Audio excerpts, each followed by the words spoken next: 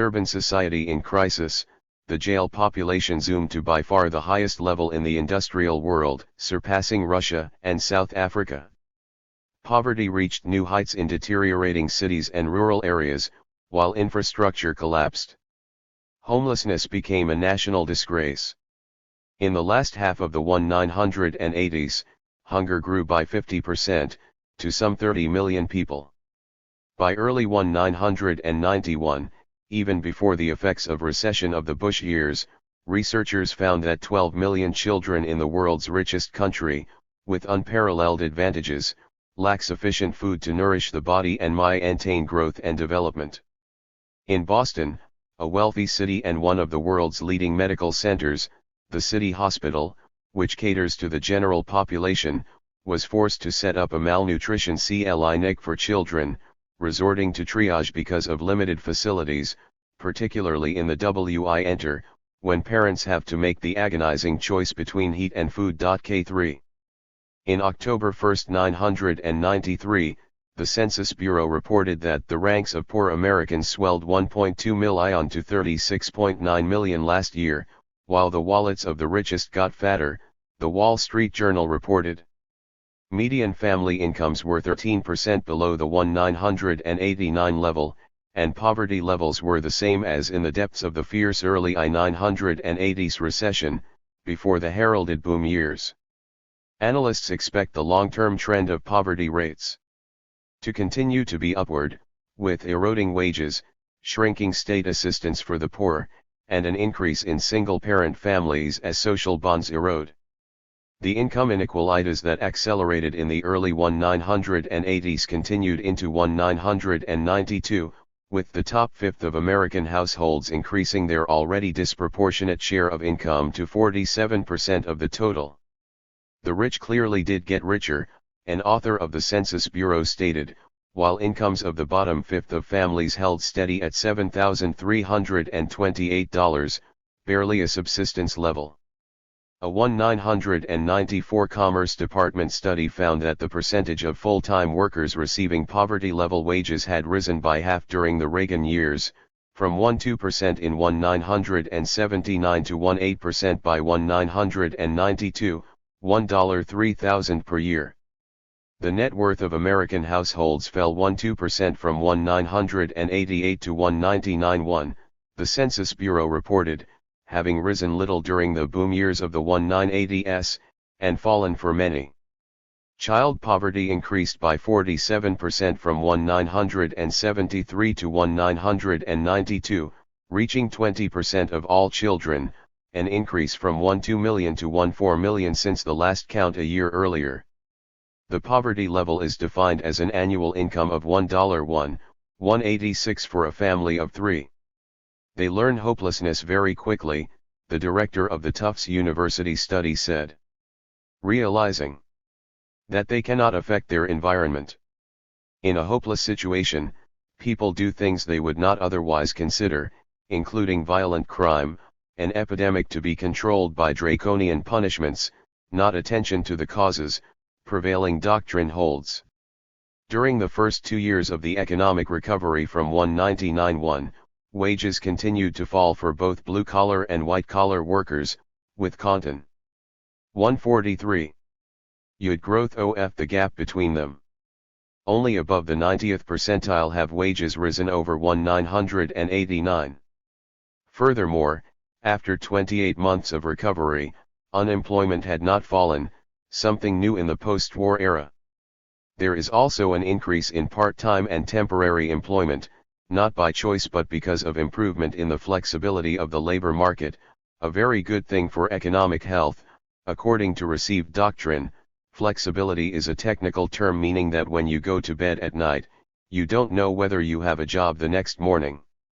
In 1992, almost 28% of the jobs created were temporary, with another 26% in government, primarily at the state and local level. In 1993, 15% of new jobs were temporary, leaving 24.4 million part-time and temporary workers, 22% of the workforce, the highest level ever. The country's biggest private employer is Manpower, the largest of the temp agencies, with 600,000 people on its payroll, 200,000 more than General Motors. As the recovery progressed, job creation increased. The month of March 1, 994 exceeded all expectations, eliciting an enthusiastic front-page story in the New York Times, as elsewhere, on the good news, the largest gain in 6 years. Only in the final paragraph of the continuation page inside do we find ambiguous figures, meaning, as the Financial Times expressed it, that in fact, in March 349,000 of the 456,000 new jobs were part-time. Manufacturing employment only rose by 12,000,115. In England, the Thatcher government quickly created the worst crisis for manufacturing industry since the Industrial Revolution, destroying almost one-third of the manufacturing plant within a few years by blind pursuit of Friedmanite and laissez-faire doctrines that were falsified at every turn. The results were a miserable performance for the economy, Gilmore observes, with growth rate declining and poverty rapidly increasing as Thatcherite ideologues played Good Samaritan only to the better off. London began to take on the appearance of a third world capital. These developments took place despite a huge shot in the arm for the economy provided by North Sea oil and the sharp decline in prices of third world exports, Gilmore adds. Economist Wynne Godley observes that the Thatcher period is characterized by slower growth, lessened ability to compete in world markets, sharp increase in government and household debt and unemployment, hysterical ups and downs in a startlingly unstable economy, along with loss of manufacturing capacity. A quarter of the population, including 30% of children under 16, live on less than half the average income, the nearest thing to an official poverty line, the press reported in July 1, 993, a sharp increase from 1979 under Thatcherite discipline, which led to a cut of 14% in income of the poorest families. Inequality soared, surpassing even Reaganite America in the increase in inequality, though not yet reaching American heights. The order of inequality among the rich countries in 1984 to 87, the last period for which firm data are available, is United States, Australia, Israel, United Kingdom, Canada. The British Commission on Social Justice reports 144. That income inequality is higher than it has been for over 100 years. During the Thatcher decade, the income share of the bottom half of the population fell from one-third of all income to one-fourth, with a threefold increase in the number of children living in low-income households. Regular reports fill in the details.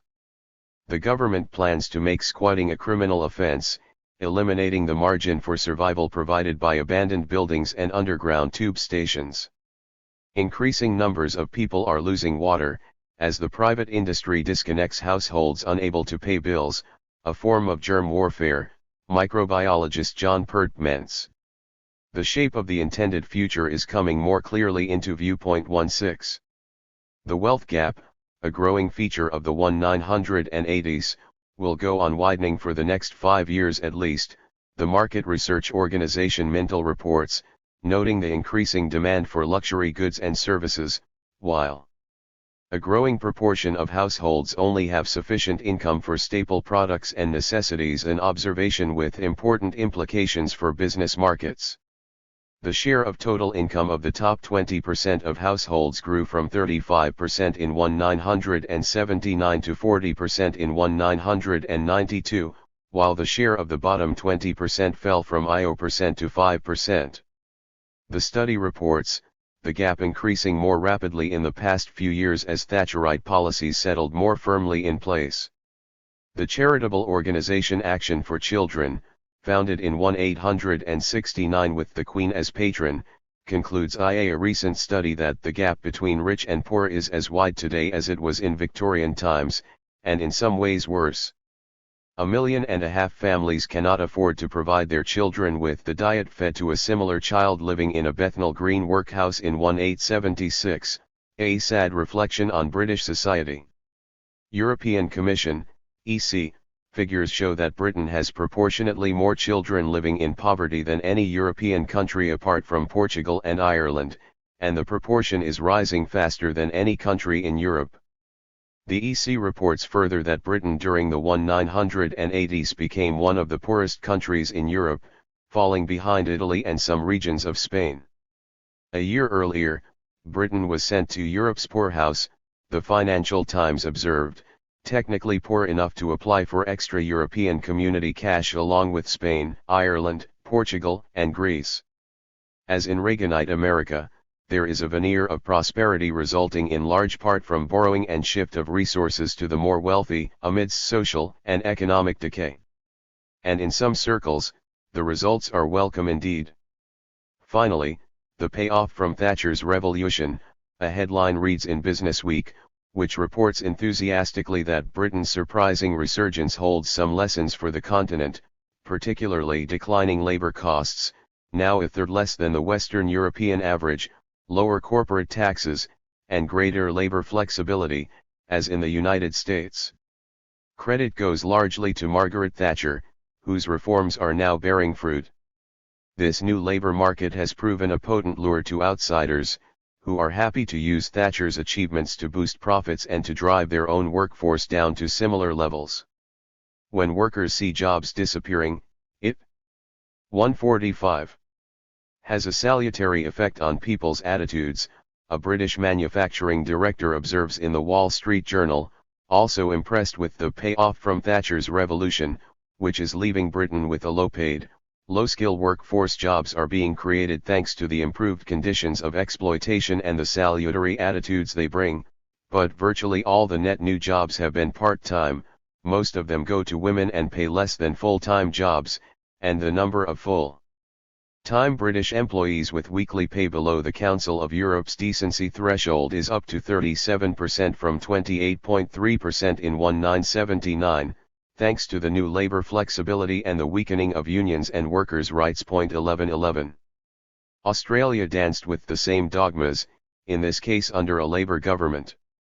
The result was a dismal tale of economic failure, conservative Robert Mann points out in the Business Press, reviewing the disaster. The era after deregulation was akin to large-scale experimentation in a chemical laboratory where previously unmixed elements were combined, one leading political analyst observed. The consequences were much as in the United States and Britain, and more cruelly, third world countries that are far more vulnerable, massive transfer of wealth from poor to rich, unemployment, attack on labor, decline of productive investment, growth in family and child poverty, increased foreign ownership, and an actual reduction in national income. Following their role models in the United States and United Kingdom, Australia's plutocracy embarked on an orgy of greed and avarice on a scale never before seen in the country, political scientist Scott Burkill comments. Ml. The experience should have, at the very least, planted the seeds of doubt, Mann comments.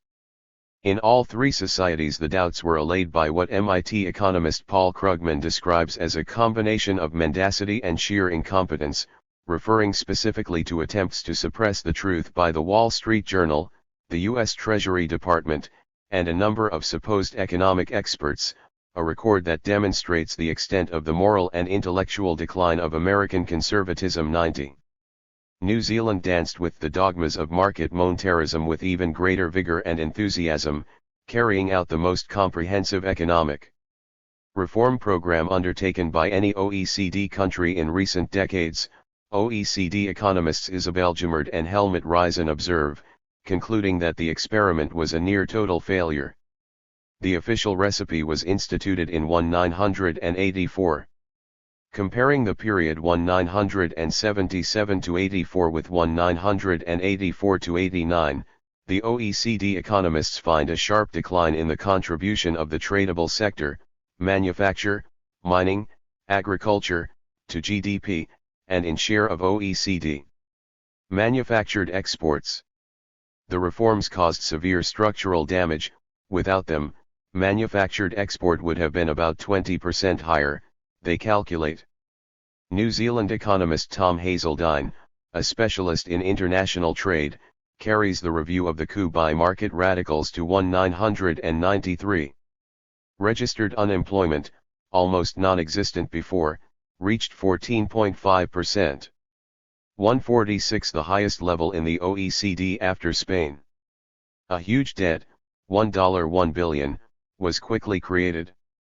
There was almost no economic growth, and the slight growth of productivity resulted mainly from labor shedding. While business starts increased, business failures increased even faster, so that the rate of successful business formation declined, thanks to the magic of the market. Government expenditures sharply increased, from 30% of GDP to 49%, social democracy had a much smaller state presence and was a lot cheaper and better with everyone in a job, Hazeldine comments. Markets not only make huge errors, but are also very expensive to own. The share of GDP taken up by the market-making industries, financial and business services, nearly doubled, from just over 5% to just under 10%, Hazeldine reports, while employment in the market-minding sectors, police, the law, insurance, security guards, has also risen disproportionately.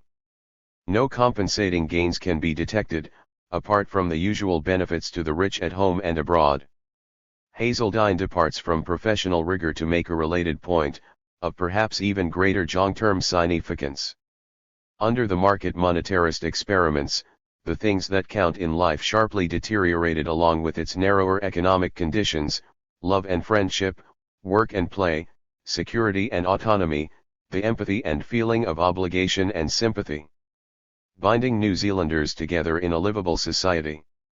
The grand experiment had appalling results across the board, Hazeldine concludes. The same consequences are dramatically evident in the United States and Britain, and are a natural concomitant to exaltation of market values. 91. Earlier experience, briefly reviewed in Section 2, would have led one to expect nothing different. The post-World War I era simply extends the story. Each of the successful industrial societies pursued some mixture of state capitalist development programs, adapted to the needs of domestic power. Japan, rejecting standard neoclassical economic counsel, designed a form of industrial policy that assigned a predominant role to the state, creating a system that is rather similar to the organization of the industrial bureaucracy in socialist countries and seems to have no direct counterpart in the other advanced Western countries, Tokyo University economist Ryutaro Komiya points out in his introduction to a study of Japan's post-war economic policies by a group of prominent Japanese economists.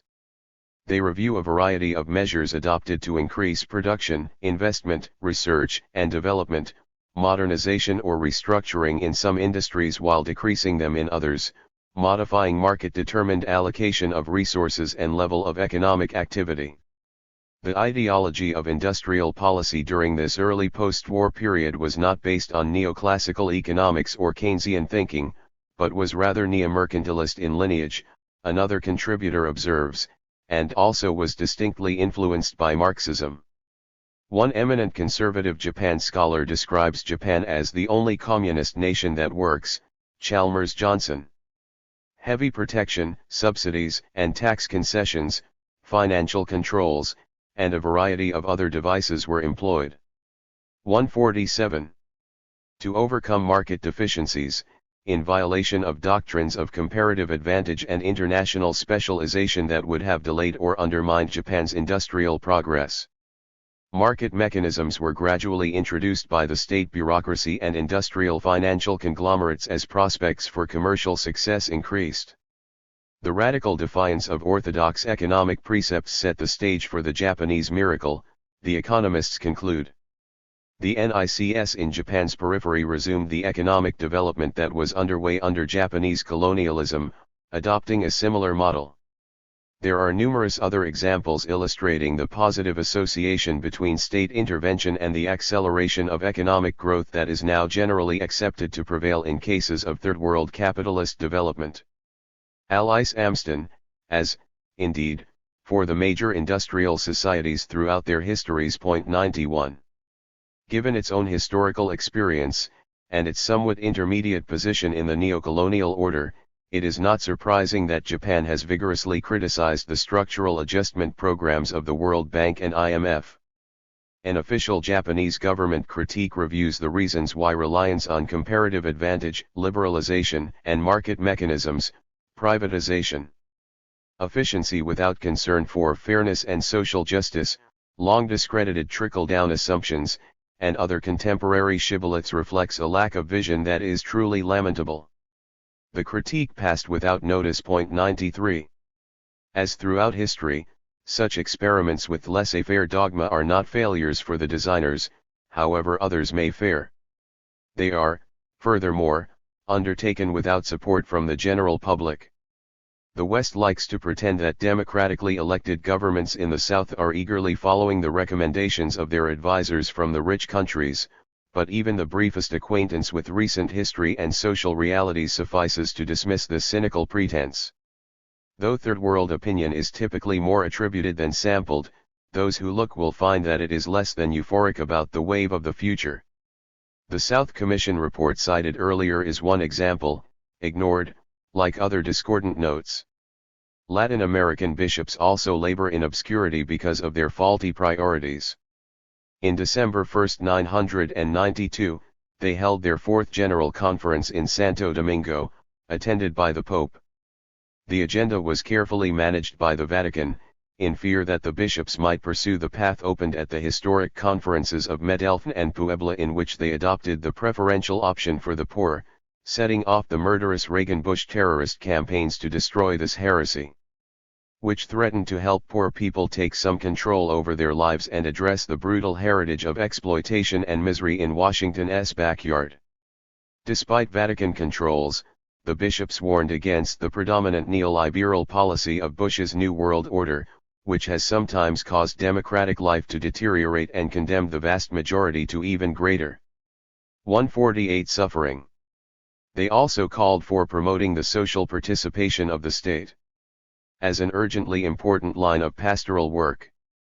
The terrible poverty of the region did not come about by itself, the Bolivian Conference of Bishops added, but is the product of the current free market system, which lacks any controls, and the economic adjustments that are part of neoliberal policies that do not take into account the social dimension. The Bolivian bishops have the advantage of highly relevant first-hand experience, to which we return. L.I. The voices of the bishops too were unheard, not disturbing Western triumphalism. Even in the democratic societies of the West, public opinion is a marginal factor at best. In Australia, the key decisions on neoliberal reforms were undertaken without any public consultation and with little or no knowledge of their impact on Australian society and polity, Scott Burkhill observes. Throughout the Reagan years, the U.S. public generally favored New Deal-style measures, far preferring social to military spending, even favoring new taxes if used for socially constructive ends. The case of health reform, mentioned earlier, illustrates a broader pattern. No authentic choices were presented in the narrowly constrained political system, while propaganda barrages kept the public subdued and confused. The PR system operated over time to concoct an image of large-scale support for policies one he public generally opposed, and for the leader of the conservative revolution, a largely mythical creature whose popularity was a media creation, and who is now among the most disliked figures in public life, CP 19. In Britain, the Social Attitudes Survey for 1992 finds that respondents came out in favour of public spending by bigger margins than ever, the London Guardian reports, with 65% favouring higher taxes and more spending. Government policy follows a different course. Attitudes towards private enterprise are similarly negative. Asked how profits should be distributed, 42% chose investment, 39% workforce benefits, 14% consumer benefits, and 3% shareholders/managers benefits. Asked how profits would be distributed, 28% predicted investment, 8% workforce benefits, 4% consumer benefits, and 54% shareholders/managers benefits. As in the United States, the conviction that the economic system is inherently unfair is widely shared, but well beyond the reach of the political system, with the general public largely reduced to a spectator role, as leading democratic theorists have long urged. 95. The return to the fold. The story is much the same in the ruins of the Soviet Empire. Hungary was the first great hope for neoliberal success. By 1993, electoral participation declined to under 30%, while 53% of the population say it was better before the collapse of the old system. Casting about for a new success, Western commentators hit upon Poland, where the sharp economic decline throughout the region since 1989 apparently bottomed out. 149. In 1993. Most Poles are much better off socially, politically, and economically than they were under the despised communist system, Anthony Robinson writes in an upbeat Financial Times supplement. The taste of freedom should indeed be sweet after years of grim dictatorship, but the cheery account offers little evidence of the public share in Poland's growing prosperity or popular attitudes towards it, though page after page gives reasons why foreign investors should feel euphoric, among them low wages, tax holidays on profits, the decline of the Solidarity trade union as mounting unemployment erodes its power base, and the failure of last-ditch efforts of unions to derail the privatization that is the standard prelude to takeover by foreigners or a domestic kleptocracy. We also learn that from 1988, incomes have fallen by half for farmers, 30% of the population, and that meat production is dropping in response to depressed demand in the cities, expected to drop further to below the 1980 level when meat shortages provided the backdrop to the workers' strikes which presaged the fall of communism. During 1992-93, the year of growing prosperity that is claimed to have reversed the post-1989 collapse, real wages dropped still further for those who still have jobs remaining very low while prices have soared to world levels. 96.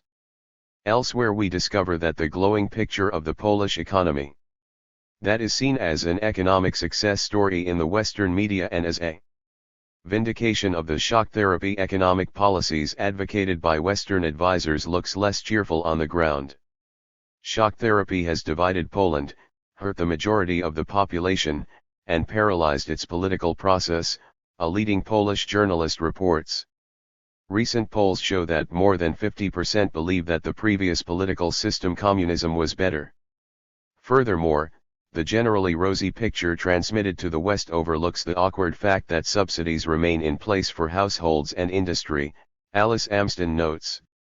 Without such supports, the human misery would be much greater than it already is, and the national plight is much worse than the view from the capital cities throughout Eastern Europe. 97. Puzzlement over the reaction of the Polish people to their economic miracle mounted in the United States as the elections of September 1, 1993 approached. Poland has been widely praised as a model for Eastern European economies breaking with their communist past, the Los Angeles Times reported on election day as polls predicted a stunning victory for repackaged former communists. The source of the wide praise is unidentified, though the sentence that follows provides an oblique indication, but the economic miracle has been a harder sell at home, where people seem oddly unappreciative even though the advances of capitalism abound, fancy imported cars speed through Warsaw's increasingly stylish streets, and glitzy new shops offer the finest goods from abroad. Ordinary people perceive the miracle, but say, "We are in despair." The Wall Street Journal worries that as capitalism bloomed it brought with it perceived 150 inequalities.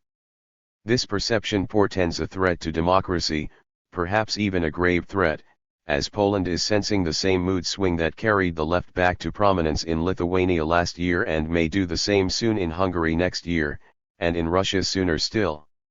The concept democracy is understood to mean acceptance of the market discipline favored by Western investors. Democracy is accordingly threatened if people feel concern for basic human needs such as education, health, jobs, and food for their children, not merely economic rationality with its store windows featuring consumer goods they cannot buy, profits flowing to Western investors, and a new capitalist nomenclatura.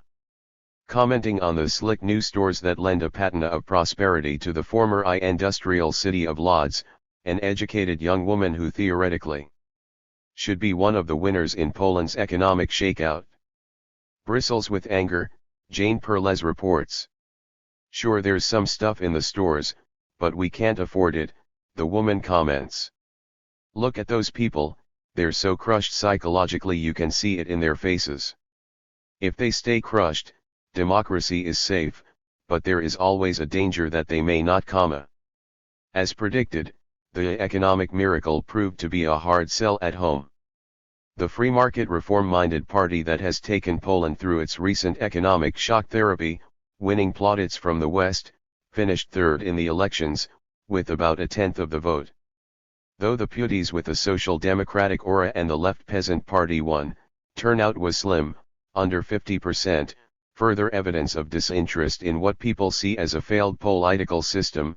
The Wall Street Journal commented, assuring its readers, however, that the reforms will continue whatever the population wants. What they want was revealed by polls showing 57% opposition to the free market reforms that will continue to be imposed. Western investors and international bankers were trying to put the best face on the electoral outcome by arguing that a return to a command economy was not feasible, the New York Times reported, as the results came in. Also scarcely feasible, given Western controls, are more reasonable choices than the twin absurdities of a command economy or dancing with neoliberal dogmas. Public resistance to privatization, especially among workers, has been evident since early in the post-communist period, the director of Russian and East European Studies at George Washington University observes. A 1990 survey, for example, found that only 13% of workers, but 37% of directors, favored private ownership of their enterprise, with over one-third of both workers and directors favoring state and employee ownership.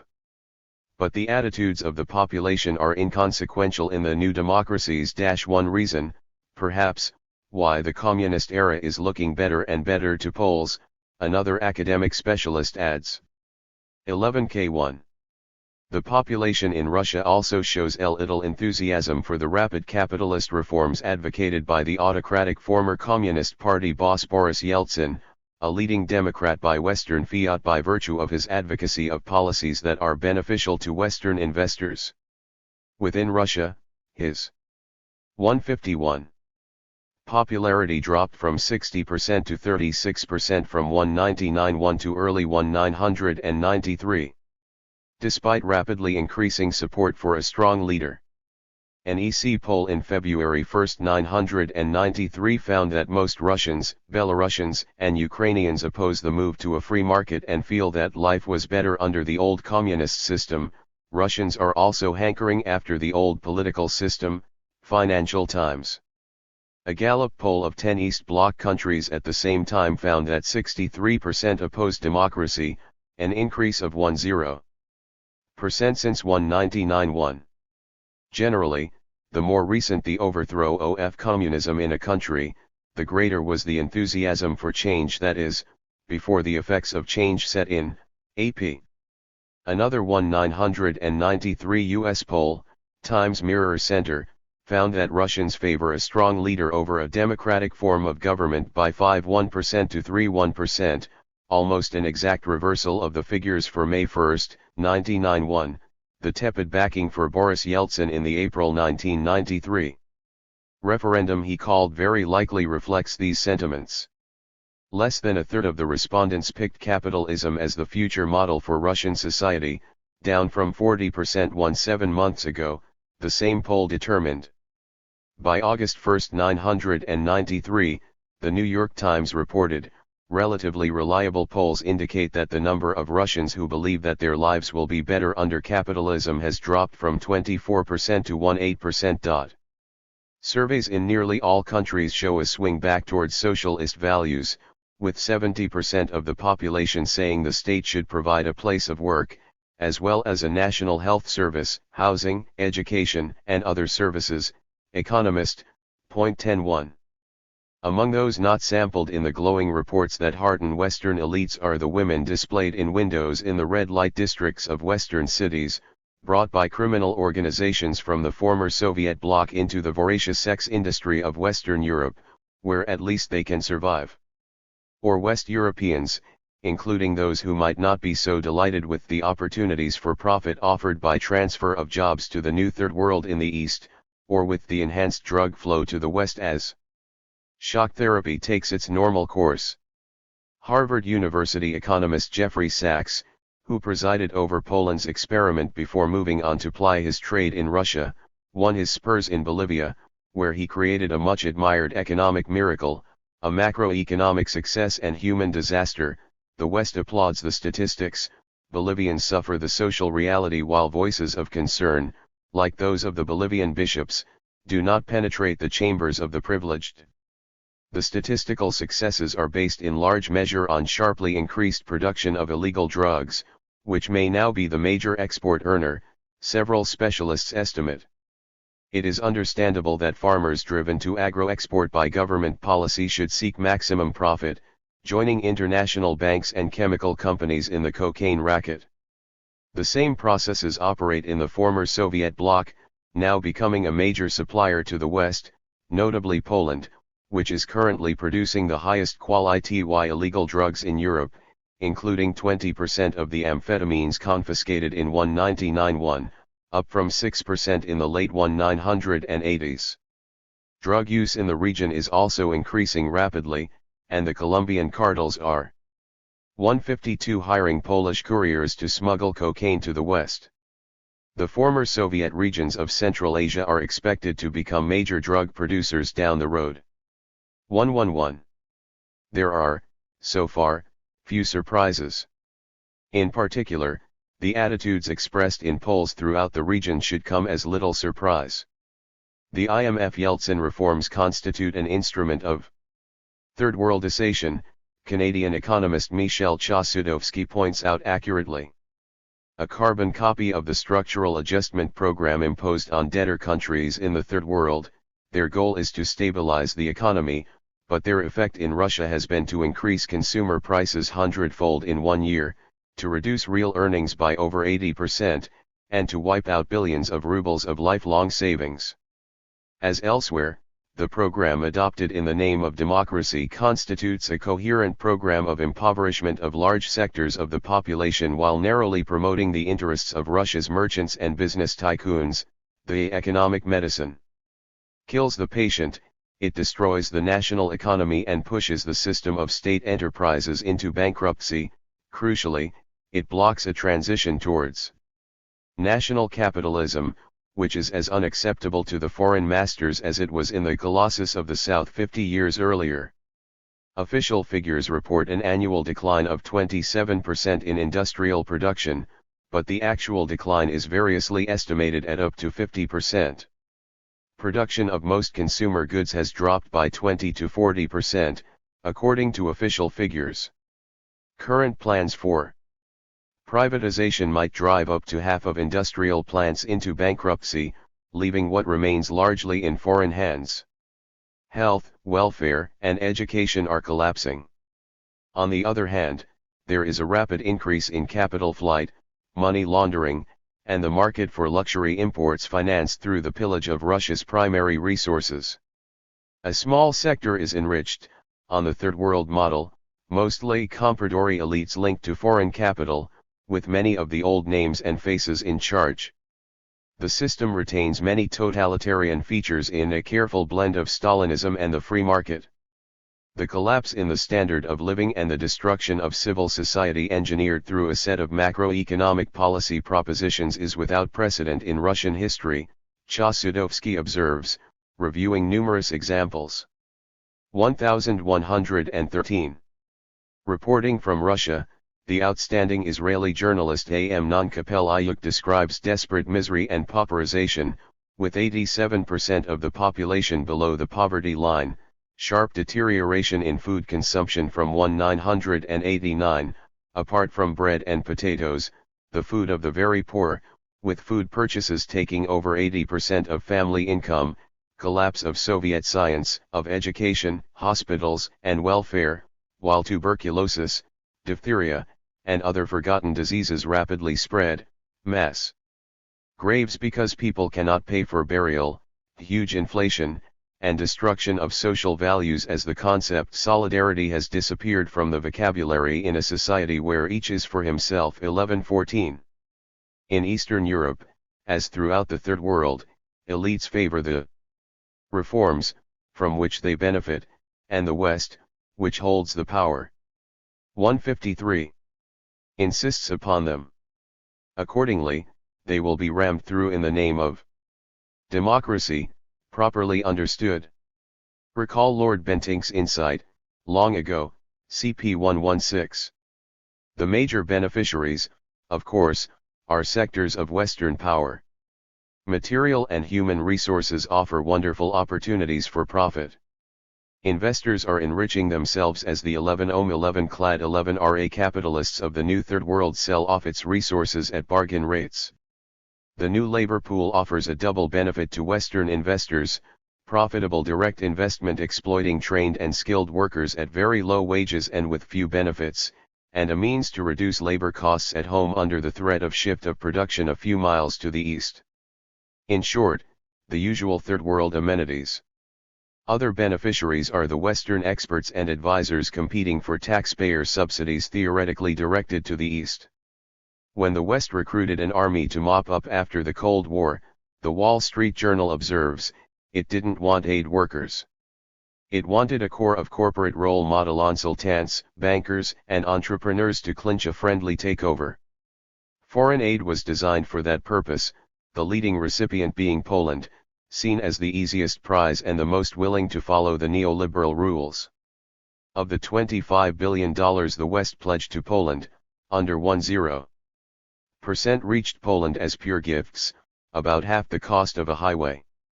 A large chunk of the aid was dissipated on Western consultants, who flooded to Poland to take their substantial share of the international capital sent to implement the friendly takeover. Aid for Western advice mostly aided Western advisors, the journal notes, and Western business has been the biggest gainer from the West's business loans. Western advisors can make $1.200 a day, 200 times the price of their no less competent Polish counterparts.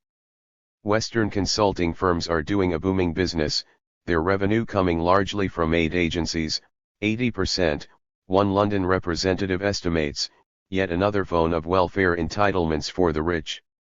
The Bush administration's Polish-American Enterprise Fund, invented to finance small business while maximizing profit for itself and its managers, has succeeded largely in the latter task while retaining its reputation as the most successful effort in Poland, perhaps rightly. The managers of the fund have worked out numerous ingenious ways to enrich themselves by tapping the aid and investment flow.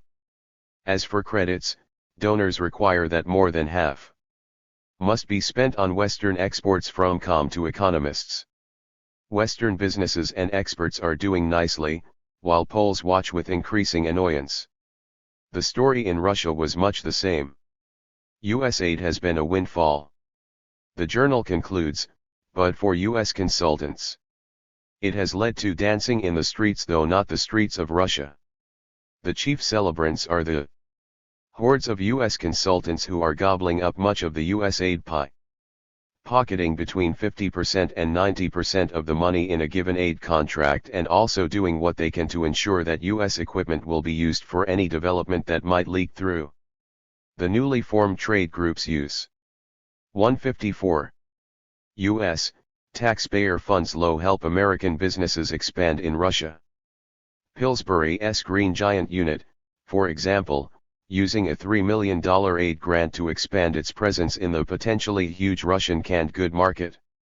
The largest of these trade groups, KPMG Pete Markwick, has put together an all-star agglomeration including J.P. Morgan, Bechtel, Land O'Lakes, Young and Rubicam, and others eager to use gifts from U.S. taxpayers to lay the basis for new profits. But Russians won't see much of the aid money that flows through the firm, its manager points out. The aid money is almost exclusively for consultants who fly in and all. Nowhere is the disappointment in Russia more acute than in the aid targeted for nuclear disarmament, a field where Russians have considerable unemployed expertise, L. J. Arnold reports. Oflohi $1.2 billion US program to implement the project, $754 million has so far gone to the Pentagon, which contracted for US goods and experts. A prime goal of the program, a U.S. Assistant Secretary for Atomic Energy explained Lo, a group of cheering defense contractors, is to show the Russians the spirit of free enterprise. If they are good pupils, then, they will learn that free enterprise, ideally, is a system in which public funds are funneled through the stale machinery for private profit, from the taxpayer to U.S. investors and highly paid professionals. Those familiar with the history of aid programs to the Third World will find few surprises here. To facilitate future profits, Western investors demand that the taxpayer also fund the development of infrastructure. Its poor condition has hindered Western companies here, making it hard for them to set up distribution systems for their products, the New York Times explains. For this reason, Western banks have agreed to relieve 40% of the debt that Poland accumulated after the collapse of its economy in 1989. This offer to Poland is likely to enhance its economic prospects, the Times explains, that is, the economic prospects of Western investors and banks that will benefit from the friendly takeover. The situation was similar in Latin America, the Times correctly observes. There too, debt reduction was tied to market opening moves and helped spur growth and attract foreign investment, the growth being of the kind that benefits the foreign and domestic wealthy, while the population, if lucky, does not suffer still further decline. 105. In his address as outgoing chairman of the Group of 77, representing over 100 of the less developed nations, Luis Fernando Jaramillo of Colombia harshly condemned Western practices, noting in particular that the countries of the South fail to understand why the international community does not take the measures nor allocate the resources necessary to help the African countries face the acute crisis they are experiencing, a crisis for which the West is responsible in great part and which has assumed sorrowful and alarming proportions in Africa, where human suffering has reached dimensions unknown in other parts of the world. The question has the usual straightforward answer. Debt relief in Poland aids the rich men in the West, debt relief in Africa does not. The same principles hold for aid. 155. Taxpayer funds are directed primarily to the needs of wealthy entrepreneurs, investors, and professionals of the Western donors, the needs of starving children are distinctly secondary. That is the spirit of free enterprise that U.S. government officials dangle before cheering contractors, who need little instruction from this source. 1116. Economists J.A. Kregel, Italy, and Egon Motzner, Austria, describe the results of more than 2 years of experimentation with market shock in Eastern Europe as highly disappointing. The approach not only ignores the lessons of history, they note, but also fails to provide the social and economic conditions necessary to create a market economy. Their own countries, Italy and Austria, are in fact good examples of the lessons of state-guided development that are ignored. They cite Japan and the Little Tigers as recent cases, along with the post-war European economies. The Marshall Plan, they note, was predicated on the formulation of national accounting and economic planning, just as the successful operation of any capitalist firm is based on strategic planning within a market system. 1117. A fuller discussion would add that state initiatives and protection are features not only of the latecomer economies in the history of capitalist development to which Kregel and Motzner refer, but of early entries too, as of all contemporary industrial societies, that the market system is in large part mythical, and that the capitalist firms that engage in strategic planning include TNCs that dwarf many national economies. Furthermore, the failure of such experiments has been routine for hundreds of years, with the crucial proviso that holds from Bengal in the 18th century to Brazil and Russia today.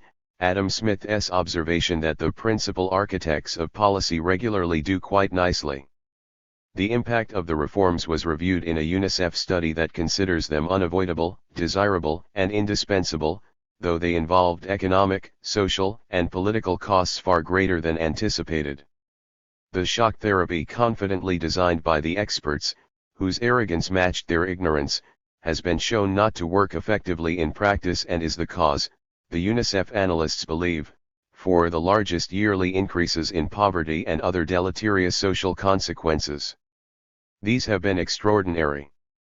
The yearly number of deaths in Russia, for instance, is estimated to have increased between 1989 and 1993 by over 500,000, a figure which more than starkly illustrates the gravity of the present crisis and might stand as a grim footnote to the judgment of former World Bank senior economist Herman Daly, expressed at exactly the same time, that our disciplinary preference for logically beautiful results over factually grounded policies has reached such fanatical proportions that we economists have become dangerous to the earth and its inhabitants, though he had different human costs in mind.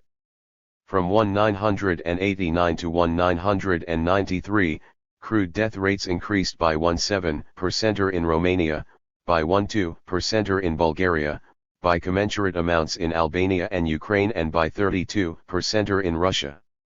By 1992, life expectancy for men had diminished by 2 years in 156. Russia, the number of suicides had risen by 1/3 in Poland and 1/4 in Romania. In the first 6 months of 1993, suicides increased by 1/3 in Russia. Poland also suffered a considerable surge in poverty and death rates and a deterioration in other demographic and welfare indices, along with still growing unemployment. Only the Czech Republic, traditionally part of the West, may slowly be returning to normal conditions. Prior to the economic reforms, Eastern Europe had functional though stagnating economies and substantially lower levels of income inequality and poverty rates than those prevailing in the majority of the middle-income and developed countries. Even if account is taken of the privileges of the nomenklatura, many of them now the nomenklatura capitalists who are enjoying fabulous wealth in the standard style of third world collaborators with Western privilege and power. There was also fairly broad provision of benefits and social services. These have collapsed, and poverty rates have increased massively in the entire region, doubling in Poland from 1989 to 1990 alone, with comparable changes elsewhere. In the better-off Czech Republic, the percentage of the population living in poverty rose from 5.7% in 1989 to 18.2% in 1992, in Poland, from 20.5% to 42.5%, the criteria are slightly different. Decline in real household net incomes has been particularly marked in Bulgaria, Poland, Romania, Russia, and Ukraine, in 1993, with average incomes at about 60 to 70% or less of their pre-reform level, and inequality increasing sharply. Food consumption has dropped significantly along with decline in childcare and preschool enrollment, reversing the remarkable results achieved in the past in Central and Eastern Europe and their well-established cognitive, developmental, and psychosocial benefits. The increase in crime rates is of precipitous proportions, doubling in Hungary from 1989 to 1992, for example. The proportion of young offenders is growing rapidly. Other researchers report similar conclusions, anticipating a psychosocial crisis in which greatly rising insecurity and worry about crime, hardship, and change play a large part.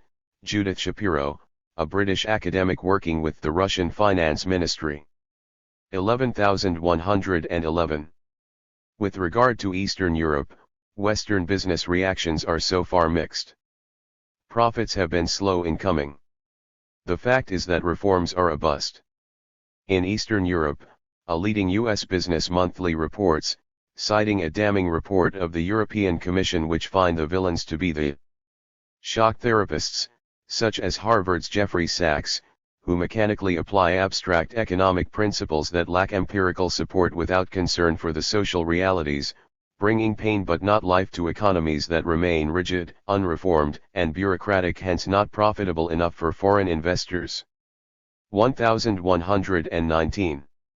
The rich men of the rich nations expect better returns from the human misery. The European Institute for Regional and Local Development produced a later report for the European Commission, concluding that the majority of 157 people of the 4 countries of Eastern Europe sampled are afraid of their future. The report found that 40% of Hungarians found the present government worse or much worse than the previous one. The director of the institute said the human reaction to shock therapy was probably a surprise to experts like Sachs, Lynette Myers reported in the Chicago Tribune. Others find it natural, including Nobel Prize-winning economist Jan Tinbergen, who advocates a gradual, social democratic approach to reform. Dutch economist Jan Berkouwer, an associate of Tinbergen's, says that Sachs is quite wrong in thinking that there are no poor people and everybody is better off in Poland. Over 90% have less income and a few percent have more, maybe much more. To a capitalist man like Sachs, that doesn't harm him. But I'm of a different opinion. The European Institute study also found that people are disturbed by the growing gap between rich and poor. Asked about all this in a telephone interview, Sachs said, "I really don't know what's the matter with the Poles." And he went on, "In Poland they're not rich, but they're also not suffering, a feeling not shared by the average person in Poland, where Sachs' name alone was already enough to evoke bitterness," Myers reports. People are reacting against shock therapy, and correctly so, Berkouwer believes. They are right, and they are suffering. 111. Reviewing the record in 1994, Richard Parker of the Harvard Government Department concludes that shock therapy was a failure. After the much heralded reforms, the big public firms so despised by the therapists as socialist dinosaurs provide at least 60% of Poland's exports. The market reforms have produced huge disparities between individual and regional incomes, and for every 2 new jobs, often at pitifully low wages and slight benefits added by the private sector, 1 worker ends up unemployed. He cites a recent World Bank study that predicts that Poland will not recover communist-era living standards, let alone approach the West, before the year 2010, while the rest of the region may take still longer to regain the 1989 level. He also points out, as have many others, that the strongest performers in the past 2 decades are the Asian economies that least resemble the academic free market models of the therapists, and that the industrial West does not even come close to accepting the advice we are giving to the former communists, that is, to the Third World generally, for whom a stronger word than advice is in order, given the relations of power and the weapons available. 111. 5. Looking ahead. The affluent alliance of the post-war era was running on the rocks by the late 1960s. Popular opposition to the Vietnam War prevented Washington from carrying out national mobilization of the World War II variety, which might have made it possible to complete the conquest without harm to the domestic economy. Washington was forced to fight a guns and 158. Butter war to placate the population, at considerable economic cost, while competitors enriched themselves by participating cost-free in the destruction of Indochina amidst sober musings on American bellicosity. The world was becoming economically tripolar, with a revitalized Europe and a Japan-based Asian region emerging as major economic forces. In the world order established in the 1940s, the United States served, in effect, as international banker, an arrangement that offered great advantages to U.S. investors but that was becoming hard to sustain. In 1997, President Nixon unilaterally dismantled the international economic order. As global hegemon, the United States makes the rules. Nixon suspended the convertibility of the dollar to gold, imposed temporary wage price controls and a general import surcharge, and initiated fiscal measures that directed state power, beyond the previous norm, to welfare for the rich. Taxes were reduced along with domestic expenditures, apart from the required subsidies to private enterprise. These have been the guiding policies since, accelerated during the Reagan years. The unremitting class war waged by business sectors was intensified, now increasingly on a global scale. By 1974, the United States had eliminated all capital controls. As the ideological spectrum was shifted to the right, regulatory structures that inhibit capital flow were then challenged as inefficient and against the national interest and unmarket-like, and the infrastructure of speculation was rapidly expanded while opportunities for profit proliferated, Cambridge University finance specialist John Eatwell writes. At the same time, as we have seen, the rich powers moved towards greater protectionism and other forms of state intervention in production and commerce. GATT. Economist Patrick Lowe draws attention to the sustained assault on free trade, principle from which the GATT suffered, starting around the early 1970s, a difficult period economically until today, in which the GATT did not fully succeed in holding the line against growing protectionism and systematic decline. Nixon's initiatives caused the international system to grow more disorderly, political economist David Kallio observed, with rules eroded and power more significant.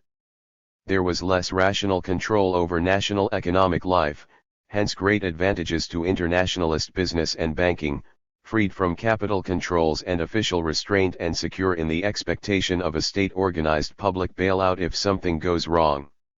International capital markets rapidly expanded as a consequence of the decline of regulation and control, the huge flow of petrodollars after the 1973-74 oil price rise, and the information telecommunications revolution, which greatly facilitated capital transfers.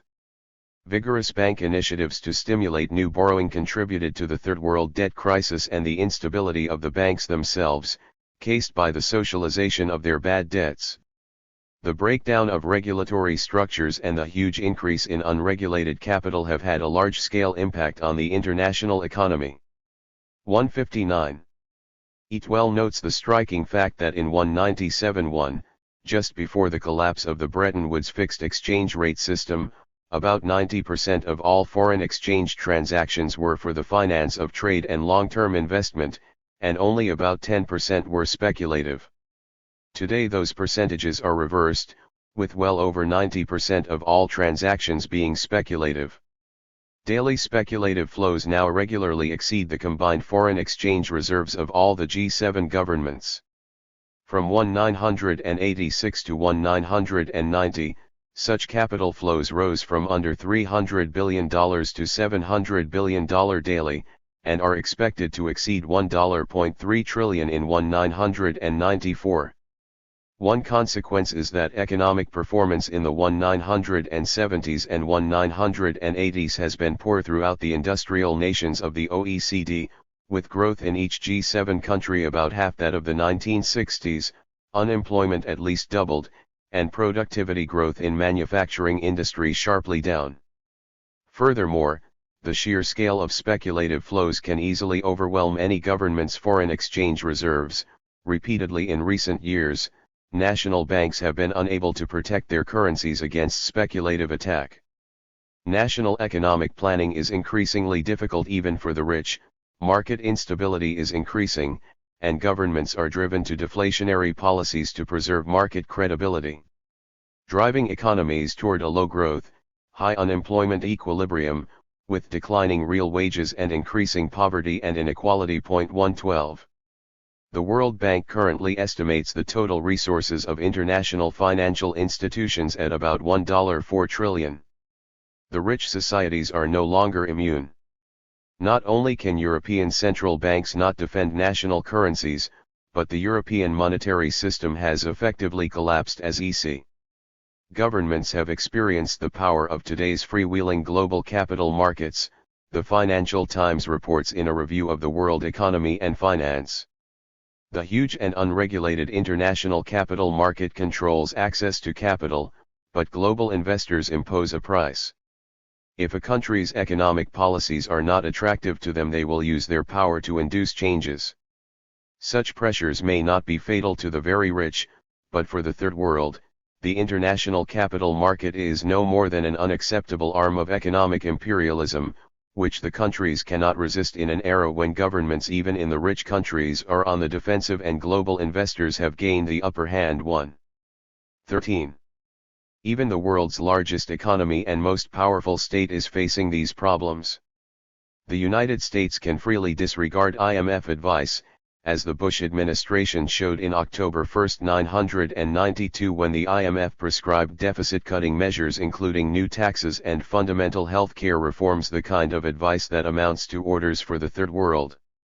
But the United States is not beyond the reach of international bond investors, who may now hold unprecedented power, perhaps even a veto over U.S.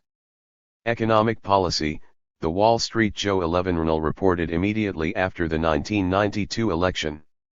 If bond investors react with even a modest dose of anxiety that sends long-term rates up just 1 percentage point, the deficit would increase another $20 billion, effectively doubling to $40 billion the cost of $160 the $20 billion economic stimulus that Clinton advisors were then considering. This consequence of the huge Reagan-Bush debt will serve as a brake on any odd ideas that Clinton advisors might have about spending, the JOML indicated, spending of the wrong kind, that is. The complete defeat of Clinton's half-hearted effort to stimulate the economy followed shortly after, as the White House and Congress settled on a deflationary budget not very different from that of the Bush administration, actually reversing the increase in human capital expenditure during the Bush years. 11. Another change in world order brought about by the policy shifts of the early 1970s was a considerable acceleration of the internationalization of production, a new stage in the takeover of the global economy by international corporations and financial institutions. The end of the Cold War and return of much of Eastern Europe to its traditional service role carries this process a large step further. It also offers new methods to discipline the population at home, as the business press has been quick to point out. The mechanisms are straightforward. With capital highly mobile and labor immobile, the globalization of the economy provides employers with means to play one national labor force against another. The device can be used to diminish living standards, security, opportunities, and expectations for the great mass of the population, while profits soar and privileged sectors live in increasing luxury.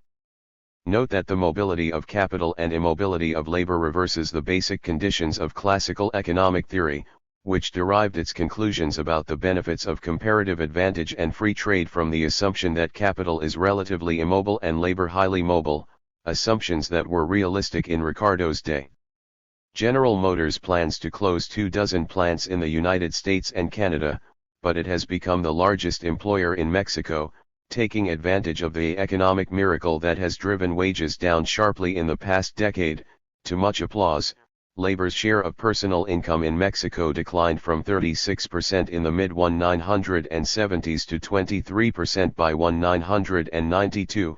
Economist David Barkin reports, while less than 8,000 accounts, including 1,500 owned by foreigners, control more than 94% of stock shares in public hands, facts that might be borne in mind, throughout the region, along with the uniquely high inequality achieved under U.S. control, when we read of the euphoria among investors about Latin America's prospects with privatization offering, often profitable, public assets for purchase, labor costs attractive for investors, and resources available for them. Now Eastern Europe beckons as well. GM opened a $690 million assembly plant in the former East Germany, where workers are willing to work longer hours than their pampered colleagues in Western Germany at 40% of the wage and with few benefits, the Phi 11A11 Chale Times cheerily explains. The region offers new opportunities for corporations to reduce costs thanks to rising unemployment and pauperization of large sections of the industrial working class as capitalist reforms are instituted. Poland is 161. Even better than the former East Germany, with wages 10% of those demanded by the pampered West German workers, kept that way thanks largely to the Polish government's tougher policy on labor disputes. The Financial Times reports under the heading Green Shoots in Communism's Ruins, not everything is gloomy in the East. Poland is not quite Mexico yet in terms of state repression of labor, but advancing, it is hoped. Solidarity, the darling of the West when struggling against the enemy, is now just another enemy itself, like labor at home except insofar as union leaders facilitate the reforms, in which case they are increasingly regarded as an enemy by the Polish workforce and general population. 115. Also among the green shoots are the tax holidays for investors noted earlier and other gifts. GM purchased an auto plant near Warsaw, Alice Amsden comments, on the under-the-table condition that the Polish government provided with 30% tariff protection, the usual form that free market enthusiasms take.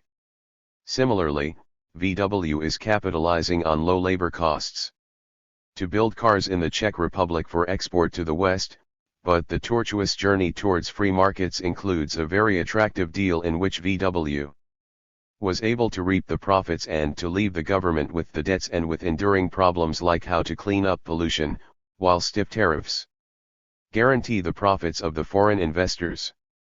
Daimler-Benz recently worked out a similar attractive deal with Alabama 16. But the main attraction is cheap labor lacking union protection and welfare benefits. A study by Morgan Stanley International found that average labor costs in Poland were less than 1/20th those of Western Germany, less than 1/13th those of Britain, and less than 3/4 those of Hungary, where the German car maker Audi is building a plant, having found that production costs would be a third less than in Eastern Germany. Executives say that workers in most Eastern European nations tend to be as well educated and trainable as their counterparts in the West. Though not pampered with decent wages and benefits, and increasingly desperate as market shock devastates the economies. Right on our doorstep in Eastern Europe, for the first time, we have a vast pool of cheap and highly trained labor, the president of the Association of German Industry in Cologne observes, arguing that Western labor costs must shrink if West European workers hope to stay in the game at all. The message is reaching the unions, loud and clear. Every time we're asked to give up a benefit, we're told we're now in direct competition with Taiwan, where wages are 1/3 those of Britain, 1/5 those of Western Germania. British union officer comments, adding, the message from executives to workers is, if you don't cede on labor costs, we're going elsewhere. 17. The lessons are spelled out by Business Week. Europe must hammer away at high wages and corporate taxes, short working hours, labor immobility, and luxurious social programs. It must learn the lesson of Britain, which finally is doing something well, The Economist announces approvingly, with trade unions shackled by law and subdued, unemployment 162 high, and the Maastricht social chapter rejected, so that employers are protected from over-regulation and under-flexibility of labor, job security. American workers must absorb the same lessons. Their progress in declining towards third world standards is already perceived by the Wall Street Journal to be a welcome development of transcendent importance. As we have seen, the achievement allows southeastern states with weak unions in the United States to mimic Poland. Daimler-Benz plans to establish a $300 million auto plant in Alabama to produce high-priced cars for the U.S. market, but only after the state government agreed to provide huge subsidies and tax breaks, for which Alabama will pay dearly, the Wall Street Journal commented, quoting the head of a North Carolina economic development group who described Alabama's victory in the competition with other states as Pyrrhic. Something like this can't jumpstart an economy that's so moribund.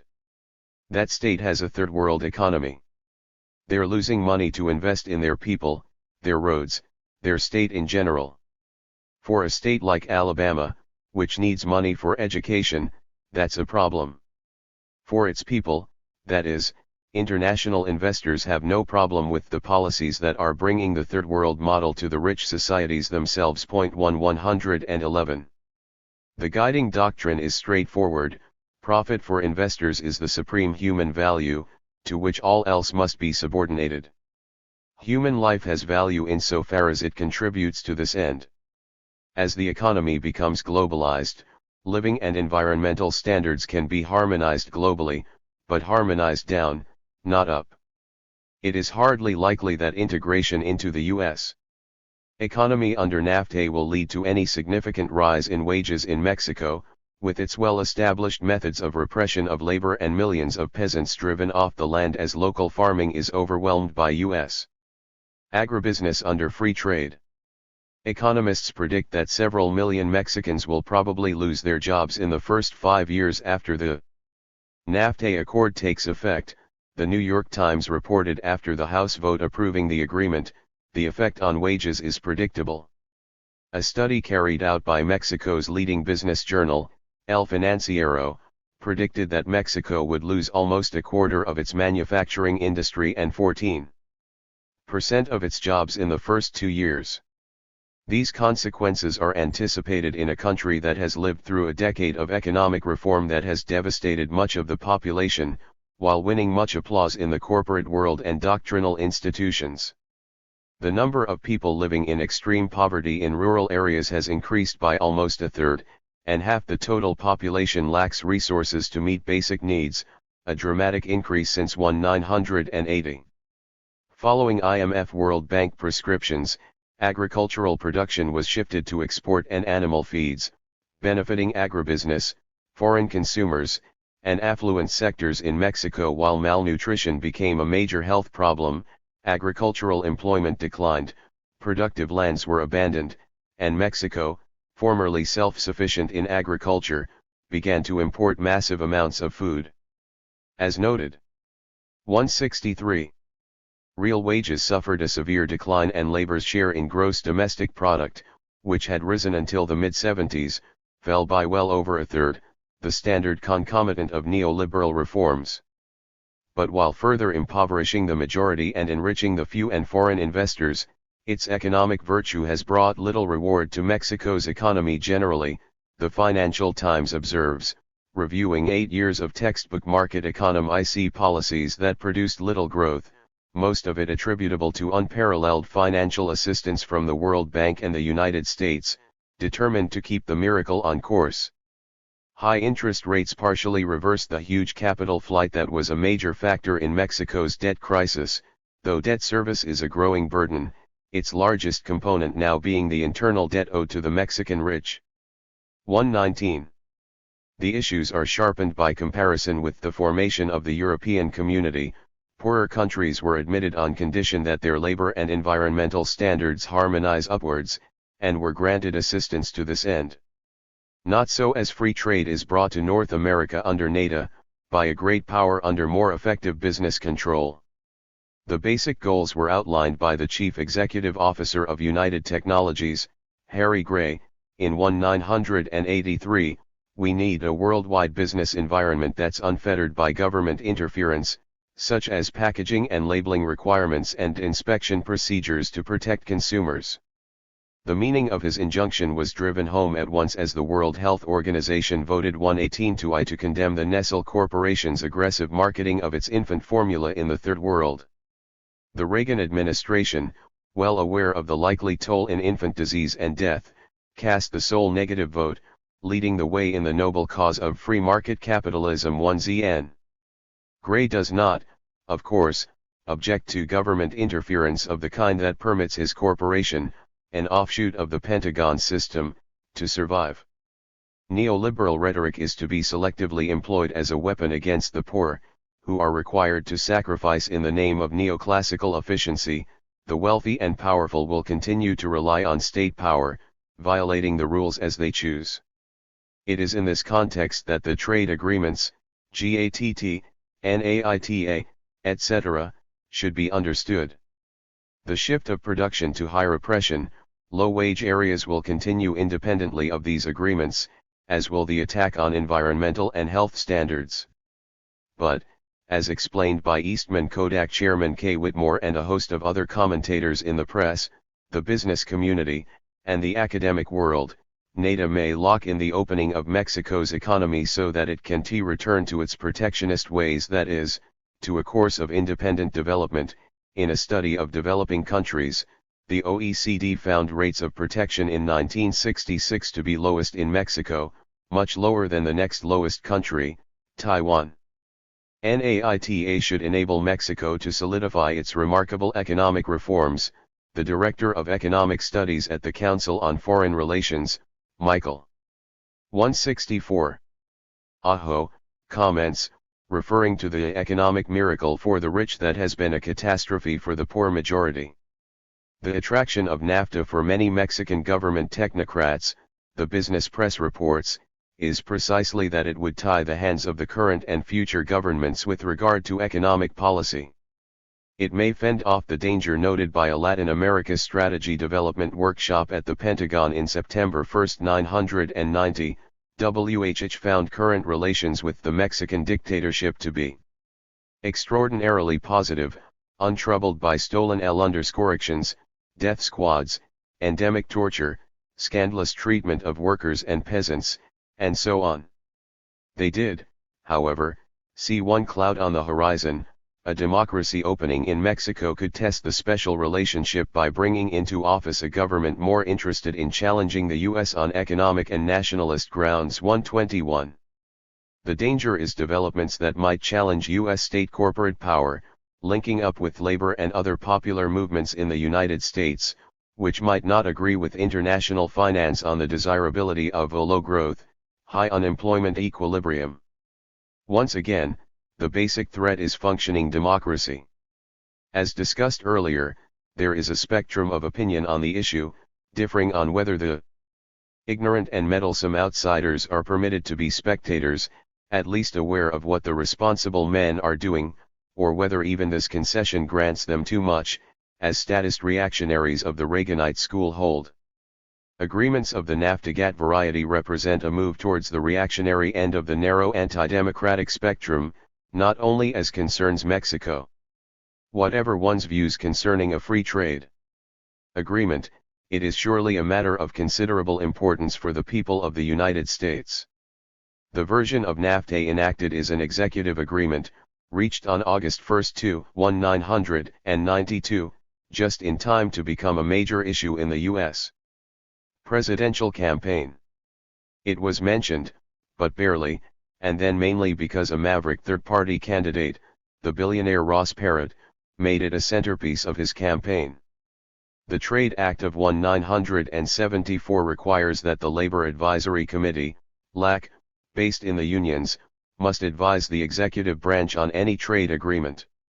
The LAC was informed that its report was due on September 9. The text of this intricate treaty was provided to it one day before, ensuring that it could not even formally convene. Furthermore, the LAC notes, the administration refused to permit any outside advice on the development of this document and refused to make a draft available for comment, in defiance of the law. The situation in Canada and Mexico was similar. The facts are not even reported. 122. In such ways, we approach the long-sought ideal, formal democratic procedures that are devoid of meaning, as citizens not only do not intrude into the public arena but scarcely have an idea of the policies that will shape their lives. And, it is hoped, will not even know that they do not know. It is important that they should not know. As in GATT, property and investor rights are protected in exquisite detail by the executive version of NAFTA, the LAC and other analysts note, while workers' rights are ignored. 165. Along with the rights of future generations, environmental issues. Environmental and health standards can be challenged on grounds of interference with free trade, that is, profits. The challenge will be judged by committees consisting largely of business representatives. The treaty is likely to facilitate the shift of production to regions where regulations are weak and enforcement lax. NAFTA will have the effect of prohibiting democratically elected bodies at all levels of government from enacting measures deemed inconsistent with the provisions of the agreement, the LAC report continues, including measures on the environment, workers' rights, health, and safety, all open to challenge as unfair restraint of trade. Such developments were already underway in the framework of the U.S. Canada Free Trade Agreement. Included were efforts to require Canada to abandon measures to protect the Pacific salmon, to bring pesticide and emissions regulations in line with laxer U.S. standards, to end subsidies for replanting after logging, and to bar a government auto insurance plan in Ontario that would cost U.S. insurance companies hundreds of millions of dollars in profits. Meanwhile, Canada has charged the United States with violating fair trade by imposing EPA standards on asbestos use and requiring recycled fiber in newsprint. Under both NAFTA and GAIT, there are endless options for undermining popular efforts to protect conditions of life, as we enlarge market democracy in the intended way under the Clinton Doctrine. 123. A foretaste of what may lie ahead was given by the attempt of the Social Democratic Governing Party of Ontario, the NOP, in 1990 to set up a universal, tax-based, single-payer, no-fault auto insurance plan on the model of the Canadian Universal Health Insurance Program. NOP governments had instituted such plans elsewhere in Canada prior to the Free Trade Agreement, FTA, with the United States, but this initiative quickly died. The insurance industry charged that the plan violated the FTA, creating a government monopoly that would also have an adverse effect on U.S. insurance companies operating in the province and would be tantamount to an expropriation, thus requiring effective compensation at fair market value. The companies demanded billions of dollars in compensation. Unwilling to face the costs and consequences of a challenge, the government of Canada's largest and most powerful province withdrew the proposal. The implications are large. Commenting on the case, Elaine Bernard observes that under the FTA's successor, NAFTA, as under other trade agreements, governments may privatize, indeed, are under great pressure to do so from private power sectors, but a popular attempt to regain control of industrial, financial, and other resources is very difficult without extensive costs and uncertain prospects, in secret panels dominated by corporate power. It is in such ways that the trade agreements lock in arrangements that secure the rights of absolutist power centers, at the expense of freedom and democracy, even if their short-term economic effects are slight. 124. In general, the LAC concludes, U.S. corporations, and the owners and managers of these corporations, stand to reap enormous profits. The United 166 states as a whole, however, stands to lose, and particular groups stand to lose an enormous amount. Its report called for renegotiation, offering a series of constructive proposals. A report of the Congressional Office of Technology Assessment, OTA, reached similar conclusions. Noting that real wages have fallen to the level of the mid-1960s, declining sharply in recent years, its report concluded that a bare NAFTA of the form planned in secret by the executive branch would ratify the mismanagement of economic integration and could lock the United States into a JOWH, low productivity future. Radically altered to incorporate domestic and continental social policy measures and parallel understandings with Mexico on environmental and labor issues, a NAFTA could have beneficial consequences for the country. But the country is only a secondary concern. The masters are playing a different game. Its rules are revealed by what the business press calls the paradox of 92, weak economy, strong profits. As a geographical entity, the country may decline, but policy focuses on questions of greater importance for its designers. Again, the Smithian proviso. 25. Interestingly, the proliferation of grassroots organizations that has expanded since the 1960s allowed an escape from doctrinal control in this case, one factor in the public opposition to NAFTA in its intended FMM and pressures that the Clinton administration was not able entirely to resist. Side agreements of dubious significance were tacked on, with considerable fanfare. They fall far short of what Clinton promised during his campaign, the Wall Street Journal observed, setting up complex procedures that are likely to be unworkable, particularly on labor issues, which are essentially ignored, as unions have bitterly complained. Canadian opinion has been strongly opposed. 126. U.S. reports regularly described Mexico as wholeheartedly in favor of accords, but that is because only elite opinion was considered. Article after article reported what many Mexicans believe, sampling Mexican and U.S. executives and government officials. Historian Seth Feen notes that there were huge demonstrations against NAFTA, well articulated, if too little noticed in the United States, Cries of frustration against government policies involving repeal of constitutional labor, agrarian, and education rights stipulated in the nation's popularly revered 1917 Constitution that appear to many Mexicans as the real meaning of NAFTA and U.S. foreign policy here.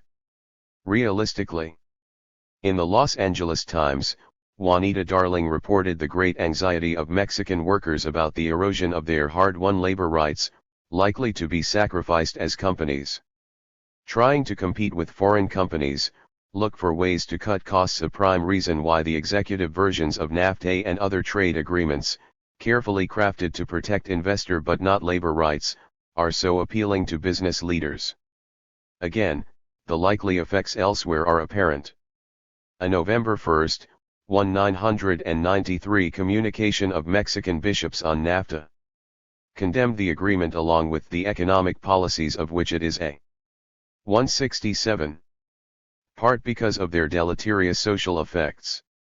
They reiterated the concern of the 1992 Conference of Latin American Bishops that the market economy does not become something absolute to which everything is sacrificed, accentuating the inequality and the marginalization of a large portion of the population. The likely impact of NAFTA and similar investor rights agreements. The agreement was also opposed by many workers, including the largest non-governmental union, and other groups, which warned of the impact on wages, workers' rights, and the environment, the loss of sovereignty, the increased protection for corporate and investor rights, and the undermining of options for sustainable growth. Homero Erigis, president of Mexico's leading environmental organization, deplored the third conquest that Mexico has suffered. The first was by arms, the second was spiritual, the third is economic. 17. Even the Mexican business community was less than enthusiastic, apart from the most powerful elements. At the Congress of los International Chambers of Commerce in Cancun, Mexico, in October 1, 1993, the general director of the Pan American Institute of Business Executives said that TNCs are demanding a majority share in Mexican companies, threatening to drive them out of the Mexican market through their financial, technological, and economic power if they refuse, prospects that will be accelerated by NAFTA. The president of a major Mexican industrial group warned of a coming economic debacle as mid-sized and small businessmen are being destroyed by foreign competition and cornered by weak demand, the lack of liquidity and credit, with GDP stagnating, foreign debt increasing along with the trade deficit, and the huge flow of capital into Mexico directed to speculation rather than productive investment. Commentary in Mexico's leading journal as the congressional vote on NAFTA approached denounced the history of the United States in our country as one of unchecked abuses and looting, predicting the same for the new trade initiative, which would benefit those Mexicans who are today the masters of almost the entire country. 15% receive more than half the GDP, a de-Mexicanized minority who alone promote the treaty, praise it and are desperate for it. Hoping to imitate Houston, their present-day measure of civilization. One thing is certain, from treaty to treaty with the United States, Mexico has lost 12-11. With public skepticism rising in the United States despite the near unanimity of government corporate media approval for the bare NAFTA restricted to investor rights, the issue could not be rammed through to completion in secret as intended in the fall of 1992. But the problems that concern the LAC, the OTA, Mexicans and Canadians, and other serious critics who called for rethinking of the entire approach remained almost entirely missing from discussion in the press, as did their concrete proposals. The issue was posed as one of free trade identified as the highly protectionist bare NAFTA versus a shrieking Ross Perot and Pat Buchanan, near-nativist labor unions and a SPL-IT environmental movement, Globe Liberal. 168 columnist Thomas Oliphant. Since free trade is recognized to be good, naturally the shrieking lunatics and nativists must be bad, and indeed the arguments sampled were carefully selected to reinforce that conclusion. So the debate continued, largely avoiding all serious topics, with close to unanimous endorsement of what is obviously good. 129. Adopting the approach developed by the Advertising Council half a century earlier, the New York Times, in a front-page story, graciously provided the foolish masses with a primer, why economists favor free trade agreement. Critics of the executive version of NAFTA are declared to be malicious liars, with what they say entirely ignored apart from the easy and irrelevant targets. The Times patiently explains the fundamental insights about international trade that have not changed for 250 years, citing the legendary textbook in which Paul Samuelson quotes John Stuart Mill as saying that international trade provides a more efficient employment of the productive forces of the world. Who but a lunatic could oppose that? 130. To be concrete, who but a lunatic could have opposed the development of a textile industry in New England in the early 19th century, when British textile production was so much more efficient that half the New England industrial sector would have gone bankrupt without very high protective tariffs, thus terminating industrial development in the United States. 131 Or the high tariffs that radically undermined economic efficiency to allow the United States to develop steel and other manufacturing capacities? Or the gross distortions of the market that created modern electronics? Who could be so silly as to fail to understand that we would be far better off if the United States were still pursuing its comparative advantage in exporting furs, while India produced textiles and ships and, for all we can guess, might have carried out an industrial revolution?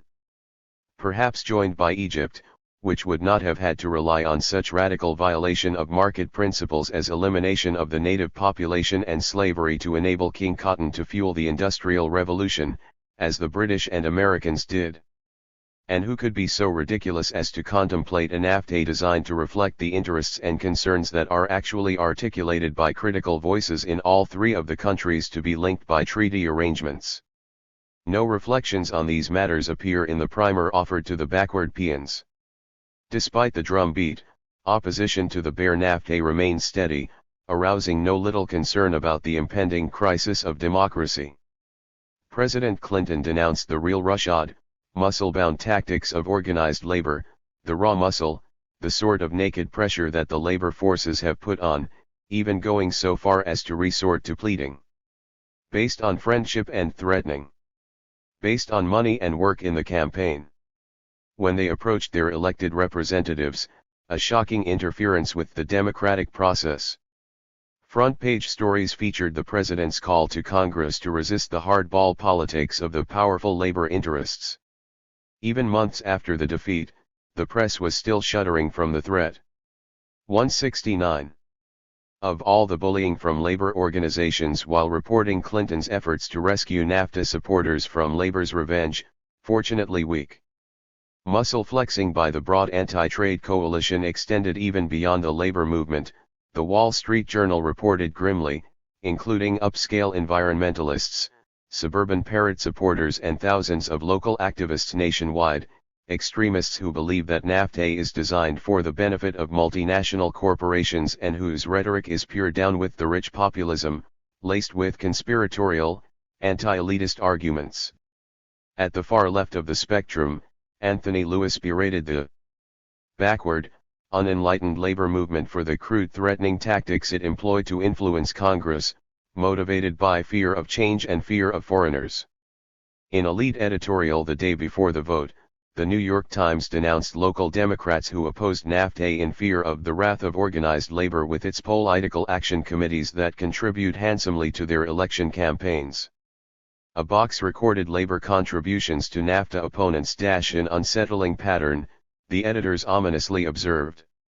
1-3. As some aggrieved representatives and others noted, the Times did not run a box listing corporate contributions. Nor did it list Times advertisers and owners who support NAFTA, raising questions about their editorial stand, perhaps hinting at an even broader unsettling pattern. Such reactions are misguided, however. Conformity to corporate demands is the natural order, hence need not be reported. Furthermore, after much wailing about the terrifying power of labor, the Times did run a front-page story revealing the truth, that corporate lobbying utterly overwhelmed the pathetic efforts of the labor movement. Appearing the day after the vote, the story even spoke the usually forbidden words class lines, referring to the nasty and divisive battle over NAFTA, now happily concluded. 133. The same day the Times offered its first review of the expected economic impact in the New York City region, giving further insight into the class lines and the hysteria as the outcome seemed in doubt. Leading gainers would be sectors based in and around finance, the region's banking, telecommunications, and service firms. A vast assortment of professional service firms, from management consultants and public relations to law and marketing, are poised to seek new businesses in Mexico, while banks and Wall Street securities firms, which would probably draw more benefit from the pact than any other businesses, say that they are itching to buy Mexican businesses or invest in them. Some manufacturers will also gain, primarily in high technology industry and pharmaceuticals, which will benefit from the increased protection for patents and intellectual property generally.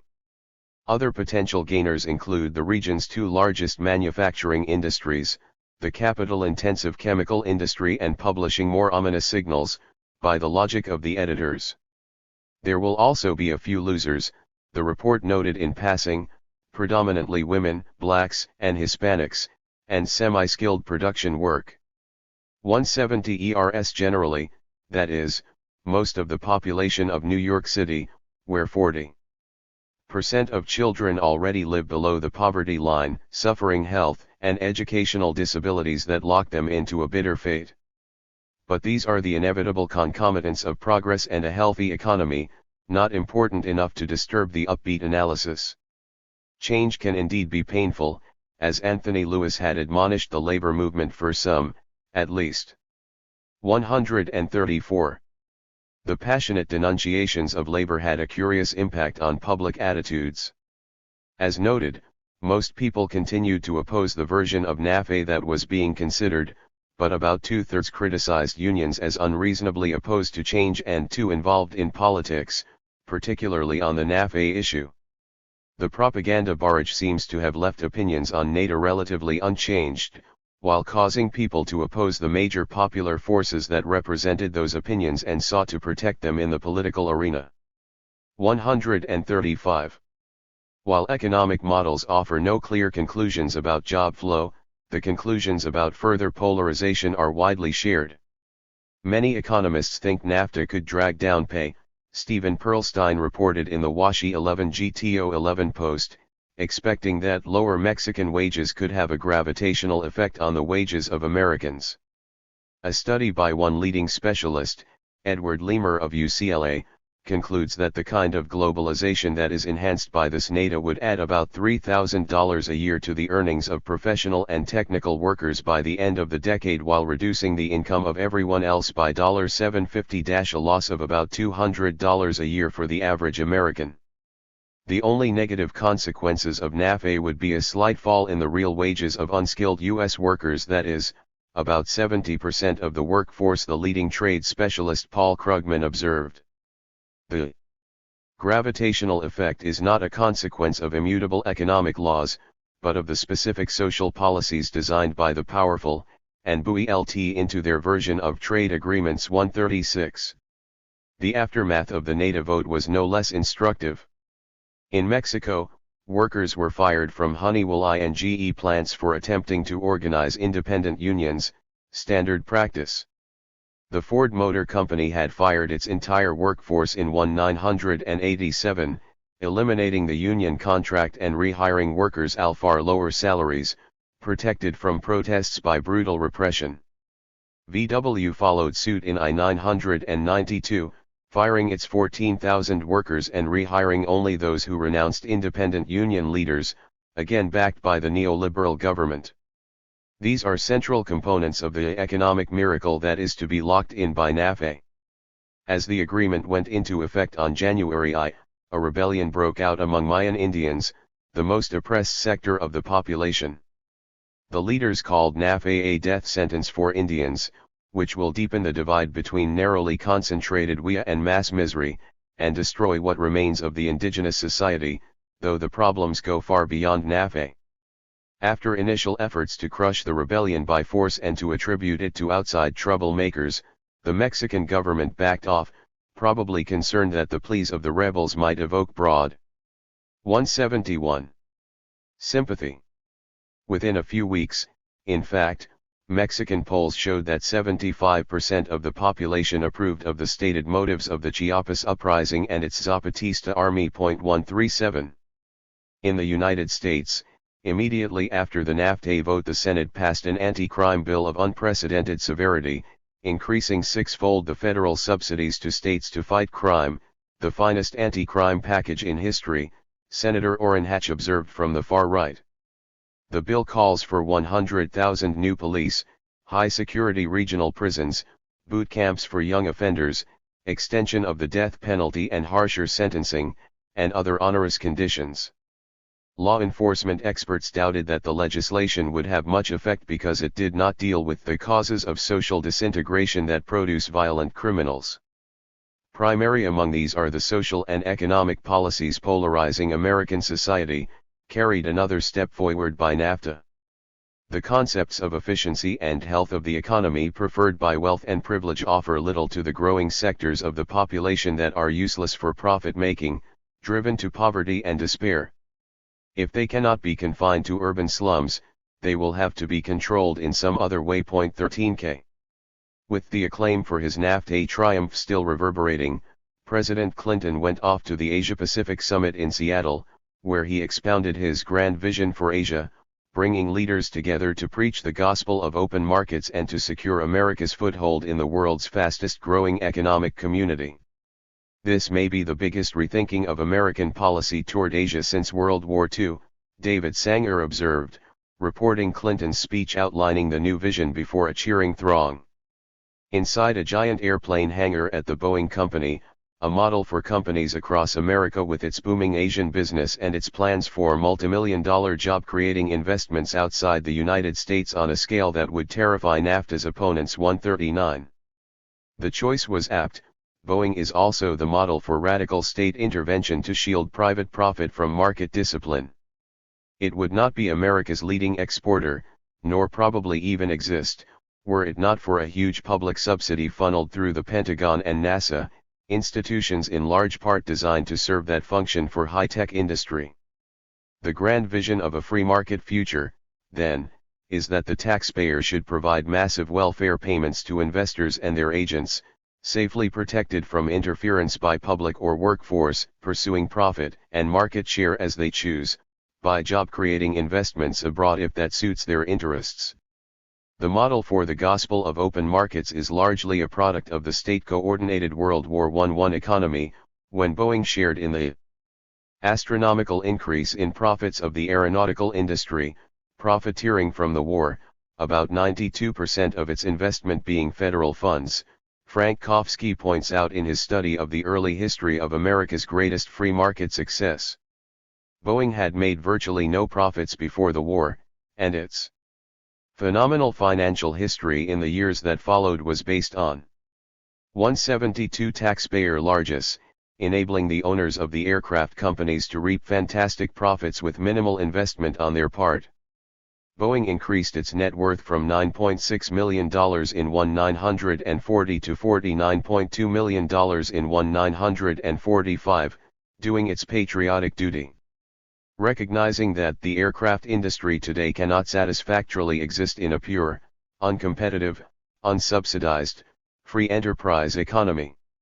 As Fortune put the problem in January 1, 1948, the government stepped in to sustain and expand the industry through the military system, manipulating war scares for the purpose, CHOMSKY argues, with substantial documentation.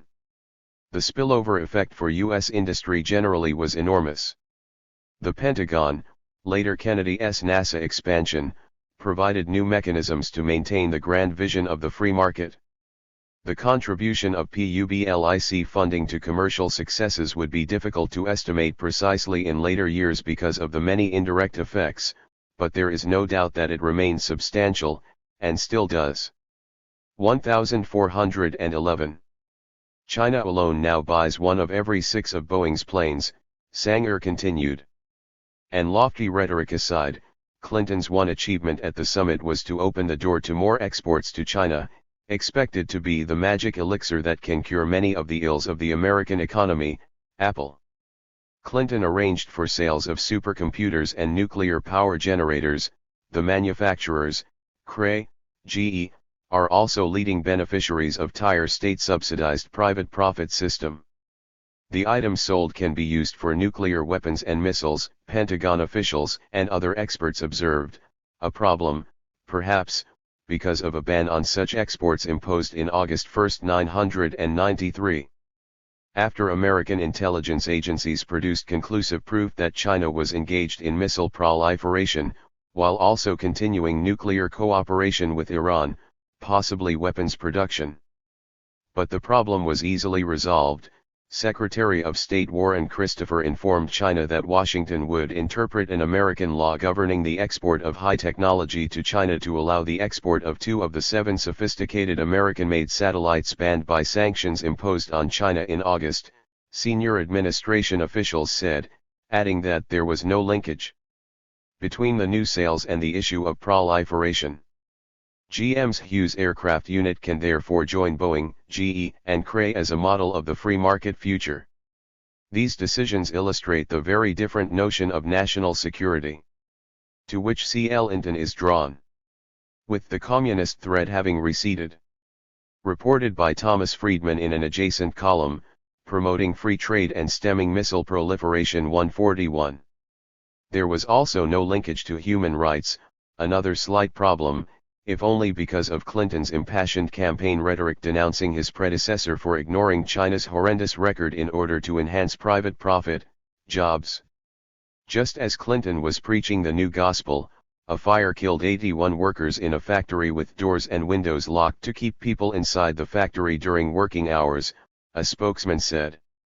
Appended to Friedman's lead story, Clinton preaches open markets at 173.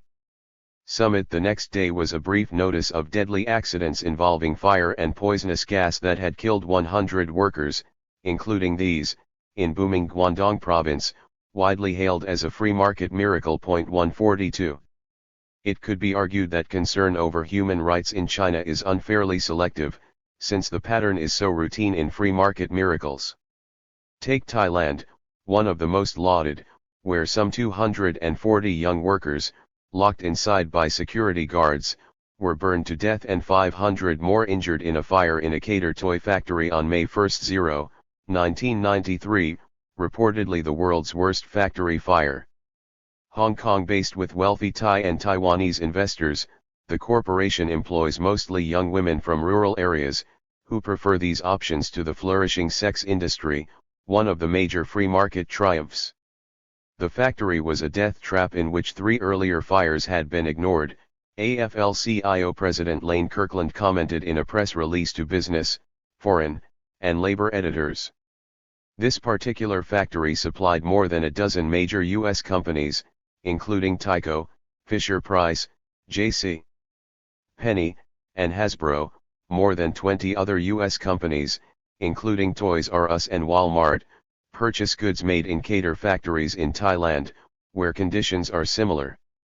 These companies cannot deny knowledge or responsibility for the abysmal working conditions in the factories that produce their goods, Kirkland observed. Indeed, those conditions are the reason they located production in Thailand in the first place. They can literally work people to death in the course of what American business executives call staying competitive in the world economy. Nor can the press or governments deny knowledge. There appears to have been no report in the major U.S. press. 143. Or consider Indonesia, with some of the worst working conditions and lowest wages in Asia, about half the level of China and far below Thailand and Malaysia, but exempted from human rights conditions by the Clinton administration, with the support of Senate Democrats.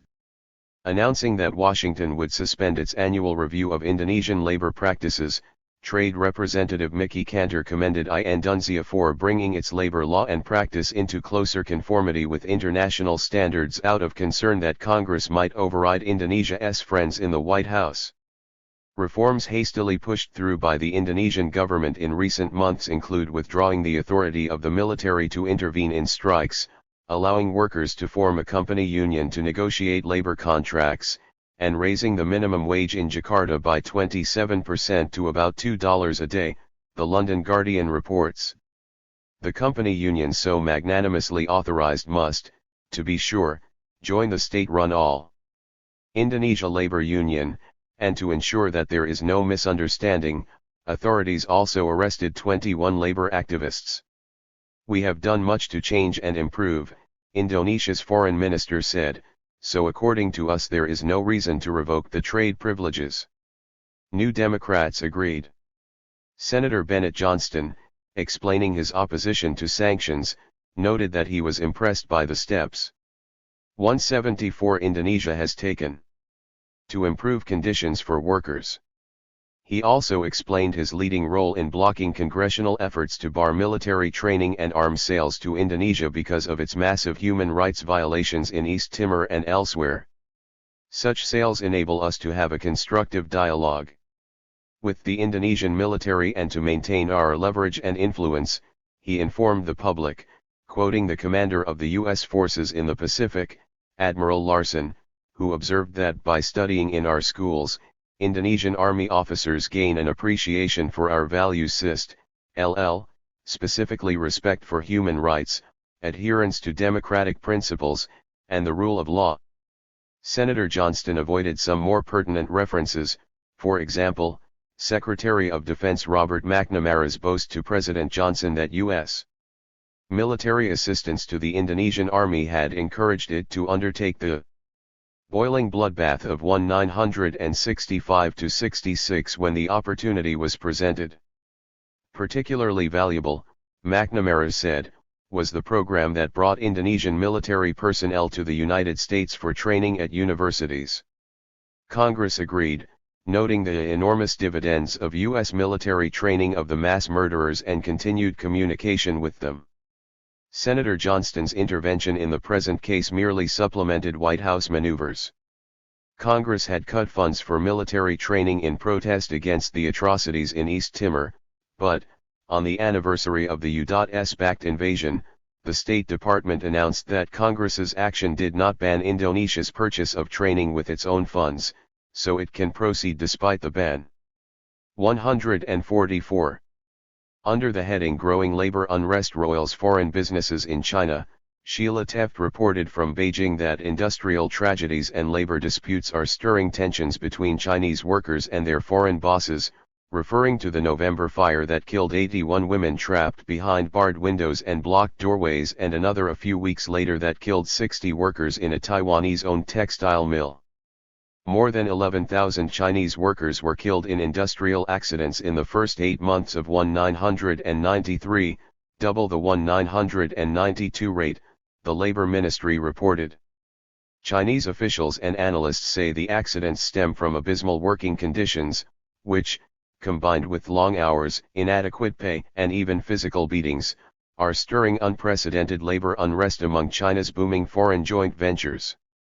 The tensions reveal the great gap between competitive foreign capitalists lured by cheap Chinese labor and workers weaned on socialist job security and the safety net of cradle-to-grave benefits. Workers fail to comprehend that after their rescue by the free world, they are to be beaten for producing poor quality goods, fired for dozing on the job during long work hours and other such misdeeds, and locked into their factories to be burned to death. 1-4. While such matters are routinely ignored, China's labor practices do figure prominently in the debate over its human rights record, namely, the use of prison labor. The distinction is clear. The latter is state industry, yielding no profit to private power, indeed interfering with its prerogatives. 175. Prison exports have greatly exercised Washington and the press, the sole labor rights issue to have achieved this status. U.S. inspections of jail exports likely in China, a front-page story by Thomas Friedman was headlined in the New York Times. The Chinese agreed to a demand to allow more visits by American customs inspectors to Chinese prison factories to make sure they are not producing goods for export to the United States, he reported from Beijing. U.S. influence is having further benign effects. Forcing liberalization, factory by factory, including contract, bankruptcy, and other laws that are critical elements of a market economy, all welcome steps towards a virtuous circle. Unmentioned are a few other questions about economic virtue, such as the horrifying conditions that contribute to private profit, helping U.S. business executives stay competitive in the world economy, in the preferred terminology. Underscoring the basic point, the rules allow the United States to sell prison goods for export, they are not permitted to enter U.S. markets. California and Oregon export prison-made clothing to Asia, including specialty jeans, shirts, and a line of shorts quaintly called prison blues. The prisoners earn far less than the minimum wage, and work under slave labor conditions, prison rights activists allege. But their products do not interfere with the rights that count, so there is no problem here. Point 1.U. Though there was no linkage to human rights issues or proliferation, it would be unfair to suggest that the New Democrats have no qualms about China's bad behavior. Clinton administration officials are considering imposing trade sanctions against China, the Wall Street Journal reported a few weeks after the Asia-Pacific summit. The reason is China's resolve to withstand U.S. pressure to cut its textile exports. Washington is angry over what it claims are more than $2 billion of Chinese-made textiles and apparel shipped illegally to the U.S. each year through third countries. December 31 was the deadline for Chinese submission to U.S. protectionist demands, vigorously imposed immediately after the GATT agreement of mid-December, and also for China to meet promises made to the U.S. in 1992 to open up its market.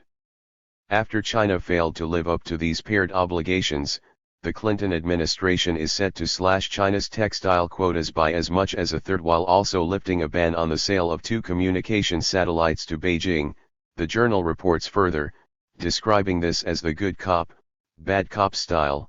The bad cop will punish China for its brazen defiance of U.S. barriers to free trade, and the good cop will sell them satellites, despite the ban, to show that the United States is ready to reward China if it makes demonstrable progress. Also, incidentally, rewarding GM's Hughes aircraft unit, which is looking forward to $1 billion in future business. Careful students of free trade gospel will have no difficulty seeing how all this hangs together. The punishment was duly administered, Thomas Friedman reported in the lead story the next day.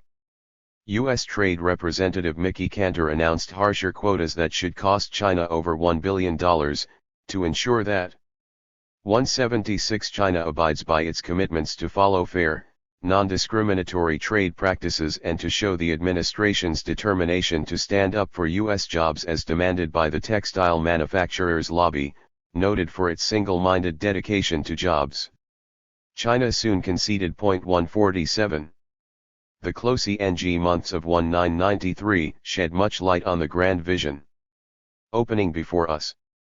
While staunchly upholding the banner of free trade by employing GATT-violating measures to compel China to stop exporting to the United States, the Clinton administration also carried the battle for free trade to the shores of Japan, threatening yet another resort to the gate-violating methods of retaliation available to a powerful economy with a huge market, Super 301, unless Japan agreed to manage trade with qualitative and quantitative criteria on outcome that the United States demands. Other countries did not find this defiance of GATT rules very amusing. Immediately after the successful conclusion of the Uruguay round on December 14. U.S. finds itself friendless in Gault, a headline read in the Financial Times, reporting the concerns voiced by more than 20 rich and poor countries, among them European Union states, Mexico, Australia, Canada, South Korea, and Poland. Over U.S. demands for numerical targets for Japanese imports and threats of trade retaliation. The European Union ambassador to GATT said these threats highlighted the doubtful and disquieting nature of the U.S. aims. Others condemned Washington's attempt to manage bilateral trade with Japan, to the detriment of other nations and the multilateral system as a whole. A GATT report on U.S. trade policies, published on February 1, also warned that U.S. actions threaten the openness of the multilateral system. Japan once again argued that the problem underlying the trade balance was the U.S. failure to deliver on earlier assurances to reduce the federal budget deficit. The GATT report agreed that improper U.S. fiscal policies were contributing to protectionism, and took a dim view of the latest U.S. moves, noting also the rise in its anti-dumping and anti-subsidy actions, increasingly labeled the protectionists' weapon of choice, often based on dubious industry-based claims. The editors described Clinton's post-GATI maneuvers as almost perfect examples of the mercantilist fallacy, and urged Japan to reject them, because the alternative would be dreadful for 14K. So GATI was celebrated in the first few weeks after its approval in mid-December. As for China, in the months that followed it gave President Clinton little help in his task of evading the human rights issues that, by law, stand in the way of renewing China's most favored nation, MFN, trade status in June 1, 1994. Clinton's executive order in this regard was issued in fear that congressional Democrats might otherwise have forced an even more stringent approach, Thomas Friedman reported, and because Clinton did not want to appear to be going back on another campaign promise. Having strongly criticized President Bush for coddling China, the problem reached the front pages as Warren Christopher visited Beijing in 1 March to express Washington's concerns on human rights, which, the State Department hastened to explain, are quite limited. In fact, limited to finding means to evade congressional pressures. John Shattuck, U.S. Assistant Secretary of Human Rights, clarified to the Chinese leaders that Clinton's requirements for improvement are very narrow, that pledges of progress may be enough, what the president is looking for is an indication of direction. That is generally forward-looking. The administration was virtually pleading for some straw, so that it could respond to the needs of its constituency in the corporate sector. The Chinese, however, seemed to enjoy watching their partners twist in the wind. 49. As Christopher left for China, the administration announced that it would once again relax the sanctions on high-technology transfers, this time by allowing the Hughes Aircraft Company to launch a satellite from China. This gesture of goodwill toward Beijing is one part of the strategy to engage China rather than to isolate it, political correspondent Elaine Ciolino reported from Beijing. Asked about this decision while China is under pressure on issues of missile proliferation and human rights, Christopher responded that it simply sends a signal of even-handed treatment. The goodwill gesture, as usual, is directed towards a leading segment of the publicly subsidized private enterprise system, much like those of the Asia-Pacific Summit. The Pentagon also sent high officials with Christopher to discuss ways to upgrade the two countries' military relationship, Ciolino reported, another part of the strategy. 1511. Christopher did not return empty-handed. At a White House session, Thomas Friedman reports, he presented a chart showing that on many fronts China was making some progress toward meeting the terms of the president's executive order, but that forward movement had been obscured by the confrontational atmosphere of his visit. On leaving Beijing, Christopher had stated that his discussions with the Chinese leaders were businesslike and productive. The differences between China and the U.S. are narrowing somewhat, Christopher informed the press, though he was hard put to point to examples of specific progress on the vexed human rights issue beyond a memorandum of understanding on trade in prison labor products. The Financial Times commented, China did agree, once again, to restrict exports from prison factories to the United States. 151. The Clinton administration has been quietly signaling Beijing that if it met Washington's minimum human rights demands, the United States would consider ending the annual threat of trade sanctions to change China's behavior, Friedman reports. The reason is that the old human rights policy imposed by congressional, ultimately popular, pressures is outmoded and should be replaced. This is a major shift in policy which reflects the increasing importance of trade to the American economy. The human rights policy is also outmoded, other officials argue, because trade is now such an important instrument for opening up Chinese society, for promoting the rule of law and the freedom of movement there, and for encouraging private 178 property. The device finally hit upon was a selective withdrawal of current trade status from China's state-owned enterprises instead of an across-the-board penalty if Beijing failed to make sufficient progress on human rights. That is a welcome idea, Assistant Secretary of State Winston Lord explained to the U.S. Chamber of Commerce, because it would help preserve private enterprise in China and protect American investments there, Stephen Greenhouse reported.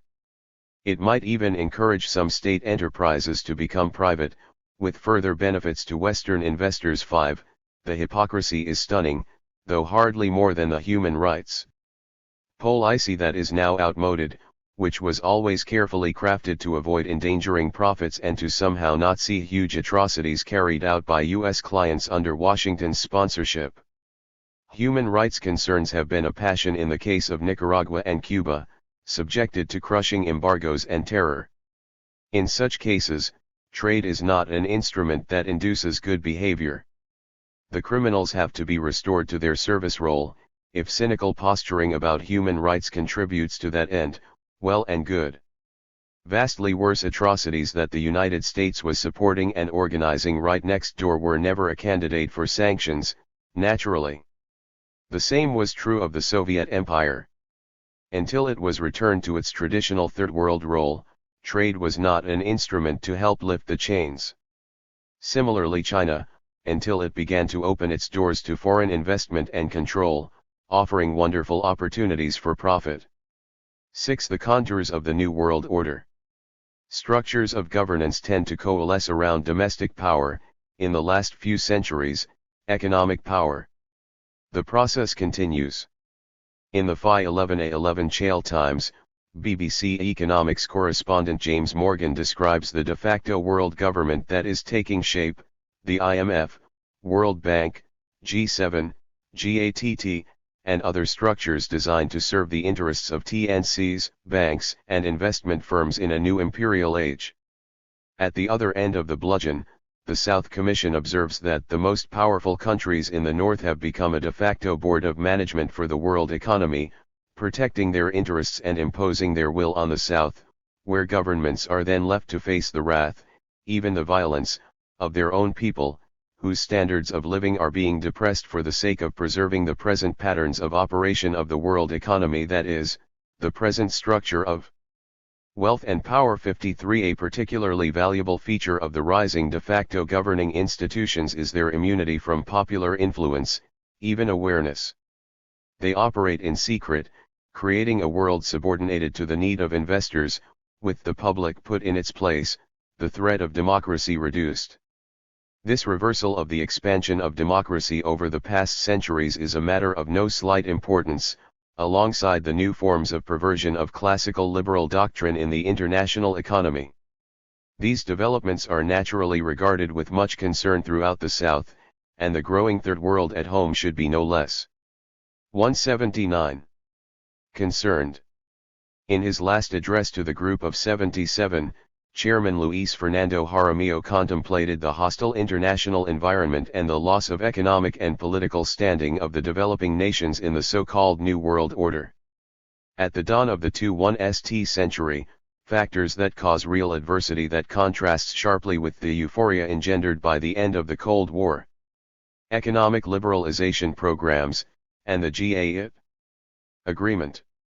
The strategy of the rich, he observed, is clearly directed at strengthening more and more the economic institutions and agencies that operate outside the United Nations system, which, with all its serious flaws, remains the only multilateral mechanism in which the developing countries can have some say. In contrast, the Bretton Woods institutions, World Bank, IMF, etc., that are being made the center of gravity for the principal economic decisions that affect the developing countries are marked by their undemocratic character, their lack of transparency, their dogmatic principles, their lack of pluralism in the debate of ideas, and their impotence to influence the policies of the industrialist countries whose dominant sectors they serve. In reality, the New World Trade Organization established by the latest GATT agreements will align itself with the World Bank and IMF in a new institutional trinity which would have as its specific function to control and dominate the economic relations that commit the developing world, while the industrialized countries will make their own deals outside normal channels, in G7 meetings and elsewhere. A similar perception was expressed by the conference organized by Jesuits in San Salvador in January 1, 994, already discussed, p. 53. Its report concludes that Central America today is experiencing globalization as a more devastating pillage than what its people underwent 500 years ago with the conquest and colonization, a comment that generalizes to much of the developing world. The new dominant force is not the market but rather a strong transnational state that dictates economic policy and plans resource allocation. The IMF, World Bank, Inter-American Development Bank, U.S. Agency for International Development, European Community, UN Development Programme and their ilk are all state or interstate institutions of a transnational character that have much greater economic influence over our countries than the market. 154. Moreover, the institutions of the transnational state largely serve other masters, as state power typically does, in this case, the rising transnational corporations in the domains of finance and other services, manufacturing, media, and communications institutions that are totalitarian in internal structure, quite unaccountable, absolutist in character, and immense in power.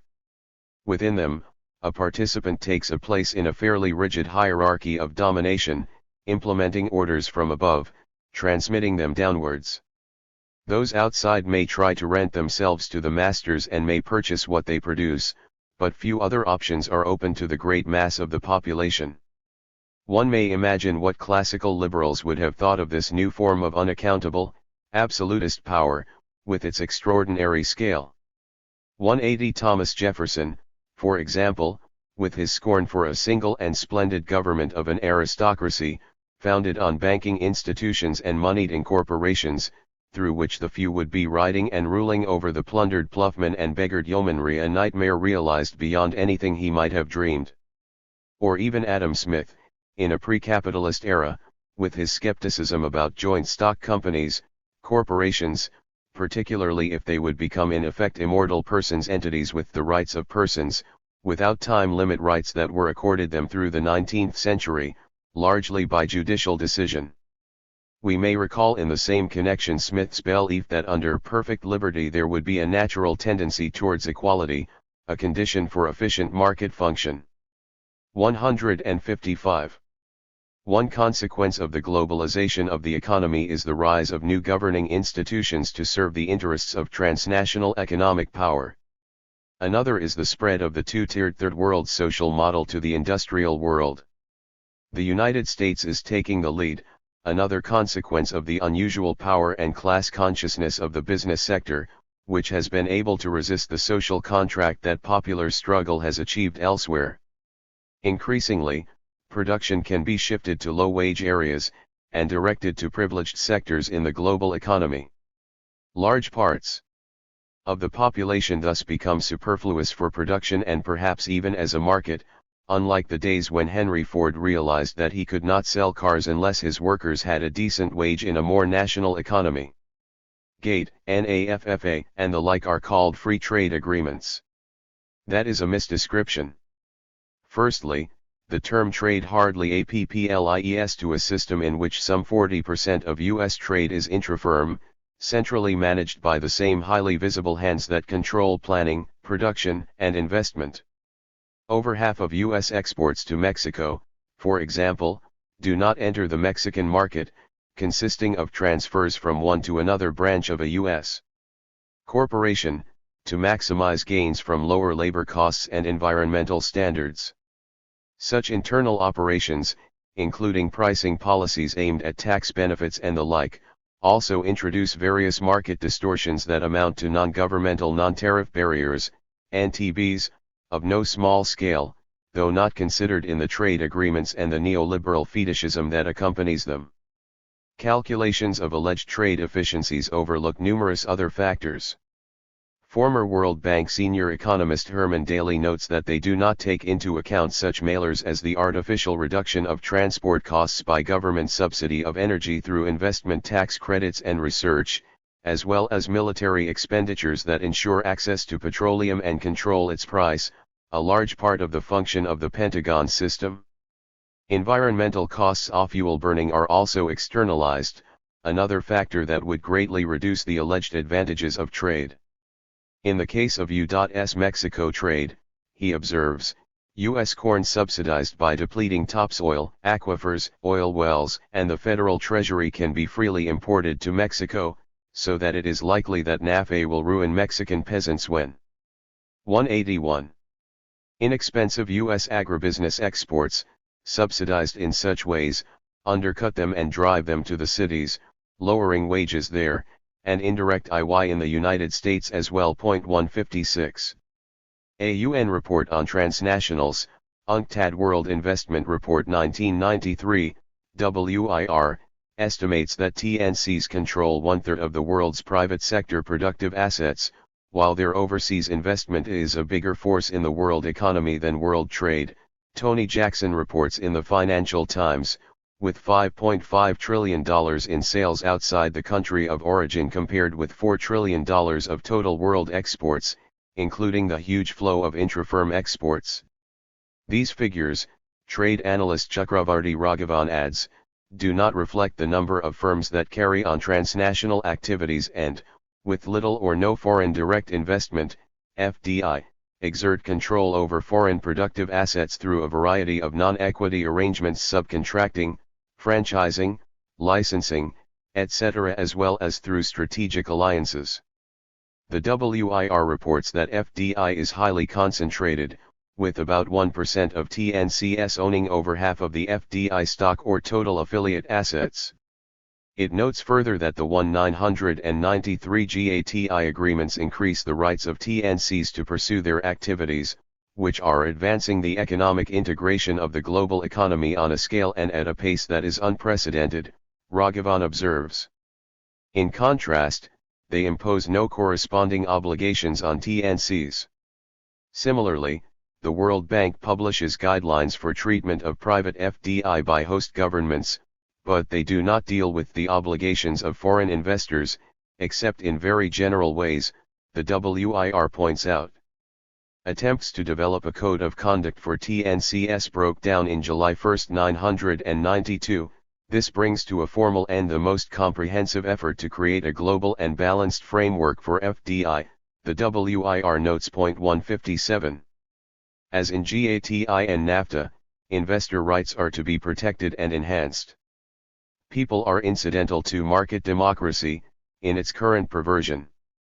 From 1982 to 1992, the 200 top corporations enhanced their share of global gross domestic product from 24.2% to 26.8%, doubling combined revenues to almost $6 trillion, with the leading 10 taking almost half the profits of the top 200, an underestimate of concentration, since it does not take account of privately owned giants such as Cargill, UPS, and others.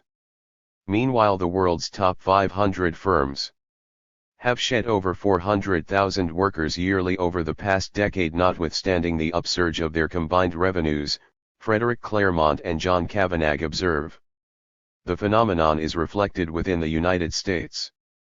In 1992, the first year of a mild recovery, the Business Pages reported that America is not doing very well, but its corporations are doing just fine, with corporate profits hitting new highs as profit margins expand.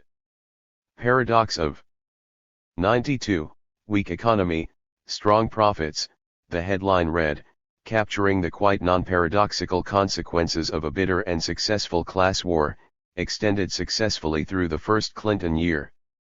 Forbes magazine, in its annual review of corporate welfare, found that corporate profits rose 3.8% in 182-1993 to $204 billion for the top 500 firms.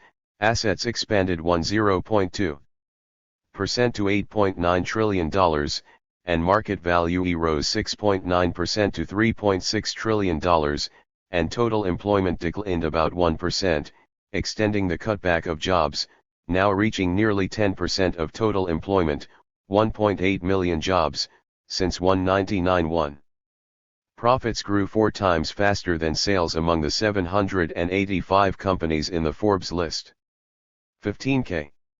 The strength of private power and the shadowy character of trade is illustrated further in a suggestion of the National Academy of Sciences that exports from the United States be calculated in terms of total sales of U.S.-based firms, wherever the factories are located.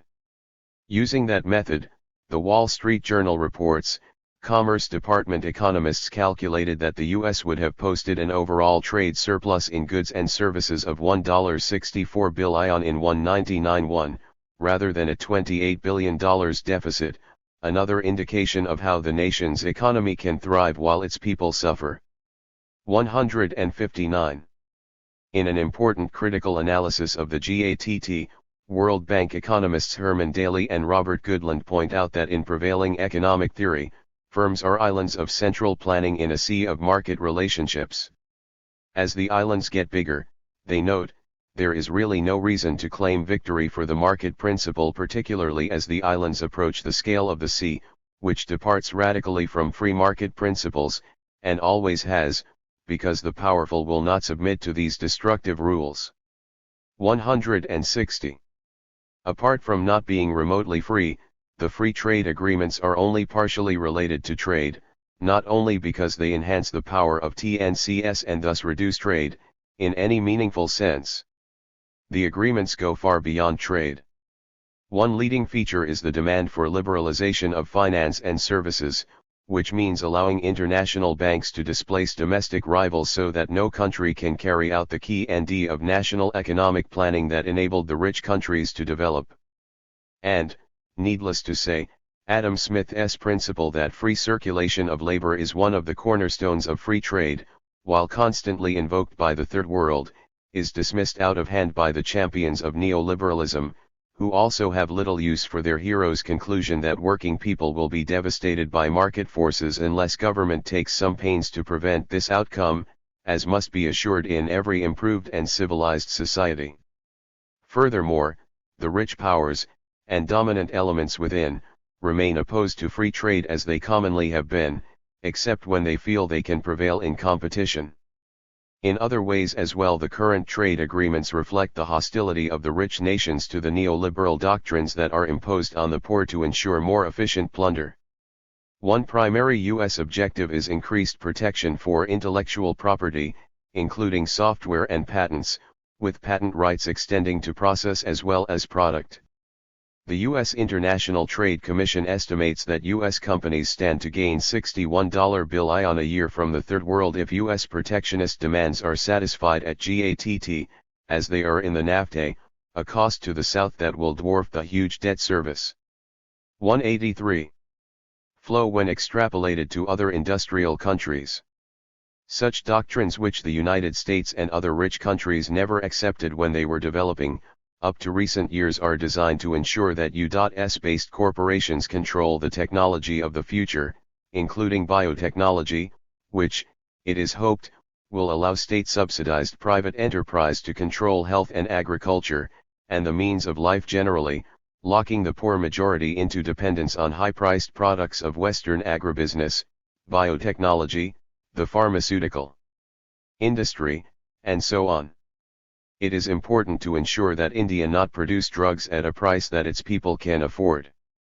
The Indian pharmaceutical industry, one of the most advanced in the developing world, relied on the restriction of patents to processes, not products, opening the way to new and more economical design.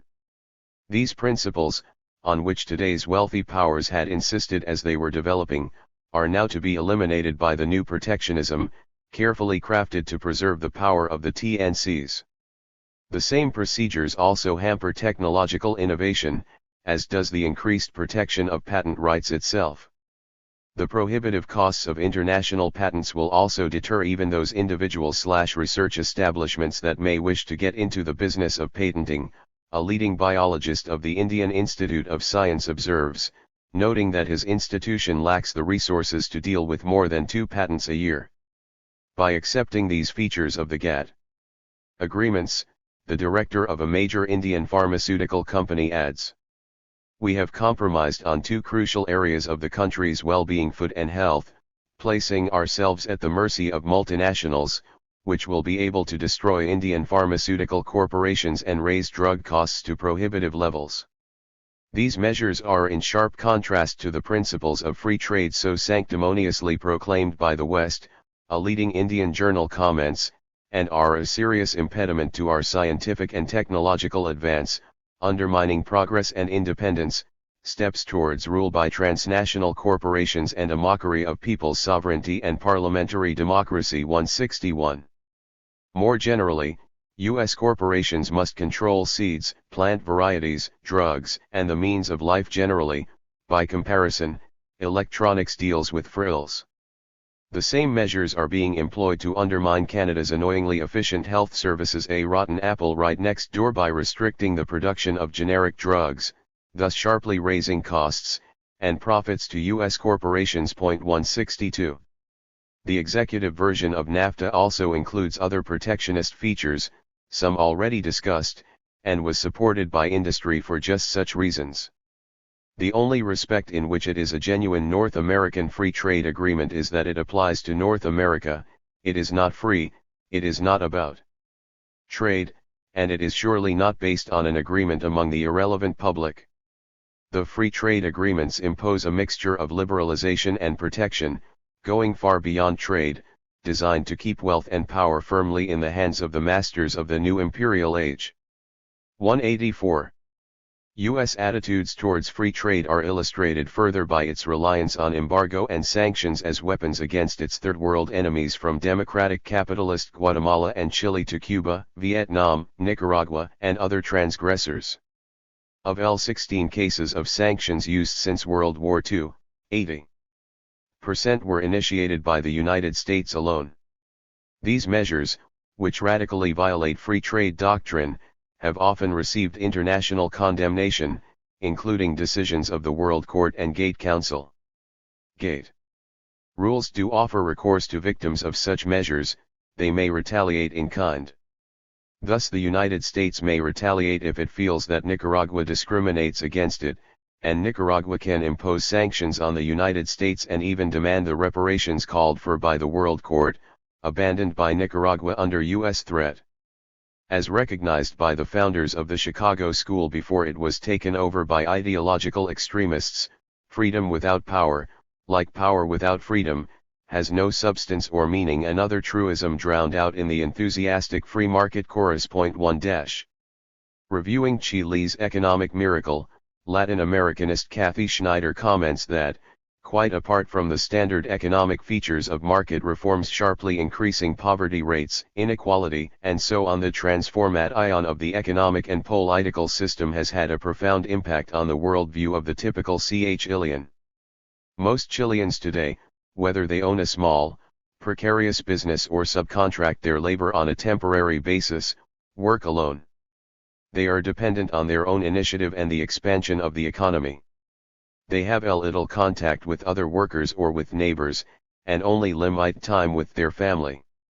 Their exposure to political or labor organizations is minimal, and with the exception of some important public service sectors such as healthcare, which the fascist rulers were unable to demolish in the face of popular residential instance, they lack either the resources or the disposition to confront the state. The fragmentation of opposition communities has accomplished what brute military repression could not.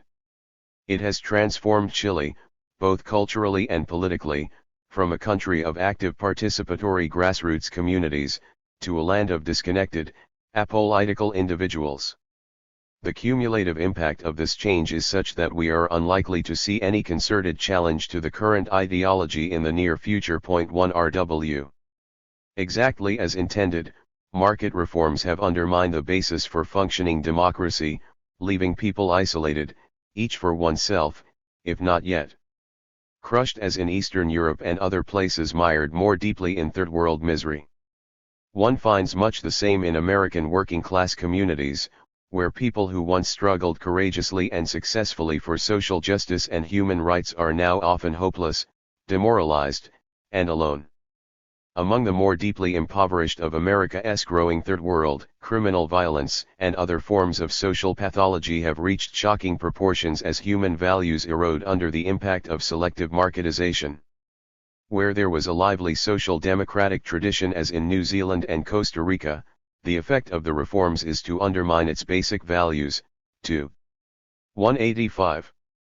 Extend to everyone the reach of the vile maxim, all for ourselves, and nothing for other people, or in the version of Clinton humanists, what is in it for us? Economic rationality and efficient use of resources, interpreted to serve the needs of the rich and powerful, must become the dogma of fundamentalist religious faith, suppressing such evil departures from orthodoxy as the empathy and feeling of obligation and sympathy that bind people together in livable societies. So we discover century after century, and today in country after country, from the rich Western societies to the occasional third world exceptions such as Costa Rica and Chile, their heresies now beaten down, to the festering sores of the South and increasingly the East. The triumphalism of the secular priesthood in the West can readily be appreciated. Neither at home nor abroad does the real world resemble the dreamy fantasies now fashionable about history converging to an ideal of free markets and democracy, a future for which America is both the gatekeeper and the model. A more accurate description would bring together the features that have come more vividly into view over the past 20 years. In the New World Order, the world is to be run by the rich and for the rich. The world system is nothing like a classical market. The term corporate mercantilism is a closer fit. 165 Governance is increasingly in the hands of huge private institutions and their representatives. The institutions are totalitarian in character. In a corporation, power flows from top down, with the outside public excluded. In the dictatorial system known as free enterprise, power over investment decisions, production, and commerce is centralized and sacrosanct, exempt from influence and control by workers and community as a matter of principle and law. With the rapid growth of TNCs to a level at which their foreign sales already exceed all of world trade, these systems of private governance gain undreamed of power. They have naturally used it to create the de facto world government. Described in the business press, with its own institutions, also insulated from public inspection or influence.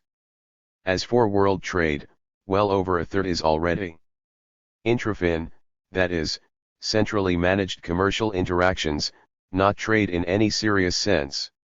The great concentrations of private power demand powerful states that protect and enhance their interests in numerous ways. Their ability to transfer production to the most repressed areas and to direct it to the rich sectors of the global system extends the two-tiered third world model to the rich societies themselves, processes accelerated by the end of the Cold War, with the new weapons it offers for use against pampered Western workers who have won some rights in long struggles.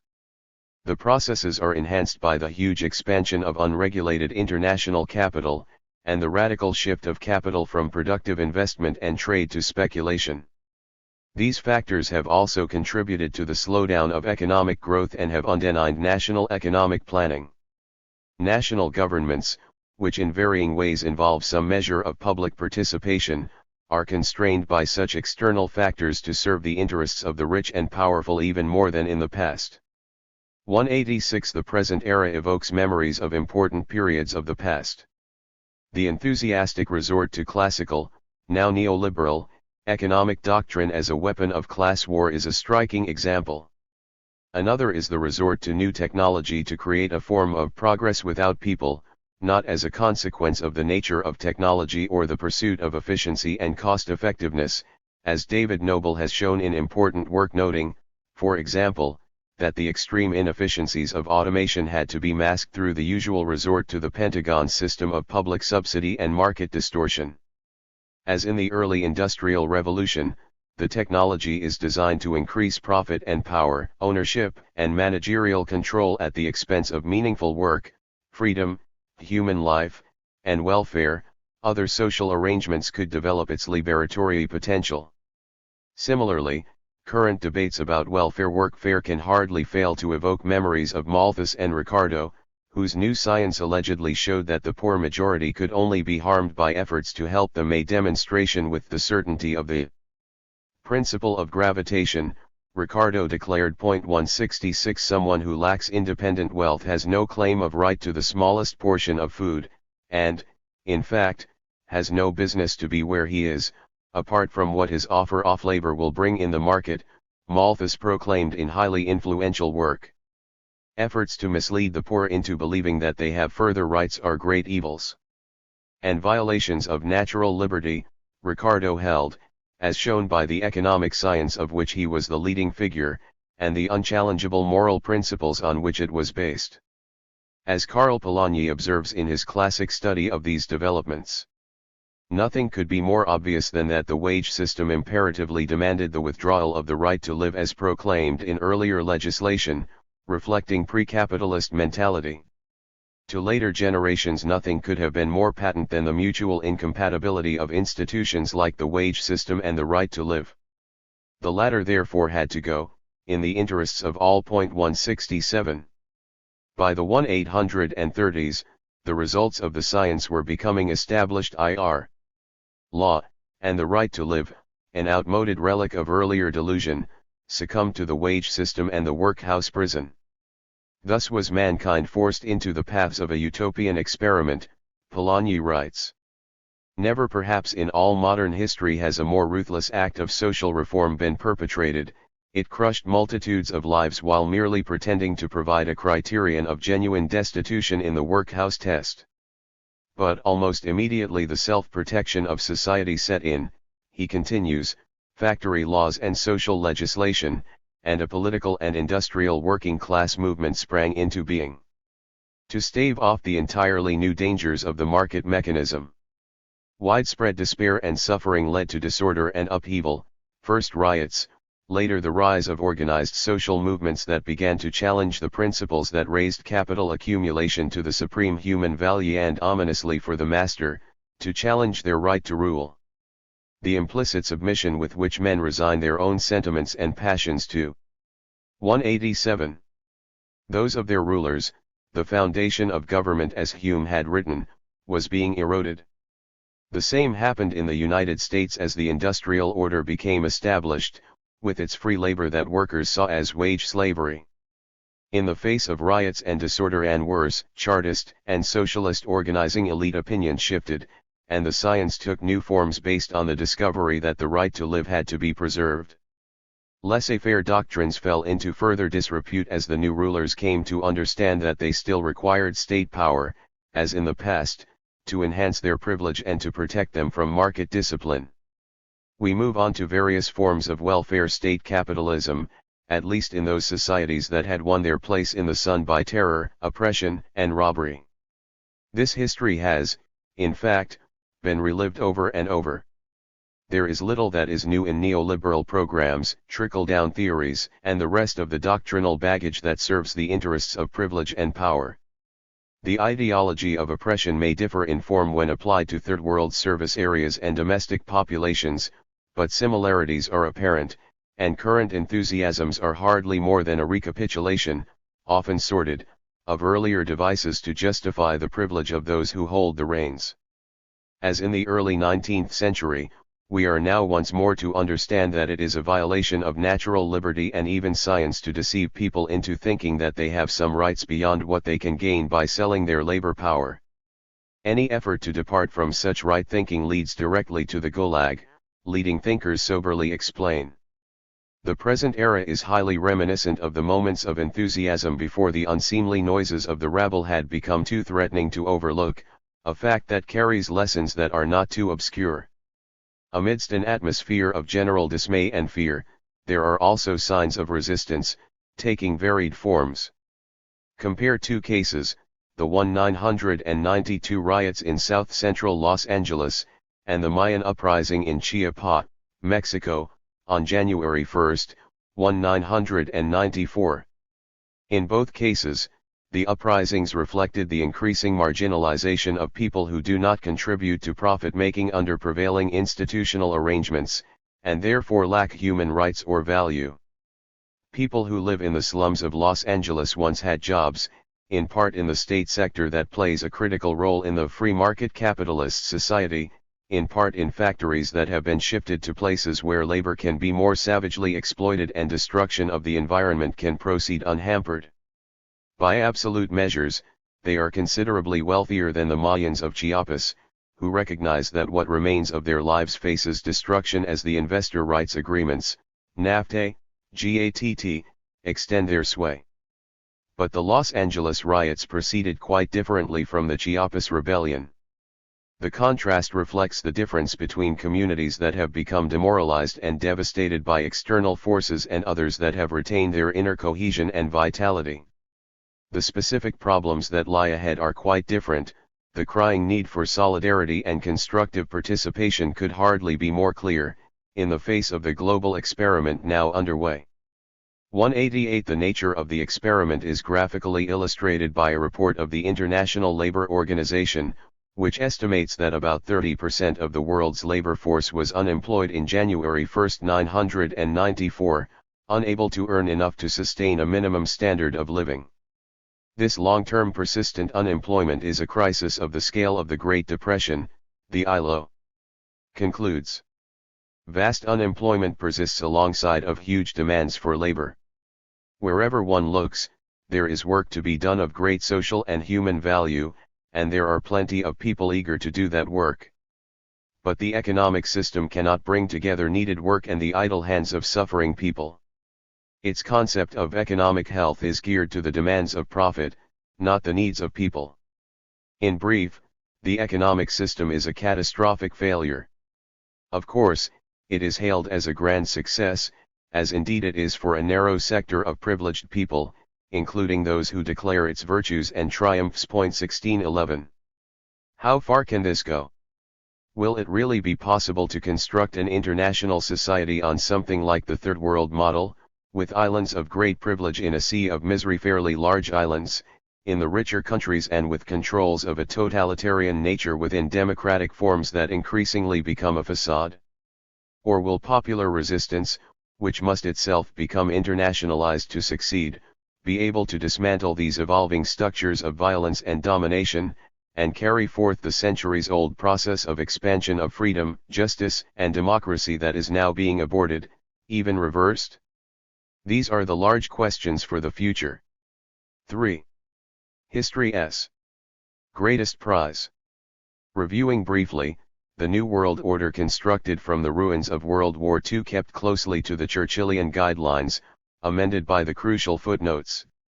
The world is to be ruled by the rich nations, which are in turn to be ruled by the rich men within them, in accord with the maxim of the founding fathers of American democracy that the people who own the country ought to govern it, John J. As Adam Smith observed, they pursue the vile maxim of the masters, using state power to ensure that the interests of the principal architects of policy will be most peculiarly attended to, whatever the effect on others. Their minions meanwhile cloak social reality in the guise of benevolence and harmony, laboring to keep the ignorant and meddlesome outsiders in their place, far removed from the political arena, though granted a periodic choice between representatives of the business party, with little danger of much deviation in any event, given the constraints imposed on policy by concentrated private power, increasingly international in scale, with financial power, and its low growth, low wage impact, gaining unprecedented importance. As the process takes its natural course, it tends towards globalization of the economy with its consequences, globalization of the Third World model of two-tiered societies, now reaching to the core industrial economies themselves, and a de facto world government that represents the interests of the TNCs and financial institutions that are to manage the international economy. The global system meanwhile becomes a form of corporate mercantilism, with centrally managed commercial interactions and planning within a framework of liberal internationalism, crafted for the needs of power and profit, subsidized and supported by state authority. The hungry nations and the Third World at home are to observe the doctrines of neoliberalism, which the powerful are free to discard at will. The end of the Cold War, restoring large parts of the domains of Soviet tyranny to their traditional Third World status, offers new opportunities for profit and 190. Improved weapons for the bitter one-sided class war that is fought unceasingly by the masters. These remain, in essence, leading features of world order. 1. Updating the Monroe Doctrine. In discussing the outlines of grand area planning for the post-war era, I put to the side the role of the Middle East. Let's now turn to that point 1. Here, the major interest was, and remains, the incomparable energy reserves of the region, primarily in the Arabian Peninsula.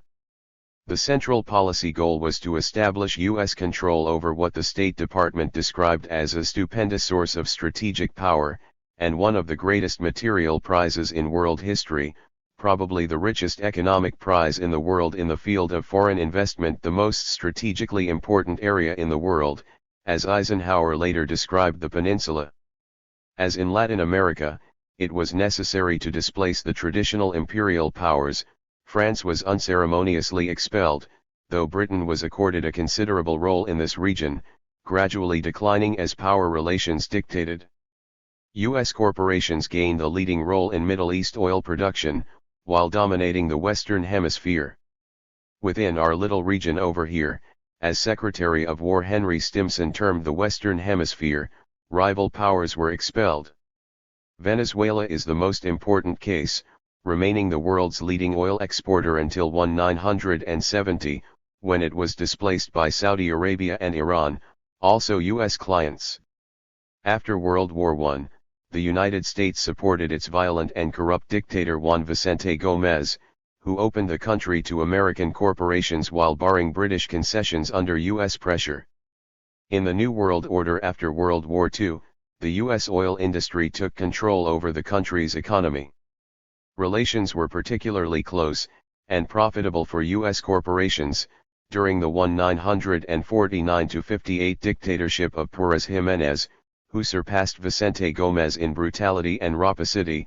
He was awarded the Legion of Merit by President Eisenhower, in recognition that his wholesome policy in economic and financial matters has facilitated the expansion of foreign investment, his administration thus contributing to the greater well-being of the country and the rapid development of its immense natural resources and, incidentally, to huge profits for U.S. corporations, including by then steel companies and others.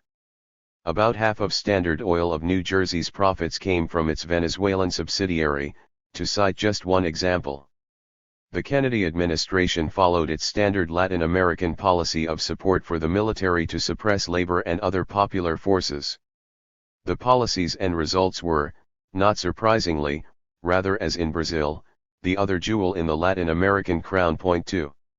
The basic policy guidelines were outlined in a State Department memorandum of April 1, 1944 entitled Petroleum Policy of the United States. It called for the preservation of the absolute position presently obtaining in the Western Hemisphere, and therefore vigilant protection of existing. 191.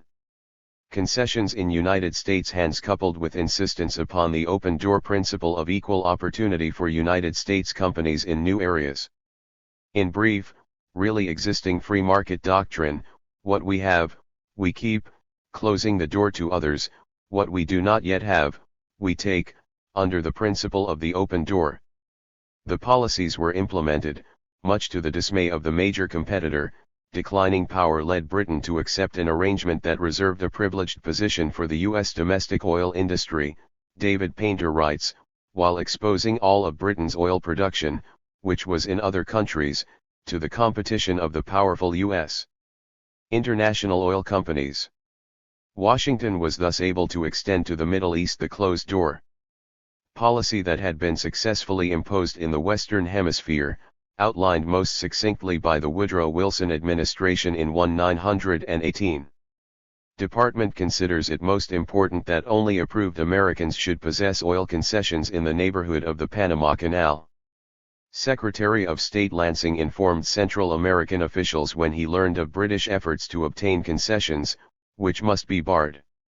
This aggressive American policy met with extraordinary success, Jeffrey Frieden notes, rapidly increasing the share of U.S. oil companies entirely at the expense of the Anglo-Dutch companies. In the Middle East a generation later, he continues, the principled American stand on the open door in petroleum lasted precisely as long as it took for American oil men to be let in. Once this aim was accomplished, the United States was perfectly content to see the door slam shut. 3. That U.S. planners should extend the Monroe Doctrine to the Middle East as soon as this became feasible is entirely understandable. Justifications were readily at hand, familiar back to colonial days. The U.S. Minister to Saudi Arabia, Alexander Kirk, observed that it only made sense for the United States to displace Britain. Needless to say, a stable world order can be achieved only under the American system, which would help backward countries to help themselves in order that they may lay the foundation for real self-dependence, the kind that the United States had already brought with such success to the Caribbean Central America region and the Philippines. The latter an example constantly invoked with pride, and little regard for the realities. A State Department memorandum approved by President Roosevelt in 1944 concluded that U.S. aid to the Saudi monarchy would demonstrate the difference between the American and British approaches to the problems of backward nations, and emphasize the greater capacity of America for providing continuous and constructive material assistance.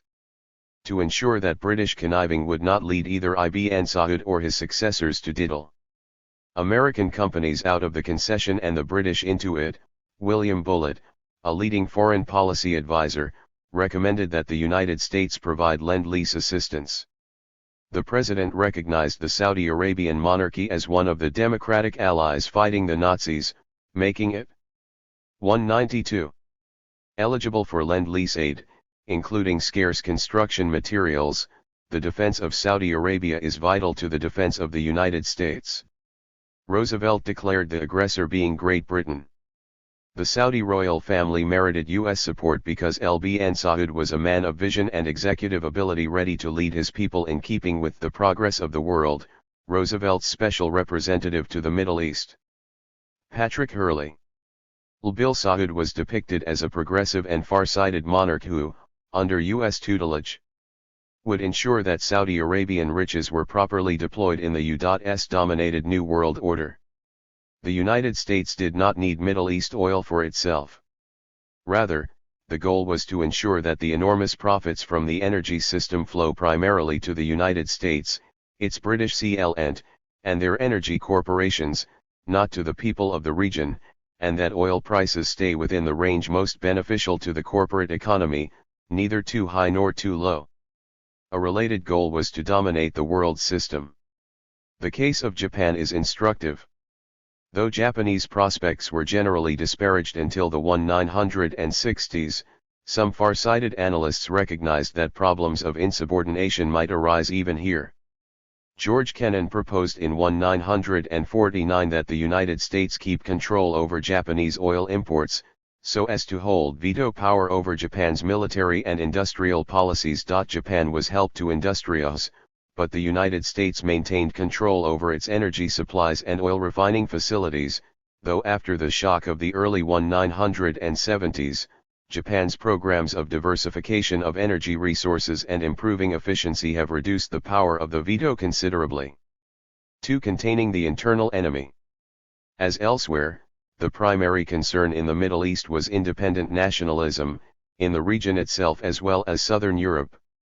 The alleged Soviet threat was brandished, but largely as a pretext, as now conceded, CP-70, though the threat was real insofar as the USSR interfered with U.S. designs by posing a deterrent and, for its own cynical reasons, supporting targets of U.S. attack.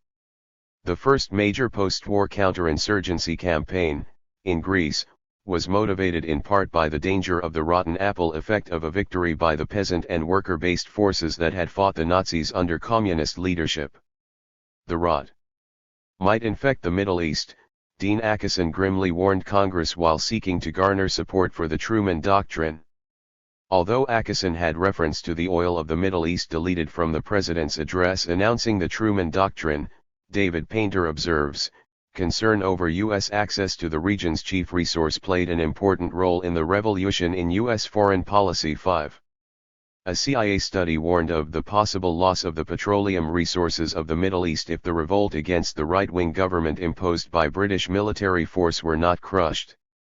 Though Stalin was in fact adhering to the spheres of anti-alliance agreement he had reached with Churchill, a Soviet threat was concocted in Containing the internal enemy. 193. the routine manner, and Greece was pacified by a bloody campaign of terror and torture that took 160,000 lives, restored the old order including Nazi collaborators, and opened the country to U.S. investment and control, with consequences that persist until today. Italy, a prime target of U.S. subversion from the 1940s, aroused similar concerns. The threat of a communist victory in the 1948 elections was taken very seriously by U.S. planners. The first memorandum of the newly formed National Security Council in 1947 secretly called for support for paramilitary operations in Italy along with national mobilization in the United States in the event the Communists obtained domination of the Italian government by legal means. Democratic processes are not acceptable, and must be overturned by violence or other means, unless the proper outcome is assured. George Kennan urged still stronger measures, suggesting that the Communist Party be outlawed to forestall its electoral victory, though this would probably lead to civil war and U.S. military intervention, he recognized.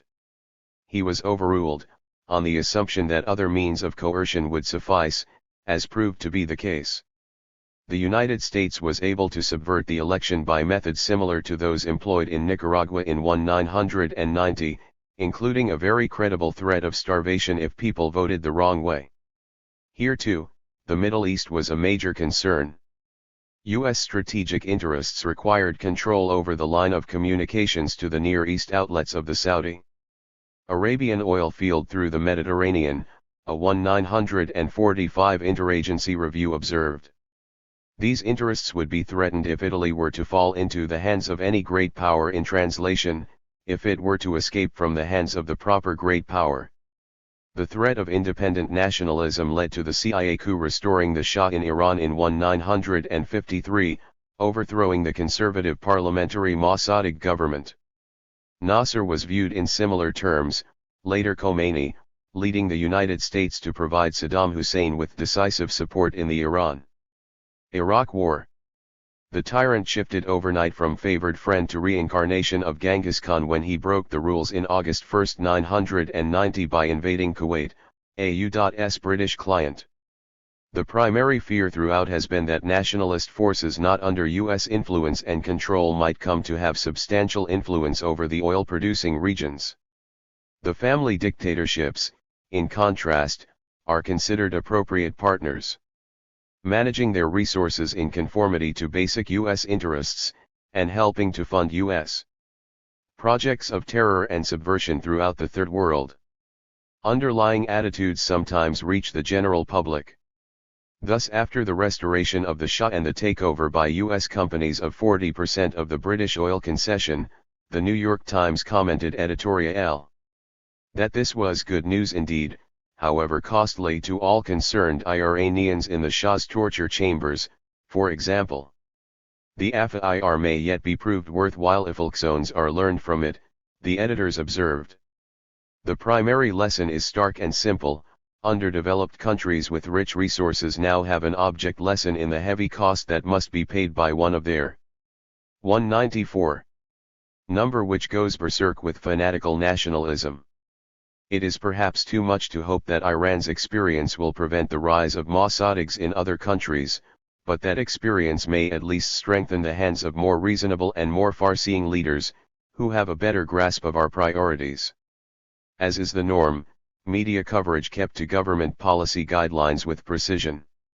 Mossadegh became a devil when the United States determined to overthrow him.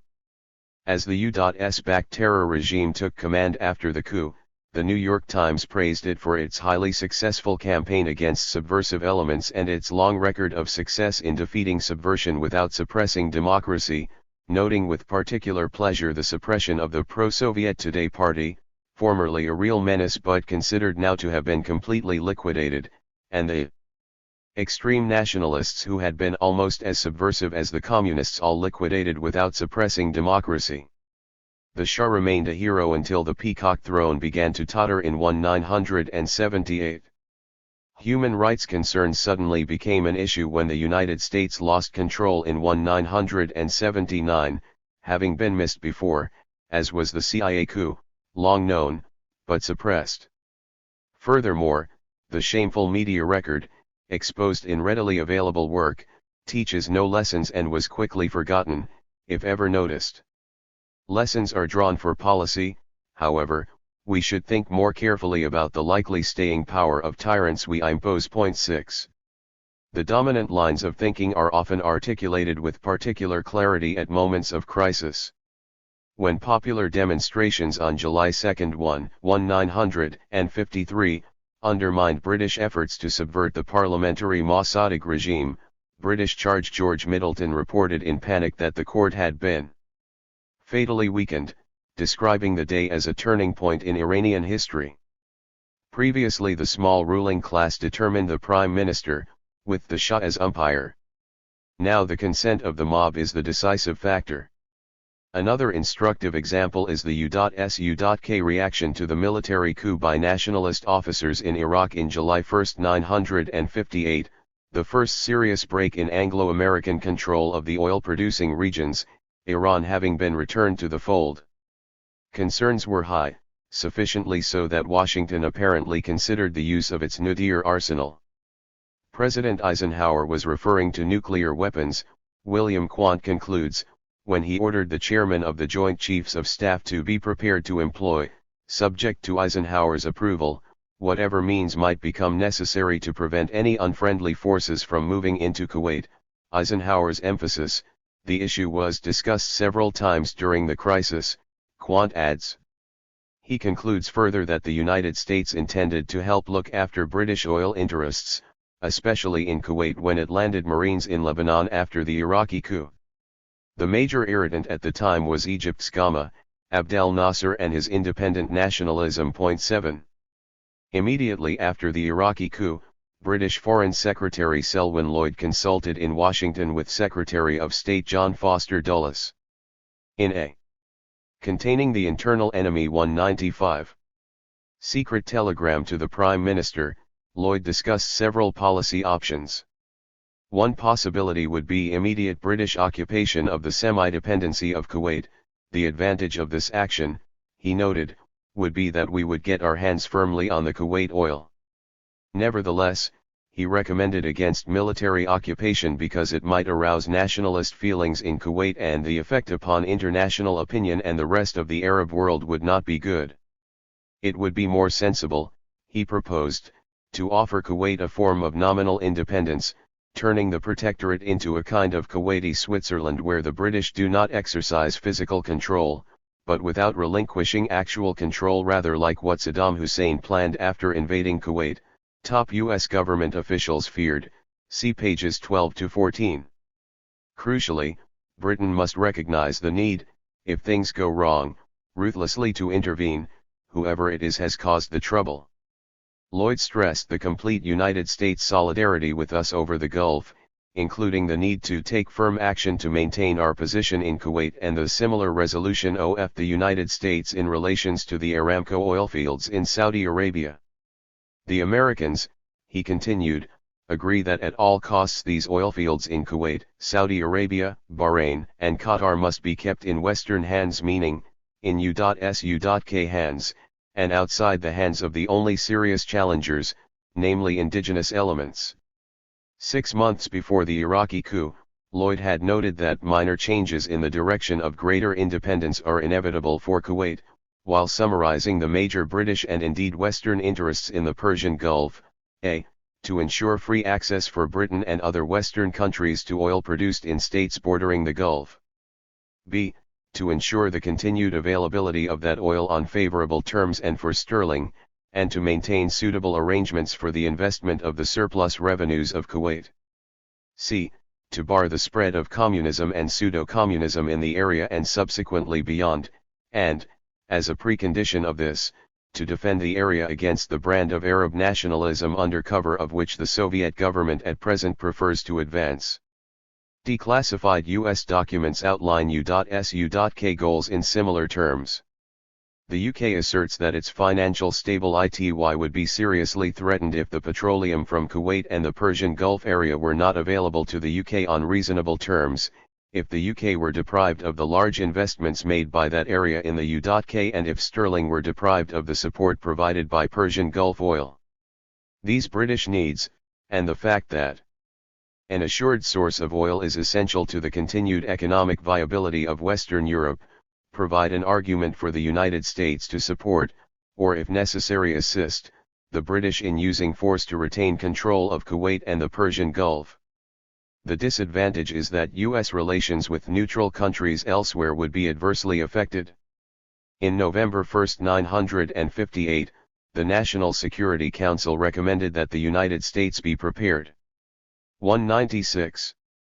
To use force, but only as a last resort, either alone or in support of the United Kingdom, to ensure access to Arab oil. The general goals were stated succinctly by the British Foreign Office in 1949.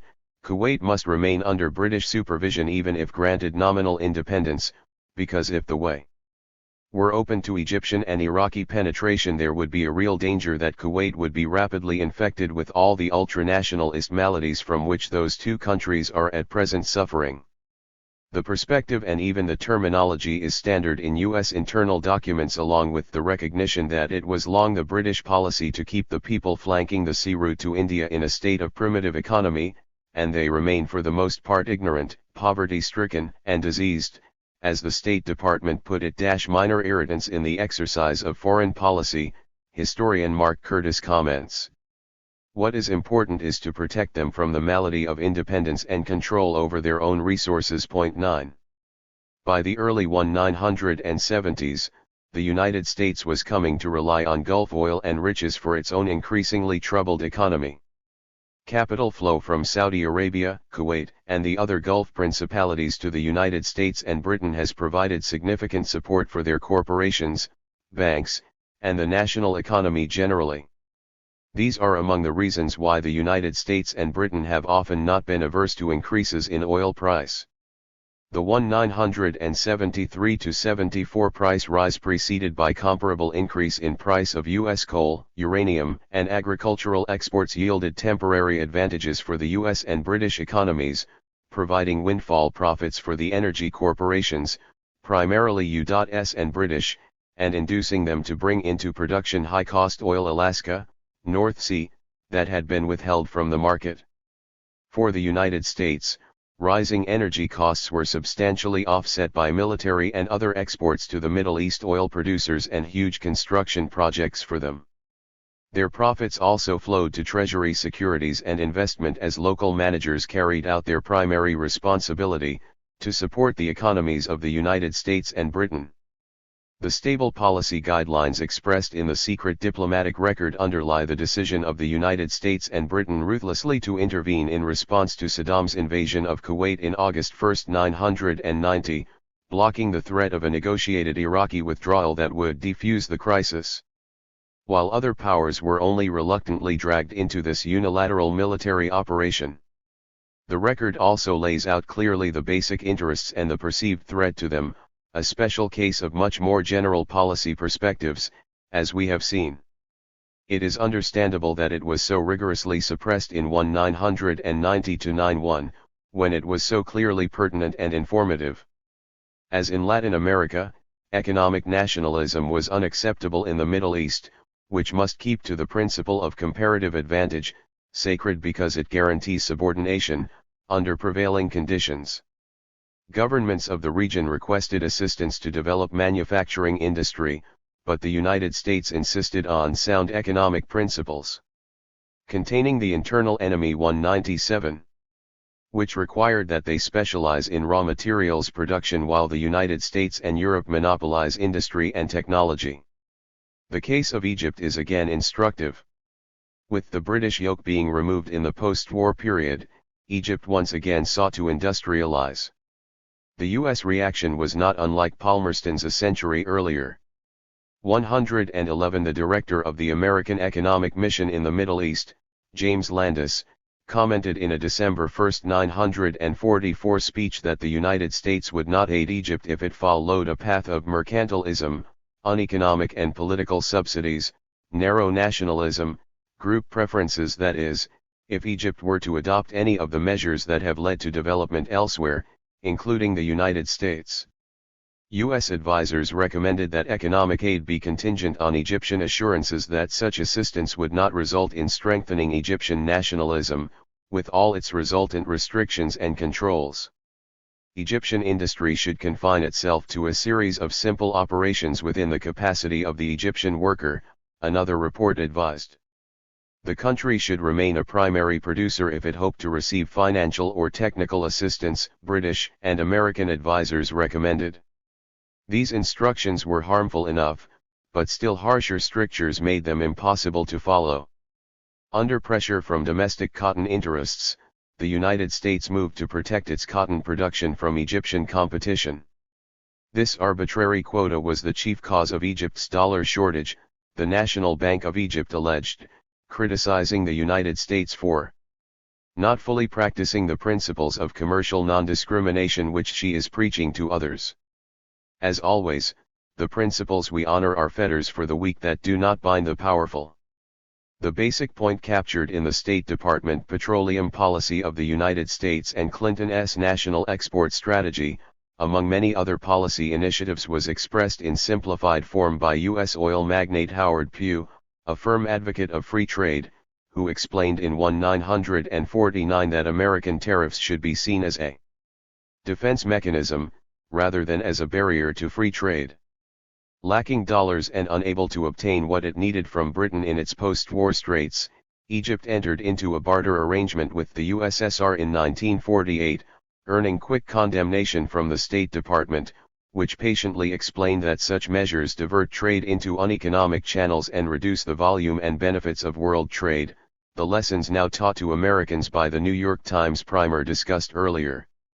Egyptian requests for capital aid from the United States fell on deaf ears, Gottfried notes, in the light of Egypt's lack of understanding of sound economic principles. Private investment followed the same guidelines. Lebanese diplomat George Hakim complained that private foreign investment was not directed towards the general development of the Middle Eastern countries, but towards the export of crude oil to the European market. The region aspired to economic development, the West, to its subordination on grounds of the conveniently flexible truths of economic theory, rationality, point 11. 198. 3. The structure of power. Now largely in U.S. hands, the Middle East region was to be organized along the lines established by late British imperialism, which recognized by World War I that direct colonial rule was no longer feasible. Local management, therefore, would be delegated to an Arab facade of weak and pliable rulers, with absorption of the colonies veiled by constitutional fictions as a protectorate, a sphere of influence, a buffer state, and so on, a device more cost-effective than direct R. Lord Curzon and the Eastern Committee, 1917-18. But we must never run the risk of losing control, John Foster Dulles warned. The facade would consist of family dictatorships that do what they are told, and ensure the flow of profits to the United States, its British client, and their energy corporations. They are to be protected by regional enforcers, preferably non-Arab, Turkey, Israel, Iran under the Shah, Pakistan. British and U.S. muscle stand in reserve, with military bases from the Azores through North Africa to the Indian Ocean and the Pacific. The system has operated with reasonable efficiency over a considerable period, and has new prospects today. Why? Successes have been dramatic. Cheap oil fueled the golden age of post-war development. Profits beyond the dreams of avarice enriched Western corporations, 13 also helping to keep the ailing British economy afloat, later the U.S. economy as well. The post-war settlement perpetuated the separation of the large population concentrations of the region from the oil wealth, retained in the hands of the facade with sparse populations to share it. Apart from its unfairness, this outrageously skewed ownership of property in the world's most heavily armed region, with a long history of volatility and violence, is an ongoing recipe for destabilization and violent upheavals, Dilip Hero warns. An increasing number of Arab intellectuals and religious leaders, he writes, are coming to share the viewpoint articulated by Saddam Hussein on August 10, 1990, however they may despise the author of the sentiment. In Saddam's words, through its partitioning of the Arab lands, Western imperialism founded weak many states and installed the families who rendered it services that facilitated its exploitative mission. Thus it prevented the majority of the sons of the people and the Arab nation from benefiting from their own wealth. As a result of the new wealth passing into the hands of the minority of the Arab nation to be exploited for the benefit of the foreigner and the few new rulers, financial and social corruption spread in these many states, and from there to many quarters of the majority of the Arab countries. The United States opposes democracy in the region, Hero writes, because it is much simpler to manipulate a few ruling families to secure fat orders for arms and ensure that oil price remains low than a wide variety of personalities and policies bound to be thrown up by a democratic system, with elected governments that might reflect popular calls for self-reliance and Islamic fellowship.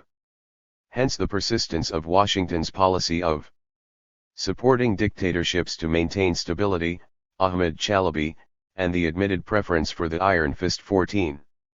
199. Hero's analysis is persuasive.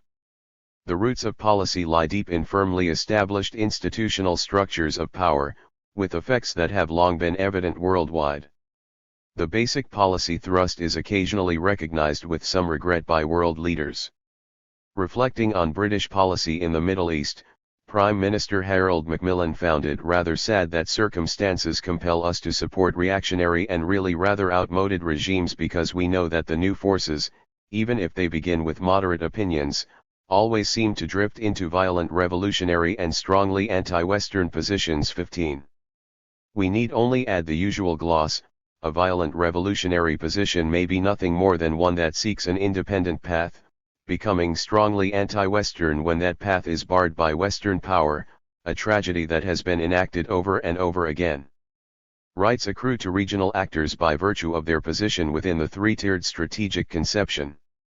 At the local level, the facade of managers have rights, as long as they do their job, otherwise they will be crushed.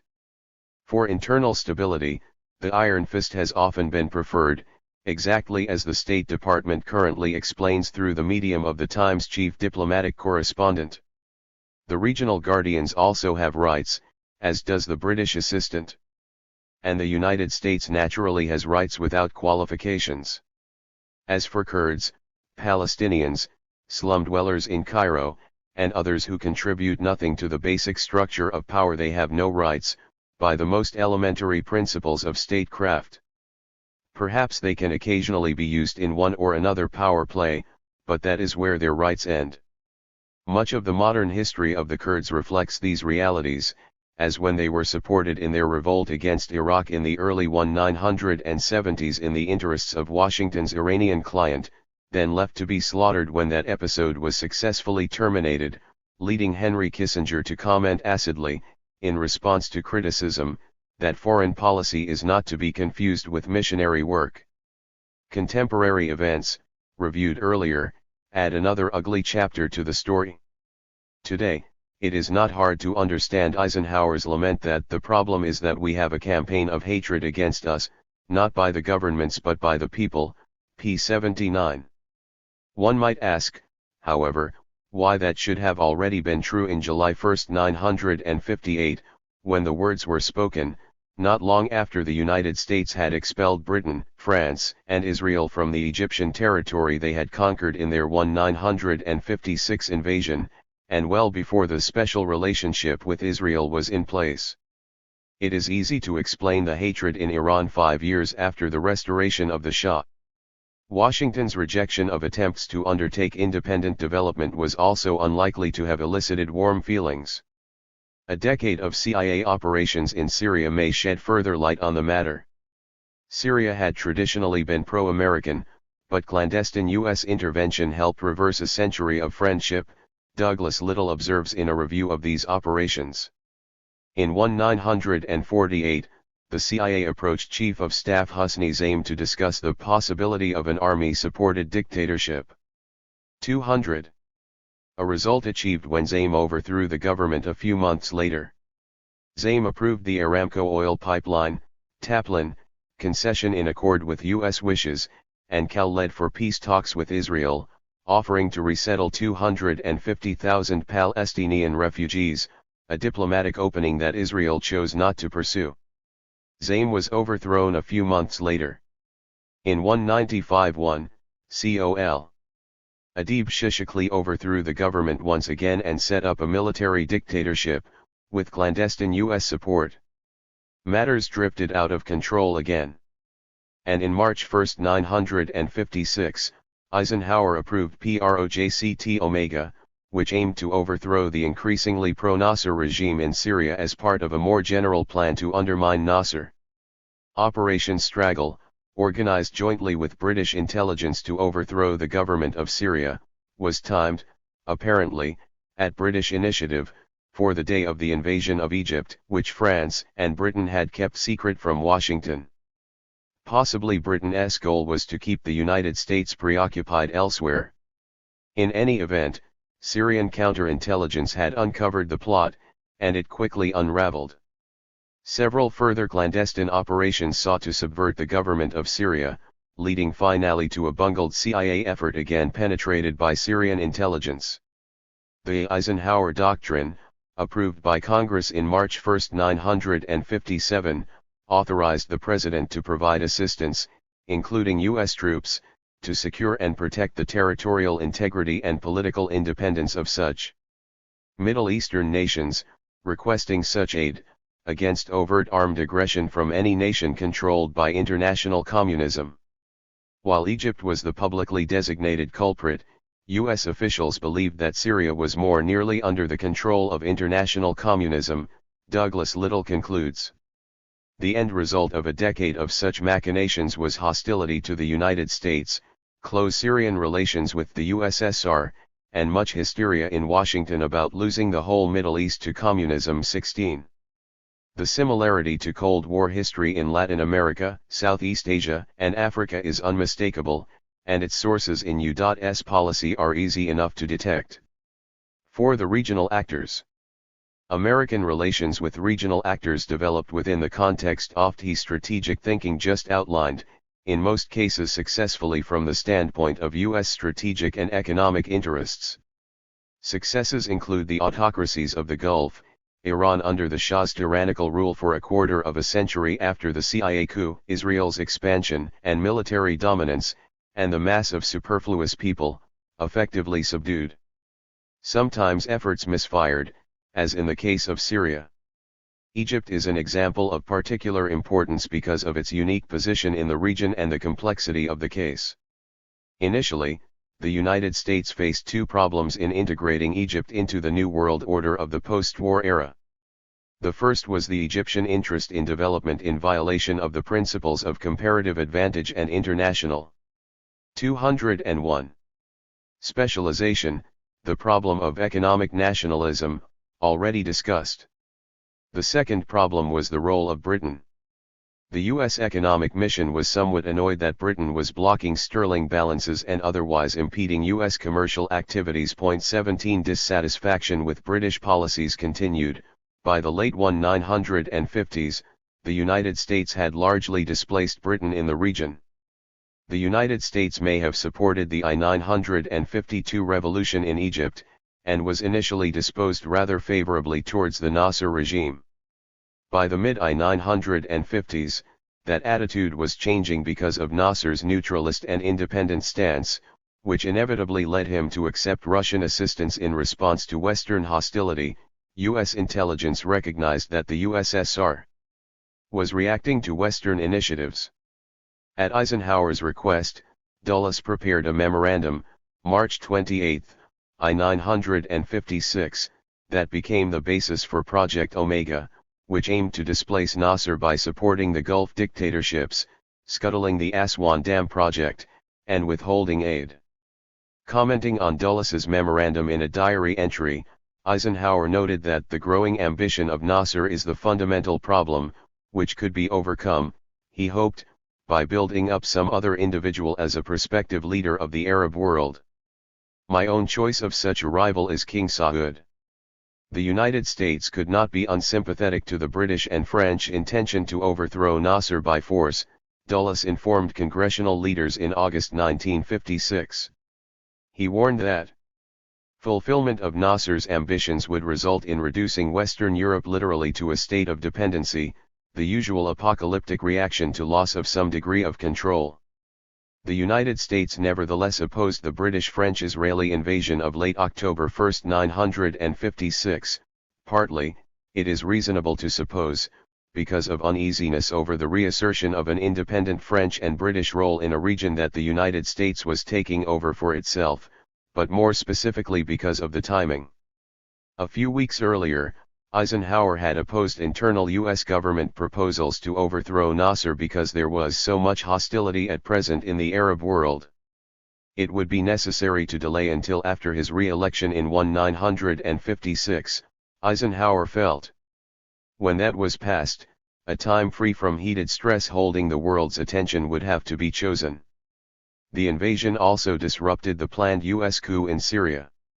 In December, shortly after forcing Britain and France to abandon their effort, Eisenhower wired Dulles at a NATO meeting to make sure that the Allies know that we regard Nasser as an evil influence, but the British and French chose a bad time in which to launch corrective measures. 1K.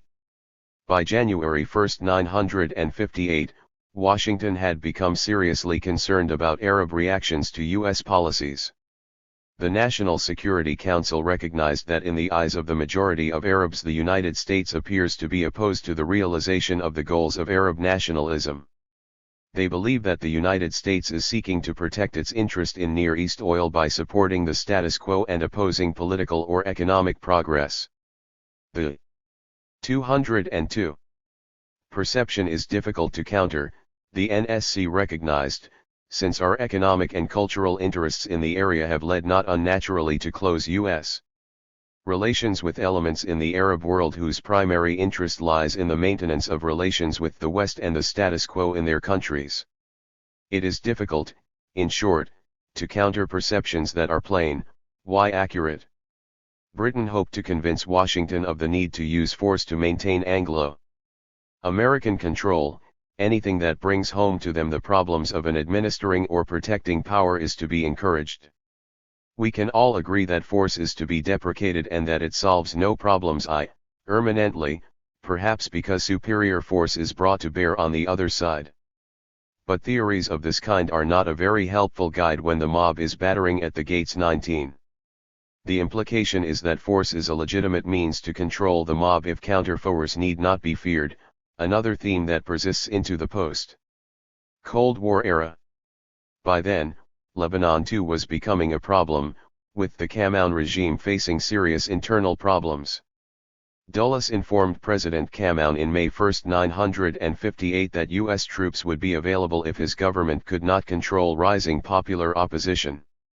Dulles also gave Kamoun careful instructions on how the request for troops should be formulated.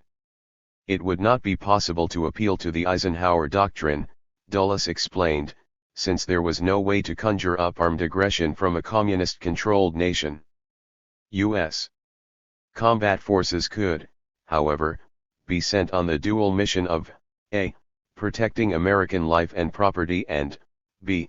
assisting the GOL government of Lebanon in its military program for the preservation of the independence and integrity of Lebanon, which is vital to the national interests of the United States and to world peace. Request for U.S. troops should be couched in the terms indicated, Dulles instructed, adding that as a cover, the Lebanese government should also file a complaint with the UN alleging outside interference in its internal affairs. The British felt that armed attack should indeed be alleged to rebut the argument that it is the U.S. intervention itself that threatens peace. As for the extreme, dangerous fanatic who was considered responsible for the difficulties faced by Washington and its clients in maintaining internal control, Abdel Nasser, he was moved by a dream of pan-Arabism, something like Hitler's pan-Germanism.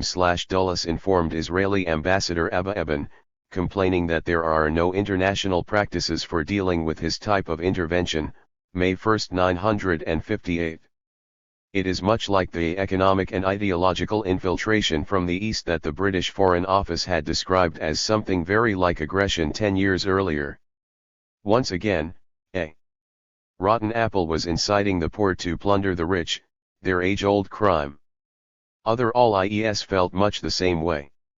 British and French leaders had fallen prey to virtual hysteria as they planned their 1956 invasion. Israeli Prime Minister David Ben-Gurion felt that the Lebanon crisis of 1958 was perhaps last opportunity for US to act in manner that will prevent all of me from being engulfed by Soviets, the US ambassador to Israel cabled Washington on May 16.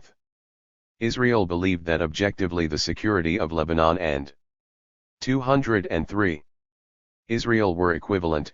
Israeli ambassador to Washington Abba Eban explained, if Lebanon fell, Jordan would be next, and the momentum of Nasserism would gather force. May 15. Israel offered to withdraw forces from the Lebanese border, which would permit the Kamoun government to deploy its army more efficiently for internal repression. Visiting Washington on July 1, the Shah of Iran urged military intervention to save Lebanon from falling into the hands of the Communists or Nasser, with an inevitable domino effect beyond. Communism, he informed Eisenhower, must find means constantly of expanding. Like an octopus, if one tentacle were covered, others become even more active. Communism and Nasserism were constantly probing for weak spots. If Lebanon should fall, Iraq and Jordan would be in grave danger. The current problem in Lebanon, now being aggravated by Syrians and Egyptians, was a worry to all of us. At the time, a UN investigating team in Lebanon and US analysts were unable to find any credible evidence of the large-scale intervention from Egypt or Syria that was alleged, though President Kamoun had already lost 80% of his territory to the internal opposition. The Shah regarded Nasser's philosophy of the revolution as akin to Mein Kampf. The United States should not, however, cater to his whims. Egypt represented nothing but a few million unhappy and impoverished beggars, led by a fanatic with exalted ambitions. Nasser aimed to gain control of large areas in the Middle East, the Shah held, agreeing with Dulles that Hitler was his role model and that he intended to subjugate Western Europe through control of oil, as the United States had in fact intended a century earlier, through its control of cotton. The CIA, meanwhile, contended in a July 12 report that Nasser was neither a communist or sympathetic to the communist doctrine. Nasser suppressed domestic communists, the CIA recognized, and regarded the USSR as a great power with interests that happened to mesh with his own. The Arab objectives of maintaining independence and of utilizing the profits of Arab oil are compatible with two crucial U.S. interests: denial of the area to Soviet domination and maintenance of Western access to Middle East oil. July 1, 1958. But this point of view was not welcome to the White House. On July 7, Dulles emphasized that the United States must seek a solution, avoiding any victory for Nasser through a political compromise of Kamoun with the rebel elements. A week later, the Marines landed in the wake of the Iraq coup. The outcome is described in a Marine Corps history. The presence on their soil of American troops sobered the Lebanese and evoked from them a spirit of responsibility. Thanks to this spirit, a workable political compromise was arranged. The new chief executive Gen. Shiab soothed the suspicious Muslims by agreeing to increase the number of representatives in the national parliament and by appointing Sinain prominent ex-rebels to his cabinet. These reforms, however, would not have been carried out voluntarily. The implied threat that the U.S. would use its troops to enforce a dictated settlement was the goad that started the Lebanese along the path towards political stability. 204. There is no need to comment on the political stability that ensued. In the rhetoric affected in the post-Cold War era, the Marine landing might be called an exercise of new-style humanitarian intervention which responds to popular pleas for assistance with less respect for national boundaries than heretofore. Relations between the United States and Israel, unique in world affairs, developed within the same general context. Israel's military successes in the 1948 war impressed the U.S. Joint Chiefs of Staff, who described the new state as the major regional military power after Turkey, offering the United States means to gain strategic advantage in the Middle East that would offset the effects of the decline of British power in that area. As for the Palestinians, U.S. planners had no reason to doubt the assessment of Israeli government specialists in 1948 that the refugees would either assimilate elsewhere or would be crushed, some of them would die and most of them would tumble into human dust and the waste of society, and join the most impoverished classes in the Arab countries. Accordingly, there was no need to trouble oneself about them. These basic interpretations have remained stable until today, taking concrete form as events unfolded. Point 21. On January 1, 1958, the National Security Council concluded that a logical corollary of opposition to growing Arab nationalism would be to support Israel as the only strong pro-Western power left in the Middle East. Through the 1960s, U.S. analysts saw Israeli power as a barrier to Nasserite pressures and influences in the Arabian Peninsula and Jordan. Israel's successes in the 1996-7 war reinforced the conception of Israel as a strategic asset that could serve U.S. interests by undermining independent nationalist forces. This thesis received further support as Israel acted to deter Syrian intervention in support of the Palestinians in 1970, regarded by Washington as a potential threat to the Hashemite kingdom and U.S. clients beyond. The strategic asset thesis by then found its natural place within the Nixon Doctrine, which recognized that the United States could no longer play policeman to the world and would therefore expect other nations to provide more cops on the beat in their own neighborhood. Defense Secretary Melvin Laird, though police headquarters, it was understood, remains in Washington. In Henry Kissinger's phraseology, already cited, other states must pursue their regional interests within the overall framework of order managed by the United States. The two main cops on the beat in that particular precinct were Israel and Iran, secretly allied. Robert Repa, a Middle East analyst for the Defense Intelligence Agency, writes that the Israeli-Iranian relationship, well established by the 1970s, contributed to the stability of the region, securing U.S. interests by keeping any potential radical nationalists in line.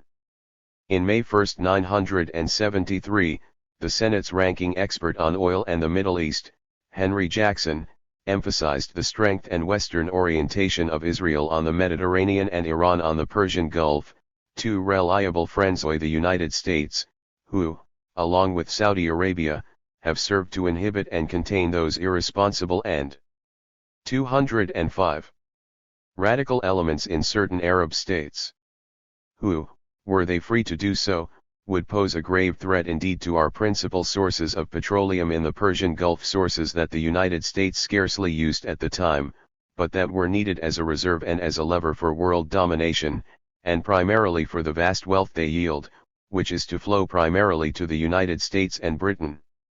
The formal conflict between Saudi Arabia and both Iran and Israel was a technicality, as was the theoretical opposition of the Shah's regime to Israel's policies. With the fall of the Shah, Israel's role as a regional gendarme only increased. It comes as no surprise that immediately after the overthrow of the Shah's regime and the failure of Carter administration envoy General Robert Heiser to inspire a military coup, the United States, Israel, and Saudi Arabia joined in clandestine efforts to restore the tripartite alliance, with Saudi Arabia funding sales of U.S. arms via Israel to elements in the Iranian military who, it was hoped, would overthrow the regime. 22. Throughout, Israel had been pursuing its own complementary periphery policy, forming alliances with Turkey, Iran, and Ethiopia, with the support of the United States after Israel's considerable assistance to U.S. intervention in Lebanon, with a spillover to Jordan, in mid-1958. Meanwhile, Israel was enlisted to perform secondary services for the United States. In the 1960s, Israel made inroads in Black Africa with a large CIA subsidy, helping to establish and maintain the rule of Mobutu in Zaire, Idi Amin in Uganda, and others, and also offering the United States a way to evade the UN embargo against oil shipments to Rhodesia. Israeli relations with South Africa probably fall within the same framework, in part at least. Israel also served U.S. interests in Asia, for example sending U.S. jet fighters to Indonesia in the course of the murderous aggression in East Timor, when the Carter administration was blocked by Congress from doing so directly. The major services, however, were in Latin America, particularly after congressional human rights legislation prevented the U.S. executive from providing direct assistance to the most brutal tyrants. Israel maintained close contacts with the neo-Nazi regimes of the Southern Cone, undeterred by the virulent anti-Semitism of the ruling generals.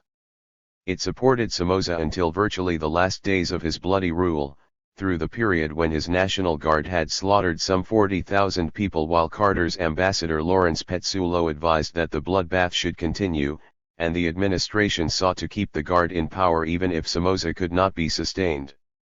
Israel also lent valued support to the terrorist rulers of El Salvador in the 1970s, until the United States took over the task of organizing the massacre directly. Perhaps the most significant services were in Guatemala, where Israeli assistance was instrumental in near-genocidal slaughters and repression at a time when the U.S. government was inhibited by popular pressures, reflected in congressional legislation, from direct participation. Israel also joined other clients in the training and support of the terrorist forces attacking Nicaragua. In these efforts, Israel functioned within the 206 extraordinary international terrorist network that the United States designed, particularly during the Reagan years, including Taiwan, Saudi Arabia, South Africa, Argentine neo-Nazis, and an intricate system of arms suppliers, military trainers, and funders worldwide. At the same time, Israel forged close links with U.S. intelligence and the Pentagon, both in military production and in the testing of advanced weapons under battlefield conditions or against defenseless targets, again providing valuable services for U.S. power. Israel also has offered the United States a form of export promotion, as grants of arms to Israel help stimulate huge arms sales to the Arab states, recycling petrodollars to U.S. industry. The U.S.-Israel alliance has been based primarily on the perception of Israel as a strategic asset fulfilling U.S. goals in the region in tacit alliance with the Arab facade in the Gulf and other regional protectors of the family dictatorships, and performing services elsewhere. One may debate the validity of the doctrine, as many do, but that is a separate matter. It is largely independent of the Cold War, and there is every reason to expect it to continue in force, as prominent Israeli analysts anticipate, if it continues to be seen as serving U.S. power interests. Many Israelis have regarded this relationship as both dangerous and degrading. Expressing widely held attitudes, Israeli satirist B. Michael defined the reigning doctrine with characteristic insight: "My master gives me food to eat and I bite those whom he tells me to bite." It is called strategic cooperation. As one Israeli analyst put the matter when the Iran-Contra affair erupted, it's like Israel has become just another federal agency, one that's convenient to use when you want something done quietly. The Israeli press describes Israel as the Godfather's messenger, undertaking the dirty work for the Godfather, who always tries to appear to be the owner of some large respectable business. But Israel's dependence on the United States is so extreme that no domestic opposition can gain much credibility unless it has backing from within the United States, and that has been almost completely lacking in this case. Point 24. The general strategic conception has its grim logic. While information from the Arab dictatorships is sparse, it is not unlikely that it is shared by their ruling elites. 5. Seeking peace, Stage 1. After the June 1967 war, the U.S.-Israeli alliance was firmly in place, with Iran a close partner and the oil monarchies probably lending tacit support. The war had brought the world dangerously close to a superpower confrontation. Years later, then Defense Secretary Robert McNamara commented that we damn near had war when the U.S. fleet turned around a Soviet carrier in the Mediterranean. He gave no details, but it was probably during Israel's conquest of the Golan Heights after the ceasefire, an act that elicited severe warnings from the USSR. There were several hotline communications during the war, apparently of a threatened 207 in nature. Soviet Premier Kosygin at one point warned President Johnson that if you want war, you too have war, according to McNamara. Though by no means the only source of tension in the region, the Arab-Israel conflict was recognized to be too dangerous to be ignored, and diplomatic efforts to resolve it were undertaken with renewed seriousness. 25. From 1967 to 1997, there was a broad international consensus on the general terms for a settlement, expressed in Security Council Resolution 242 of November 1, 1967. The document emphasizes the inadmissibility of acquisition of territory by war and the need to work for a just and lasting peace in which every state in the area can live in security. It calls for withdrawal of Israeli armed forces from territories occupied in the recent conflict and termination of all claims or states of belligerency and respect for and acknowledgement of the sovereignty, territorial integrity, and political independence of every state in the area and their right to live in peace within secure and recognized boundaries free from threats or acts of force. It calls for an agreement among states. Palestinian rights are mentioned only in the reference to a just settlement of the refugee problem, left unspecified. UN 242 is therefore thoroughly rejectio-11ist, if we understand the concept of rejectionism as denial of the right to national self-determination of one of the two contending parties in the former Palestine. With varying degrees of ambiguity, UN 242 was accepted by the contending states of the region over the next few years, though their interpretations differed. The Arab states rejected full peace, Israel rejected full withdrawal. Little documentary evidence is available, to my knowledge, on the Arab positions. The Israeli record under the Labour Party, 1967-77, is most fully discussed in a review of cabinet records by Labour Party functionary Yossi Beilin. He reports a secret offer transmitted via the United States after a divided, 1-1-10, cabinet decision of June 1, 1967, calling for a settlement at the international borders with Syria and Egypt, Israel keeping Gaza, but no mention of Jordan and the West Bank. This proposal, which Foreign Minister Abba Eban later described as the most dramatic initiative that the government of Israel ever took before or since, was cancelled a year later, when Israel proposed a settlement in terms of the Allon Plan, which at the time accorded Israel control over the Golan Heights, Gaza, a strip of eastern Sinai from the Mediterranean to Sharm el-Sheikh, and about 40% of the West Bank including the Jordan Valley and a greatly expanded area around Jerusalem. With various modifications, this has been the basis for Labour Party policies since, including the 1992 Rabin government. Israel has forcefully rejected other proposals apart from the Camp David arrangements, which the Likud government interpreted as granting it effective control over the occupied territories. 26. The phrase withdrawal from territories has been a particular bone of contention. In most of the world, including Europe, it has been understood to imply Israeli withdrawal from all OFT territories occupied during the war. 208. With at most minor and mutual adjustments. Through the early period, 1967-71. That was also Washington's interpretation. UN Ambassador Arthur Goldberg informed King Hussein that the United States insisted that there must be a mutuality in adjustments.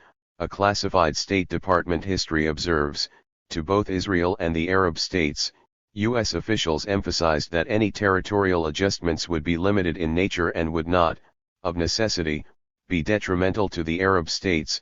There would be at most minor reciprocal border rectifications with no substantial redrawing of the pre-war map. It was on this understanding, explicit, conveyed by U.S. government mediators, that the Arab states accepted the resolution, and the United States itself unequivocally held to this interpretation until 1997-1. At that time, Israel was alone among major actors in rejecting this interpretation of the document, contrary to standard U.S. versions and claims by American advocates of Israeli policies. 27.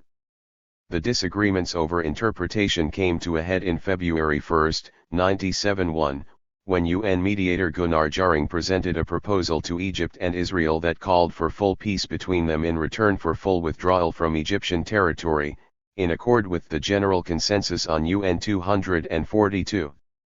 President Sadat accepted the proposal. While officially welcoming Egypt's expression of its readiness to enter into a peace agreement with Israel, the government of Israel rejected the agreement, stating that Israel will not withdraw to the pre-June 5, 1967 lines, a position that it maintains until today. In his memoirs, Yitzhak Rabin, then Israel's ambassador in Washington, described Sadat's acceptance of the famous Jarring proposal as a bombshell. Egypt's positive reaction was a milestone, he writes, though it contained bad news as well as good news. The good news was that in return for an Israeli withdrawal from the Sinai and the Gaza Strip, Egypt was prepared to enter into a peace agreement with Israel. The bad news was that Sadat's evasive imprint remained, implying a conditional link between the peace agreement and Israel's withdrawal to the pre-June 1967 borders. Rabin informed Secretary of State William Rogers that our reply to Jarring will be earnest and responsible. It has been decided to state clearly that Israel will not withdraw to the June 4, 1967 lines. Israel's official response made that condition explicit, thus effectively terminating Jarring's initiative. The reasoning was outlined by Haim Bar Lev of the governing Labour Party. I think that we could obtain a peace settlement on the basis of the earlier, pre-June 1, 1967, borders. If I were persuaded that this is the maximum that we might obtain, I would say, agreed. But I think that it is not the maximum. I think that if we continue to hold out, we will obtain more. Prevailing thinking was elaborated a few weeks later by General Ezer Weizmann, now president, discussing the decision to go to war in 1967. If Israel were to withdraw from the conquered territories, he explained, it could not exist according to the scale, spirit, and quality she now embodies. 11. 209. The crucial question was how the United States would react. The Jarring Sadat agreement was consistent with official U.S. policy, stated most explicitly in the Rogers Plan of 1969, approved by President Nixon, which held that any change in the pre-existing lines should not reflect the weight of conquest and should be confined to insubstantial alterations required for mutual security. There was, however, a conflict between the State Department and National Security Advisor Henry Kissinger, who was then engaged in a campaign to undermine and displace Rogers, as he was soon to do. Kissinger insisted that the United States must reject the international consensus to which it had previously conformed, and insist upon stalemate, no diplomacy, no negotiations. His position prevailed, and Sadat's peace offer was dismissed. In his 1979 memoirs, Kissinger puts forth his alleged reasons for preferring military confrontation to diplomacy. It was necessary to insist upon stalemate until Moscow urged compromise or until, even better, some moderate Arab regime decided that the route to progress was through Washington, until some Arab state showed a willingness to separate from the Soviets, or the Soviets were prepared to dissociate from the maximum Arab program. We had no reason to modify our policy of stalemate. These comments are remarkable. Of the two major Arab states, Egypt was plainly showing a willingness to separate from the Soviets, and the question doesn't arise for Saudi Arabia, which did not even have diplomatic relations with the hated Russians who had, furthermore, never associated themselves with the maximum Arab program but kept well within the international consensus. As Senate Foreign Relations Committee Middle East specialist Seth Tillman pointed out, the official Soviet position has been consistent since 1948 in support of Israel's right to exist and consistent since 1967 in support of Israel's right to a secure national existence, as called for in Security Council Resolution 242, within its 1967 borders. Thus both the USSR and Egypt had adopted the official U.S. policies that Kissinger rejected. In fact, a few months later, November 1, 97-1, Leonid Brezhnev secretly proposed to Nixon that the Rogers Plan be the basis for a great power agreement to settle the conflict, a proposal relayed to Rabin by Kissinger, Rabin Records. That Kissinger might have held such beliefs in 197-1 is perhaps imaginable, though they are so astonishing as to suggest that his primary motive may have been personal ambition and vindictiveness, his desire to undermine his despised rival at the State Department. That he should be willing to repeat these fantasies 8 years later is even more revealing, as is the fact that they pass with little or no comment in the huge literature on Kissinger's career, along with other absurdities that are no less remarkable. Point 29. The record leaves little doubt, as Balin observes, that Israel could have had a peace settlement in terms of the prevailing international consensus, offering nothing to the Palestinians, by 197-1. Indeed, it is possible that that would have been the outcome, avoiding much subsequent tragedy, had 21-0. Kissinger not succeeded in wresting Middle East policy from the State Department. Balin also notes that Israel's security problems with regard to terror, including Katyusha rockets, became serious from mid-197-1, that is, after the rejection of the Egyptian peace proposals. But, Balin observes, security considerations were secondary throughout in the 10-year record of internal deliberations that he reviews. Far more significant was the demographic problem, that is, the problem of how to take over substantial parts of the occupied territories without accepting responsibility for their population. The question of the water resources of the West Bank is also repeatedly raised. It should be borne in mind that for Israel, the problem posed by an independent Palestinian state has never been security. Prime Minister David Ben-Gurion noted in his diaries in December 1, 948 that an Arab state in western Palestine, that is, west of the Jordan, would be less dangerous than a state linked to Transjordan, and maybe tomorrow to Iraq. The reasoning is obvious and compelling, and remains unchanged. The Labour Party's preferred option of assigning parts of the West Bank to Jordanian rule hardly increases Israel's security. The problems lie in the barrier an independent state would pose for expansion and access to resources, particularly water. 31. The importance of this factor can hardly be overemphasized. One of Israel's leading specialists on the topic and a consultant for the U.S. Defense Department, Hebrew University professor Chaim Gewurtzman, takes note of a little secret, which has been hidden for 2 decades, the criterion guiding Ma'arak, the labor coalition, in establishing the first settlements prior to its electoral defeat in 177 was their location in critical regions for controlling Israel's water sources. Any beginning hydrologist could draw a map of these critical regions, he points out, reviewing the settlement pattern that was determined by this criterion. The result by mid-1993 is that of the 600 million cubic meters of water taken annually from the sources in Judea and Samaria, Israeli citizens use almost 500 million, which satisfies about a third of the total water requirements of citizens of Israel, for urban communities, irrigation, etc. These conditions must be maintained under any impending autonomy, Gewurtzman concludes, arguing that Israel's use of these sources for 19 years grants it rights to them under international law. As is well known, a large part of the significance of the Golan Heights has been control over the headwaters of the Jordan.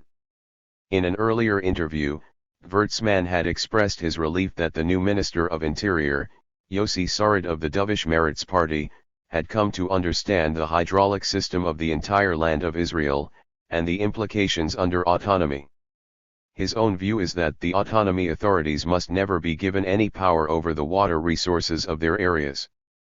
Just as Palestinians were never permitted to sink more than the shallowest wells under the occupation. The only realistic alternatives, he suggests, are expensive purification of seawater or diversion of the Litani River in southern Lebanon. Under autonomy, he explains. 21-1. Israel must care only for a minimal Palestinian standard of living, nothing more, which means water supply for them only for urban needs. That amounts to about 50 ICJO million cubic meters per year. Israel is capable of suffering that loss. Therefore we should never allow the Palestinians to develop any new agricultural areas, because such development will come at the expense of Israeli agriculture. We must certainly never allow the Palestinians to supply the water needs of the Gaza Strip from the mountain aquifer. If purifying seawater is a realistic solution, then let them do it for the needs of the residents of the Gaza Strip. Before the issue of autonomy arose, Wertzman continues, Israel proved that it had the ability to turn any conflict over water into a casus belli. It is difficult for me to imagine a situation in which we will grant autonomy without there being binding rules made in advance to allow us to control the issue of water. We shall never allow Palestinians to rob the water and sit with tied hands. The kibbutzim will never agree that we will do nothing while Palestinians would drill and steal their water. Nor would urban residents stand by silently and permit such theft of West Bank water.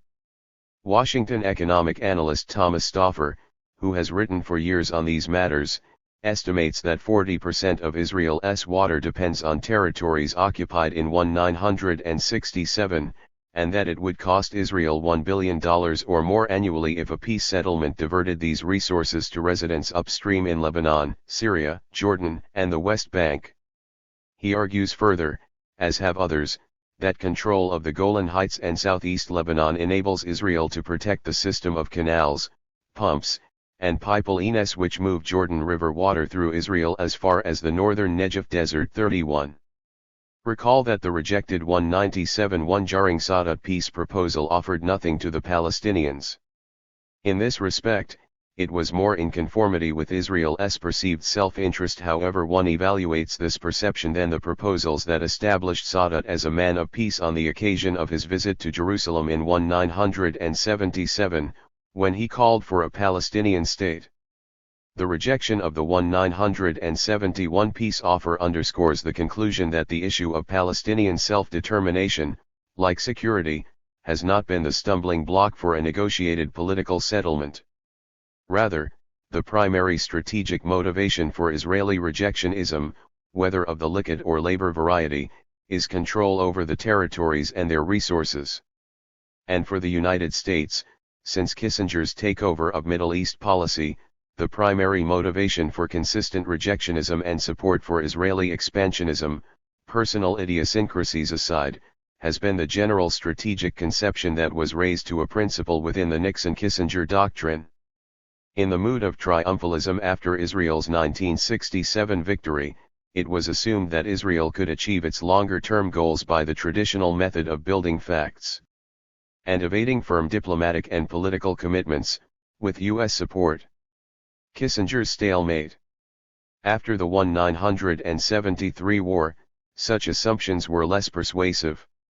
Hence Sadat could be disregarded in 1997-1, but became a beloved figure for offering a less forthcoming proposal in 1977, and official history. 212. Can accommodate the 1977 initiative, which could be modified to conform to U.S. intentions of that period, but not the 1971 events, which reveal far too much about the policies of the United States and Israel.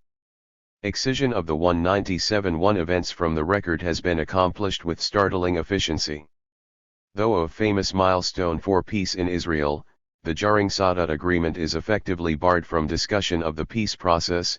Babel Sadat's 1977 initiative, which the United States was then willing to accept, after eliminating its call for recognition of Palestinian national rights, is regularly hailed as a historic breakthrough that established him as an American folk hero. The standard version is that even Mr. Sadat admittedly did not accept Israel's existence until he decided to come to Jerusalem in 1977, and even then his program called for peace on the most extreme Arab terms, except for those Arab extremists who would be satisfied with nothing but the total destruction of the state. Oflos Real, Theodore Draper, a scholar who is generally scrupulous about facts when Israel is not concerned. Similarly, the two-page obituary for Sadat by New York Times Middle East specialist Eric Pace not only suppressed the facts but explicitly denied them, stating that until his 1977 trip to Jerusalem, Sadat was unwilling to accept Israel's existence as a sovereign state.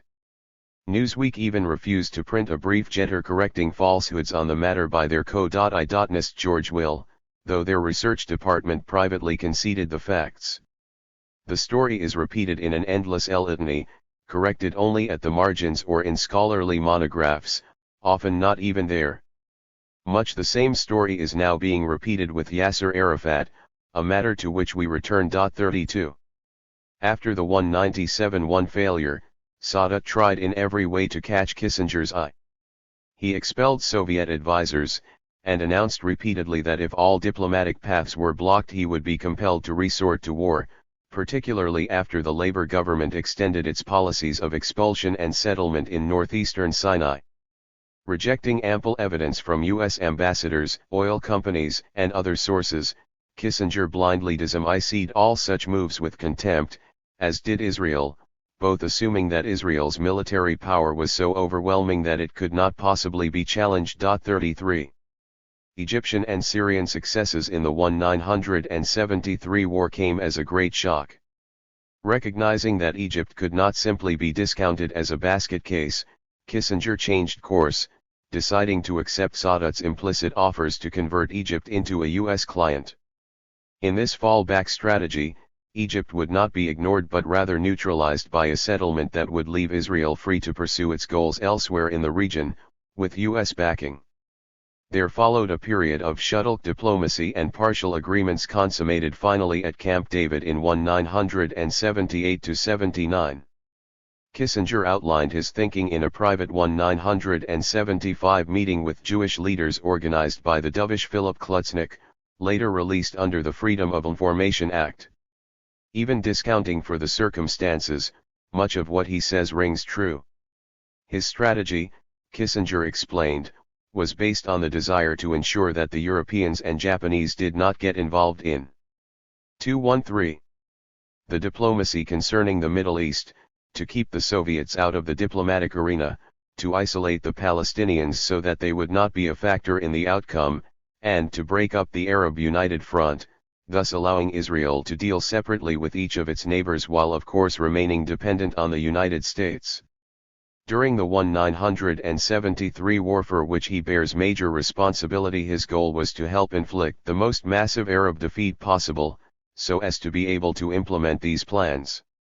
Kissinger also claimed, whether accurately or not, that Jordan offered to make peace after 1973 if Israel would yield about one-half of the territory called for in the old Allon plan, thus keeping about 20% of the West Bank along with the ambiguously expanding area of Jerusalem.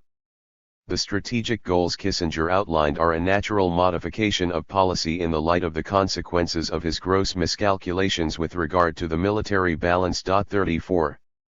The Camp David agreements removed the major Arab deterrent, leaving Israel free, with a huge increase in U.S. military and economic aid, to proceed with its plans to integrate the occupied territories and attack its northern neighbor.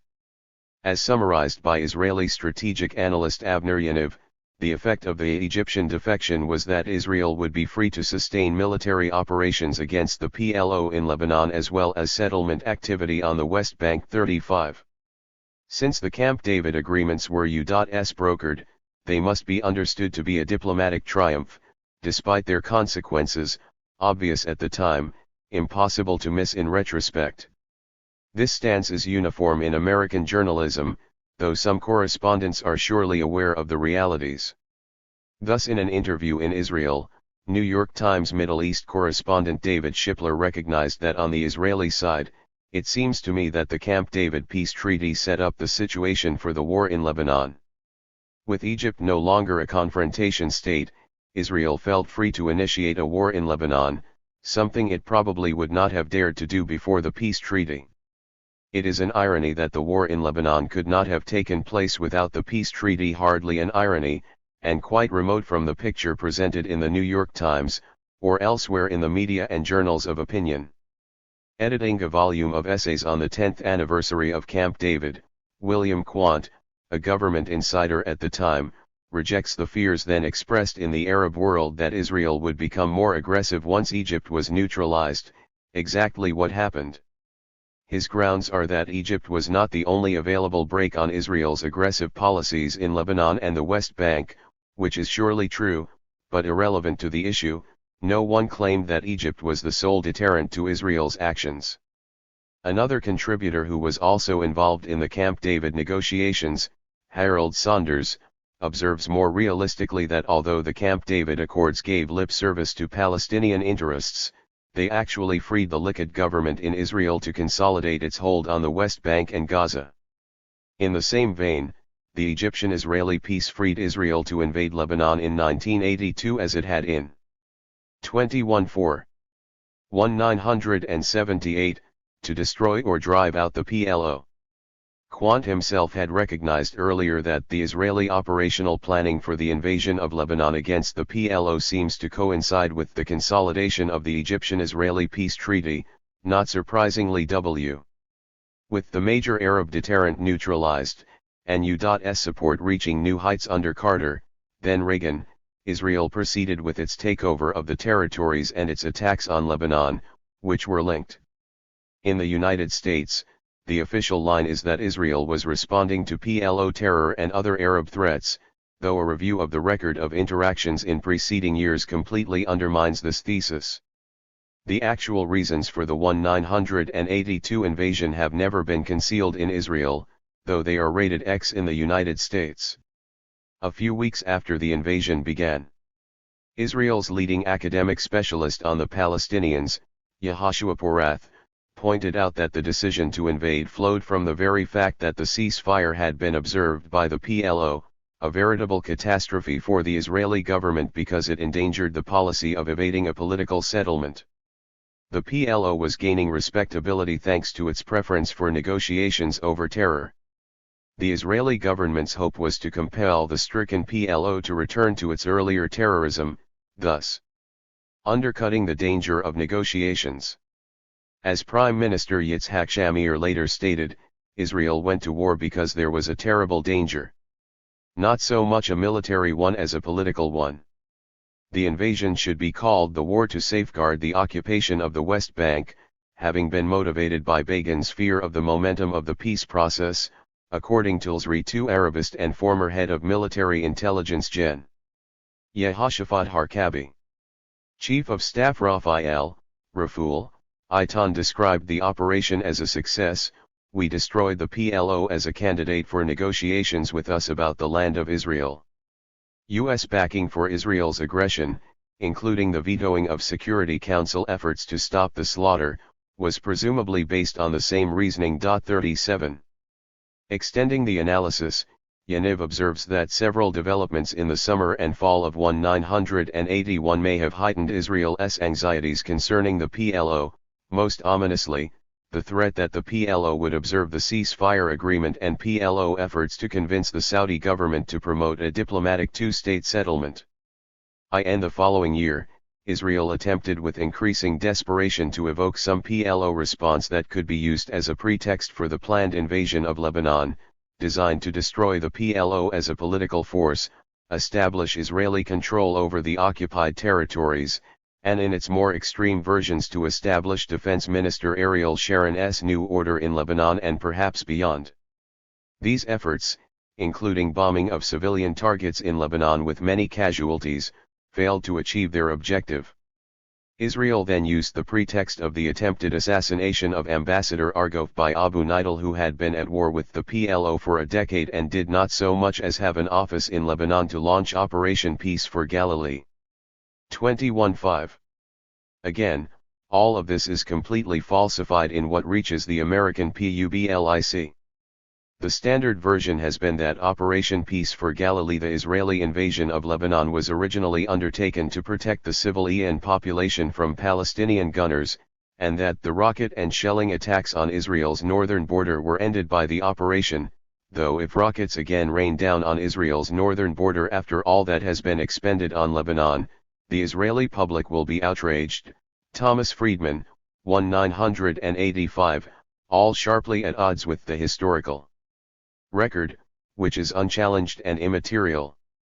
A few years later, it was clear that southern Lebanon had not been pacified, so the story was revised slightly, Israel's two military forays into Lebanon 1978, 1982, were military disasters that failed to provide long-term security for Israel's northern border, Times Middle East specialist Elaine Ciolino, I-993.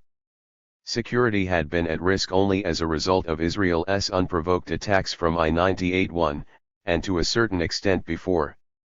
The phrase military disaster does not refer to the killing of some 20,000 Lebanese and Palestinians in 1982, overwhelmingly civilians, the destruction of much of southern Lebanon and the capital city of Beirut, or to Shimon Peres's Iron Fist operations and other atrocities in Lebanon through the mid-1980s. Rather, to Israel's failure to impose the new order it had proclaimed for Lebanon, and its inability to maintain its occupation in full because of the casualties caused by unanticipated resistance, terror, forcing it back to its security zone. More careful commentators write that after the U.S. mediated ceasefire of July 198-1, the Lebanese-Israeli border was quiet. William Quandt, meaning that the PLO adhered to the ceasefire scrupulously while Israel continued its violations, bombing and killing civilians, sinking fishing boats, violating Lebanese airspace thousands of times, and carrying out other provocations designed to elicit some PLO reaction so that the planned invasion could proceed. The border was quiet. In that the cross-border terror was Israeli, tacitly supported by the United States, and only Arabs were being killed. 3m. The occasional reports during I-98-1 reflected the common understanding. Thus in April 1, 982, Israel bombed alleged PLO centers south of Beirut, killing 24 people, in retaliation for what it called a PLO terrorist act.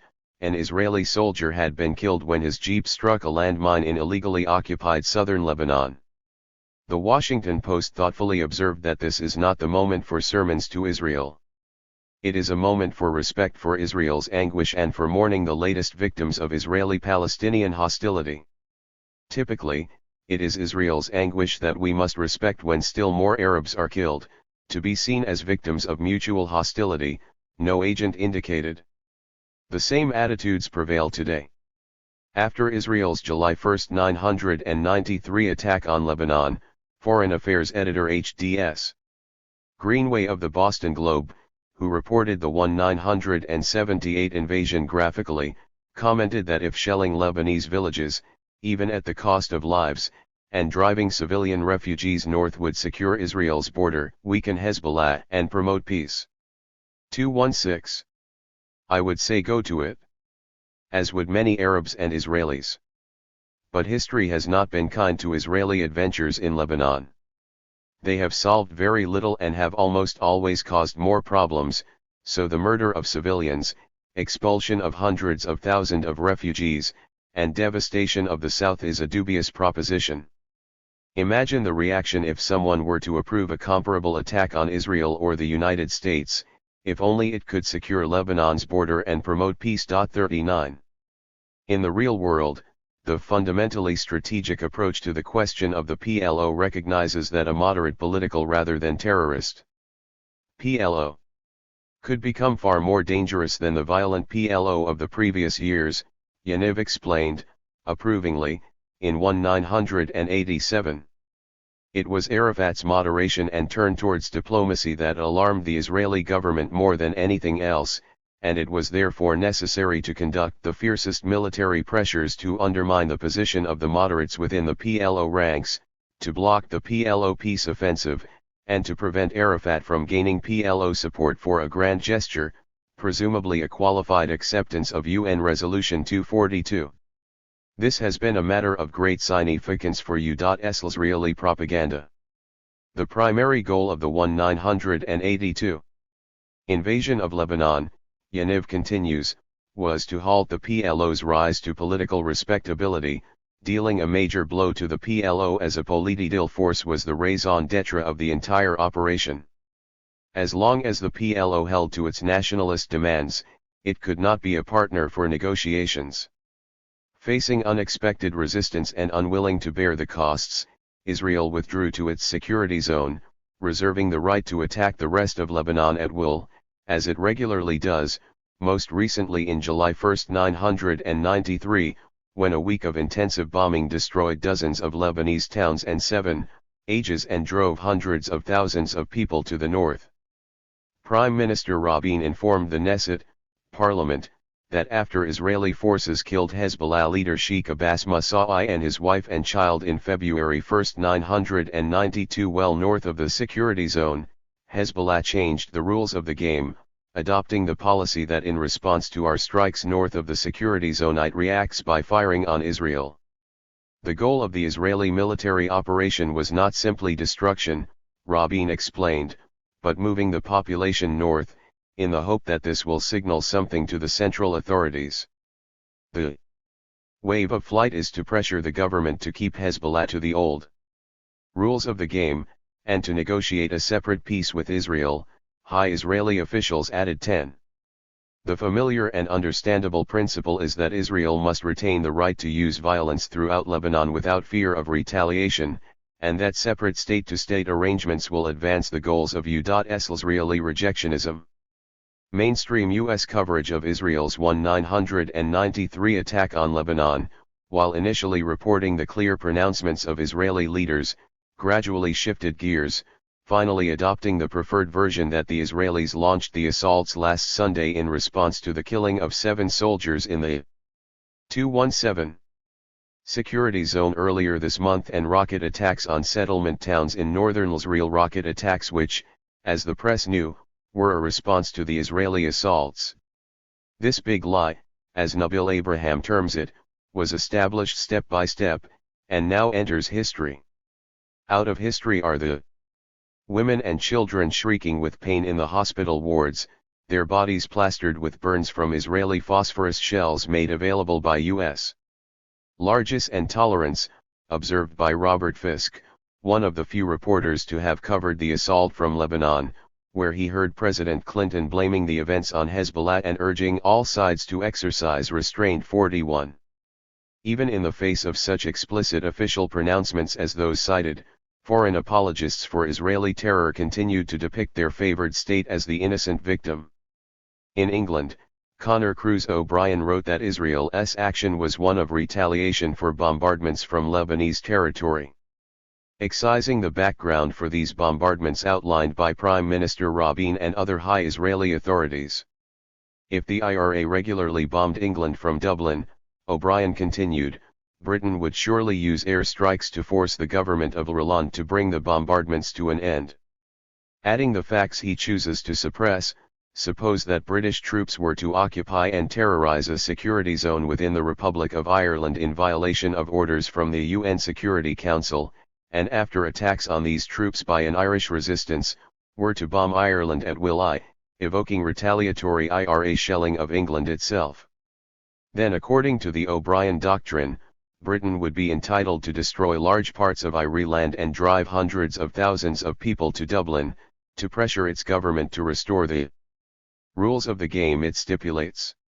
A performance of this kind is particularly revealing in London, where far more diversity is tolerated on this issue than in the United States, and there can be no doubt that the facts of the matter are well known. 42. Regular Israeli bombing of Lebanon continued, generally ignored as usual. Sometimes there was no stated reason, as when Israeli warplanes bombed guerrilla bases in May 1, 992, killing 12 people, including a woman, her teenage son, and a 9-year-old girl, police reported. The practice continued after the July 1, 993 attack and the signing of the Israel-Arafat agreement shortly after, on September 1, 3. A week later, Israeli warplanes attacked alleged Hezbollah bases north of its security zone.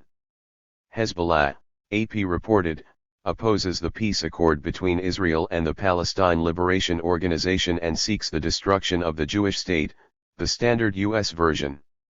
That Hezbollah opposes the peace accord is correct, that it seeks to destroy Israel would, if true, also provide no justification for the bombing, but Israeli commentators, to whom we return, take quite a different view, regarding Hezbollah's goals as restricted to the Israeli occupation of their country.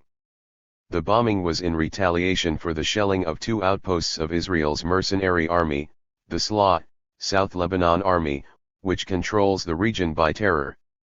A few weeks later the 218 Phi 11A11 Chale Times ran a Reuters picture of two boys looking out of the ruins of their house after an Israeli helicopter raid on their village. In March 1, 994, Israel bombed and shelled villages in the unpatrolled area with many casualties, including a Fijian UN peacekeeper, in retaliation for a bomb explosion in Israeli-occupied southern Lebanon. A few weeks later, Israeli shelling of the market town of Nabataya killed a schoolgirl, wounding 22 other school children, in retaliation for an attack on Israeli occupying forces in southern Lebanon.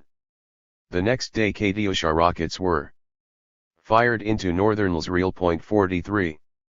The attacks on Lebanon, like the settlement and repression in the occupied territories, depend crucially on military and diplomatic support by the United States. For that fundamental reason they proceed with at most mild reprimands and tactical criticism from the U.S. government and media.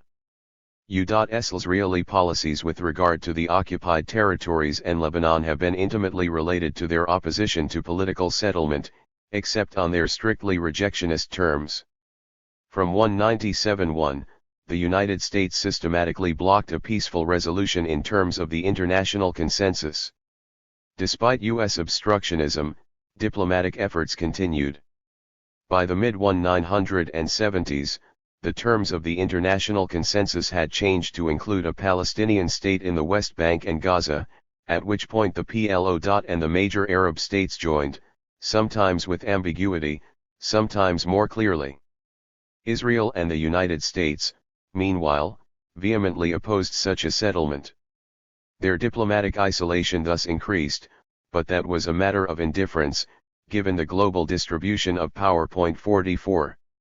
In January 1, 976, the confrontation states, Egypt, Syria, Jordan, proposed a settlement in the terms of the international consensus at the United Nations, with the support of most of the world, including the USSR and the PLO, according to former President Chaim Herzog, then Israel's UN ambassador. The PLO not only publicly supported the resolution but actually prepared it.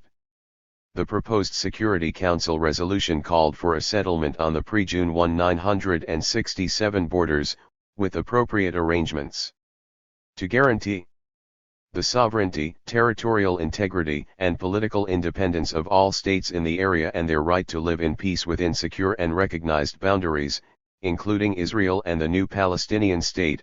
The wording of UN 242, supplemented with recognition of Palestinian political rights.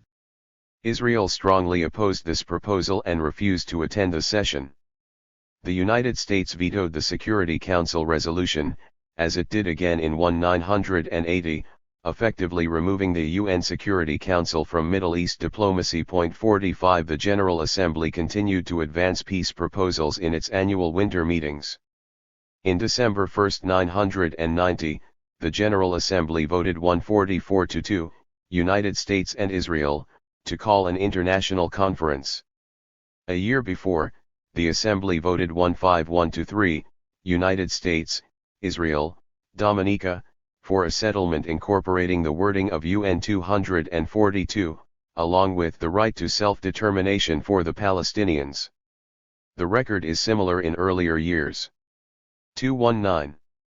The NATO allies, the Soviet bloc, the Arab states, and the non-aligned countries had long been united in advocating a political settlement along these lines, but the United States would not permit it. Like the Security Council, the General Assembly has also been eliminated from the diplomatic scene by the U.S. veto. After 1990, overwhelming U.S. power simply drove the issue off the international agenda, and out of history, given the worldwide conquests of the U.S. doctrinal system, a notable feature of modern culture that reached a remarkable level by the 1990s. In keeping with its shift of policy towards a more extreme position on the Middle East, the Clinton administration lost little time in finding new ways to disrupt efforts to advance a non-rejectionist peace process. At the December 1, 993 UN session, the United States sought to restrict or terminate UN activities with regard to Israel-Palestine, claiming that past resolutions were obsolete and anachronistic in the light of the recent Israel-PLO agreement, to which we return. Washington called for abolishing the Special Committee on Palestinian Rights, which it termed biased, superfluous and unnecessary, and refused to condemn Israel's settlement activity because it is unproductive to debate the legalities of the issue.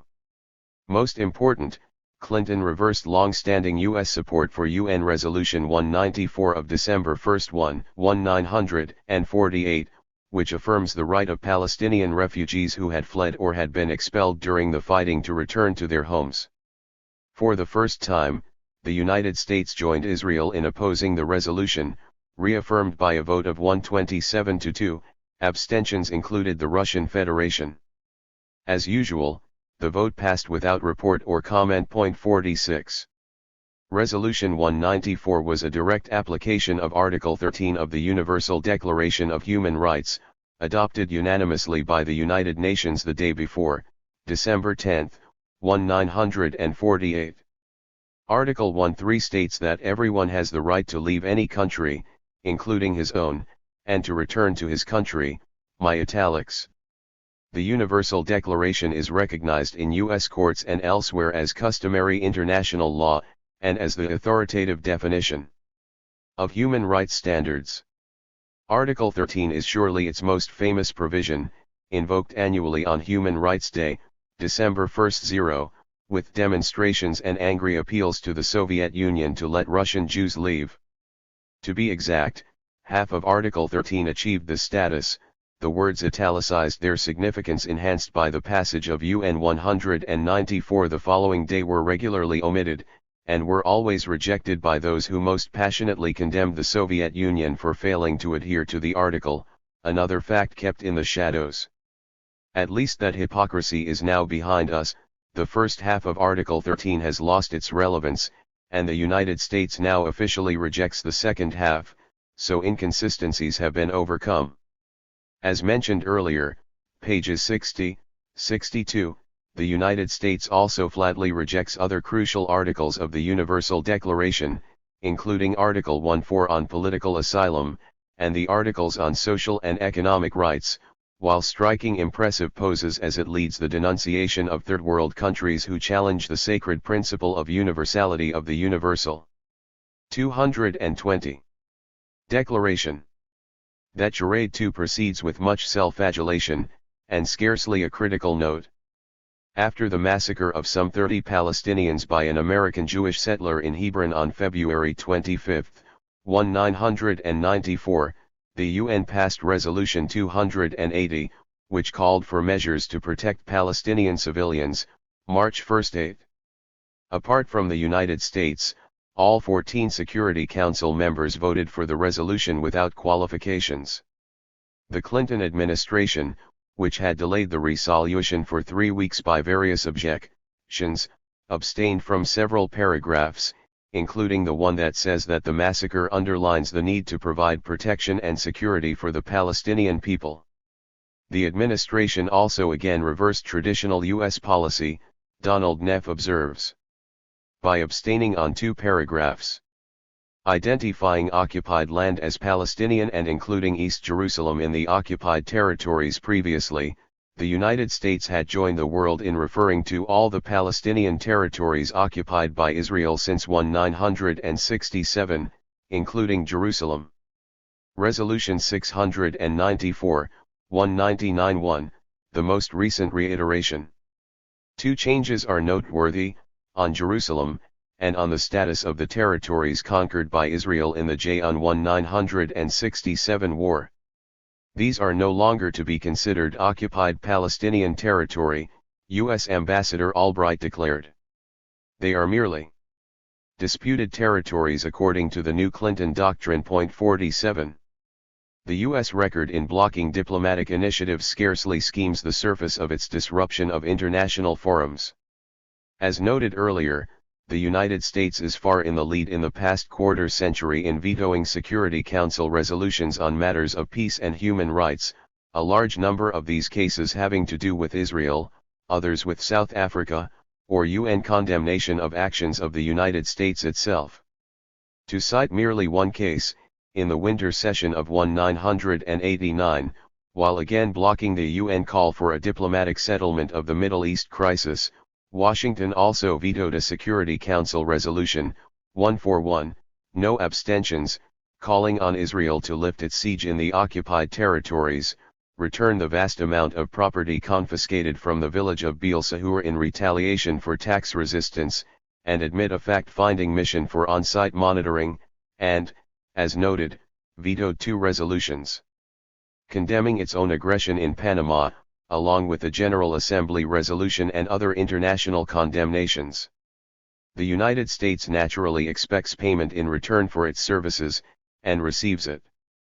Thus in the same winter 1989 UN session, the General Assembly addressed U.S. terrorism in Central America. The recent TILA Accords of the Central American presidents had called upon Washington to dismantle the terrorist forces attacking Nicaragua by December 5. The date was ignored in the United States. As serious people understand, the appeal of the presidents was invalid because Washington is self-authorized to violate these and all other agreements. But the United Nations took notice, passing yet another resolution vainly calling on the United States to obey the ruling of the World Court and cease its funding of the Contras. The resolution passed by 91-2. Israel alone supporting its patron's open contempt for international law. The Seeking Peace, the interests of the actors 221. Press maintained its familiar deafening silence. Still more striking and perhaps, the press unanimously followed the party line that declared U.S. aid to its terrorist forces to be humanitarian aid, completely suppressing the explicit determination of the World Court rejecting that contention. Like Washington's torpedoing of the UN on the Middle East, its defiance of the UN, the Central American presidents, and the World Court in the 1989 session was part of a more general pattern, which tells us a good deal about the New World Order taking shape as the Berlin Wall fell. After the U.S. rejection of the World Court decision in 1986, and Nicaragua, still pursuing the peaceful MC-1NS that all states are obliged to follow under international, and U.S. law, brought the matter to the Security Council, where the United States vetoed a resolution calling on all states to observe Incarnation 1L law. Nicaragua then turned to the General Assembly, which passed a resolution 94-3. Calling for compliance with the World Court ruling, two CLN states, Israel and El Salvador, joined the United States in opposition. A year later, the General Assembly again called for full and immediate compliance with the World Court decision.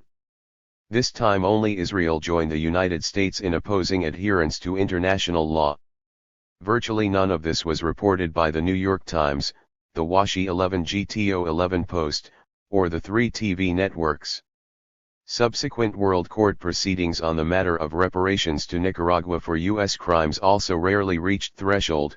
The same was true of Washington's arm twisting that compelled the Nicaraguan government to abandon the request for reparations to which it was entitled under the World Court judgment, and the still more shameful aftermath, already discussed in brief. U.S. attitudes towards diplomacy and violence in the Middle East cannot sensibly be divorced from a more general context. Washington's deep commitment to the rule of force in world affairs may have become more glaringly obvious as the Soviet Union collapsed, but the guiding principles did not change. True, the doctrinal system faced new challenges as the familiar mechanisms of deceit disappeared along with the Soviet Union, but that challenge that was met with impressive success, worldwide. It is not, of course, that the United States is unique in this contempt for international law and institutions. Rather, it is more powerful, and therefore more free to do what it wishes, and, given the general obedience of the educated classes in the West, to do so with confidence that its image will remain untarnished, indignation being focused on more suitable targets. It is difficult to imagine that the world would be a better place if some other country were to have had a comparable position of power. 6. Seeking peace, the interests of the actors. To understand the subsequent course of events and the prospects, it is important to be clear about the essential concerns of the major actors, that is to say, the United States and its all IES and clients. The conventional picture of U.S. policy is that it is guided by protecting national interests, which have three major components in the Middle East. 222. 1. The great fear of Soviet dominance in the region and military confrontation. 2. Access to oil, and 3. Israel's security. William Quandt, Point 4. Several clarifications are in order. Concerning 1. U.S. analysts recognized from the 1950s that the Soviet Union was a passive player in the region, entering largely in response to U.S. initiatives. Soviet dominance was never remotely in the cards. Military confrontation was doubtless a grave danger from the 1950s, but a danger often exacerbated by U.S. initiatives. As now conceded, Cold War prelects having lost their utility, the threats to our interests in the Middle East could not be laid at the Kremlin's door. p. 70. Security and Soviet dominance are conventional masks for something quite different, here and elsewhere, as already discussed. Turning to oil, 2, the problem was not access but control, as the record makes clear back to World War I. David Painter's remarks summarizing his scholarly study are surely accurate. Divisions within the government masked overall agreement that some form of U.S. control over world oil reserves was necessary. The idea that the United States had a preemptive right to the world's oil resources having been well entrenched by World War I. Thus, to maintain an international environment in which private companies could operate with security and profit, the U.S. government became actively involved in maintaining the stability of the Middle East, in containing economic nationalism, and in sanctioning and supporting private arrangements for controlling the world's oil. Foreign oil policy was shaped not only by the structure of the oil industry but also by the privileged position of business in the United States. Corporate power influenced the outcome of specific decisions, and, more importantly, significantly shaped the definition of policy objectives.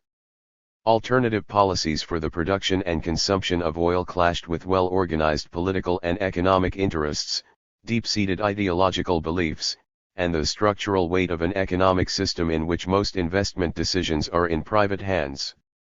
1. Note that this is only a special case of the demand for preponderance.